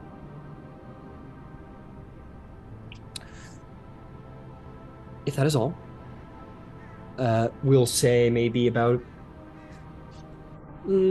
what Terrence is doing might take a little while, and the rest of you might just be kind of like, oh, where'd Terrence go? Where'd Shroud go? Oh, they must be busy. Some of you might remark that Terrence is a local, as I believe he has told you that a couple times, and it's been made apparent. And maybe you might suspect that he's off tending to the town. But eventually, he does return. I'm going to say like 2 hours after. So it's about 2 in the afternoon when this all happens. The rest of you procuring gear. And as you all kind of look at yourselves and nod and prepare to start heading in that direction, you see an injured monk approach you. This young man walks up to you, limping heavily on his bandaged left leg. I'm sorry to interrupt your day. I hear that you intend to follow the raiders and see where they've gone. I'd like nothing better than to come with you, but in this condition, I'd slow you down. You look at this young man and you see that he is wearing rather thin robes. He's fairly athletic looking. Some of you might identify this individual as a monk. Monks are very capable martial artists and fighters, and might have been a good boon, but indeed, he looks in poor condition. In the midst of all of this tragedy, there's no reason you would have heard anything about the fate of my master, Leosin Eralanthar. But it's important you know. He's a monk from Burdusk, a city quite a ways to the north. He disappeared last night after we fought a particularly savage battle against raiders. A few others, and I fought our way to the keep barely. Leosin didn't make it at all. We went back this morning to look for him, but all we found was his broken staff and this choker, which he always wore. I'm sorry, I'm getting ahead of myself. My name is Nessim Waldra. I'm, of course, Master Leosin Erlanthar. Woo, that was a tongue twister. Erlanthar's apprentice. Anyway, allow me to continue, please. Leosin has been investigating these raiders for months. I fear that he might have tried to infiltrate that group when they retreated, or worse, was captured and carried away as a prisoner. No one understands these bandits better than he does, and his knowledge will be invaluable against them. When you find their camp, please look for any sign of that Leosin is there. One of my brothers has already departed for Burdusk to bring back help, but it will be many days before help arrives. Anything you can do before then would be a godsend. Please, you have to rescue him. He knows a great deal of these cultists. I'm going to put some names in the chat for you, because that was a lot. Like, I tried to write all that down, but I'm going to... Yeah, if anyone at any time finds themselves throwing their hands in the air because it's too much information at once, please let me know, and I'll be more than happy to... Liam Neeson and Nessun Dorma, what? Leosin Erlanthar. Yeah. Even name of dragon guy that I'm totally forgot about now. Oh, yeah, I'll give you guys that as well. I forgot all about that. I was going to give it to you. Loudon Drotha. I just go with Scion Wrath because that's kind of fucking cool. So those are the names. Apprentice Nessim Walandar is who is just speaking to you right now. He is beseeching you to find his master, Leosin Erlanthar, who is apparently an expert on the dragon cult. And as for the big old dragon dude, I'll give you their name in just a moment. Now, are we just randomly looking for this individual, or do we think this individual might be someplace in particular? He's most certainly at the Raider camp. He seemed very interested in learning information about the dragon cult. And when we got separated, it's very possible he got captured, or he tried to infiltrate them himself. He's very capable. I don't think he would have been killed, and I don't think he would have retreated. And he didn't make it to the keep. So that's my only. That's what I think my master would have done. He probably would have tried to chase them down himself, which is, well, I don't want to speak poorly of my master, but maybe a little bit reckless.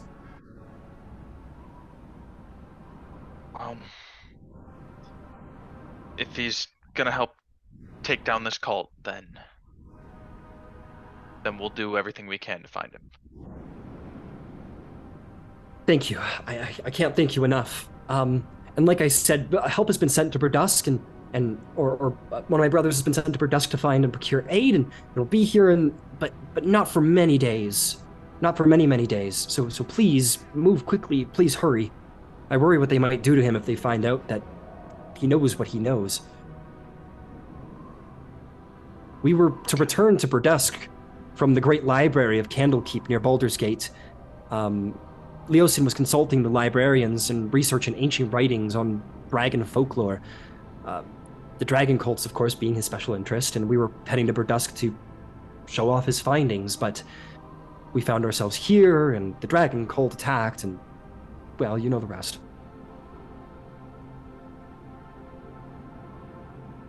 He will procure the staff and the choker. The staff is nothing special. It's a wooden quarterstaff. If any of you pick it up and take a look at it, it is a snapped piece of wood, to the best of your knowledge. The choker that he has is a braided leather neckband with a silver dragon design chased into the leather. Some of you might recognize that emblem. The ends are ragged, as if it was roughly torn off.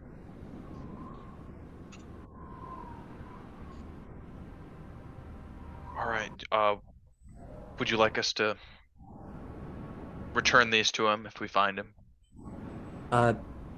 You certainly can. The staff is broken and not of great use, but I thought I'd keep them just in case they might be helpful somehow. You by all means take them if you wish, if it'll help.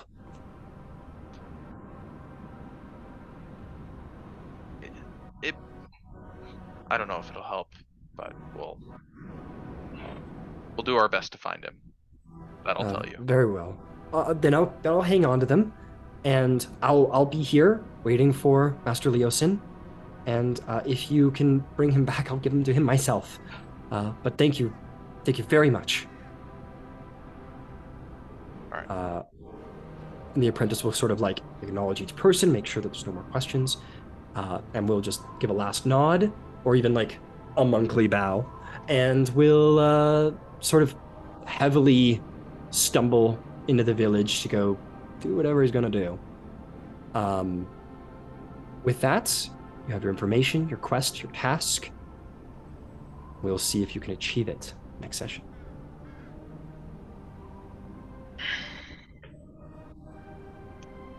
No. We did it! We did it! Oh my god, we got through The night is we fucking slept. over. Last one on our way. Oh god. Oh my god, we didn't die. Oh god, we didn't die. That's fantastic. Well, we had That's two people fantastic. die. Yeah, you didn't die. Which is worth celebrating, in fairness. Yeah. Feel good about yourself. Just remember, we is the wrong word. No, like, look, there are as many of us right now as there were when we first started this session. Yeah, well, hey, there's always next session. Right. Okay, but can we just Yeah, celebrate And after that session, my next character. Who else but Griff? Like, I have actually Hey. considered. Fuck off. I have considered asking permission to roll up a backup character just in case something happens and I need to like swap gears, mid-session. I mean, if anyone wants to, you certainly can. If anyone wants to prep themselves, I don't have a problem with it. Probably not a bad idea. I am going to try not to die. This is my goal here. I really There's like also this that. character. I've got plans for her. I don't want her to die. Dying is cool and fun. All the cool Dying kids is are cool doing and fun. Everybody should try it. We should have a whole new party by the end of, I don't know, the 7th session. I think that'd be pretty cool. No. No. I hate that. All right, I have to go and stick some sharp ice into my eyeballs. Everybody have a good night. Take it easy. Good night. Yeah, have a good night, folks. Yeah, it's bedtime here too. It's like 11:35. I have some Star Trek to watch before bed. Oh man.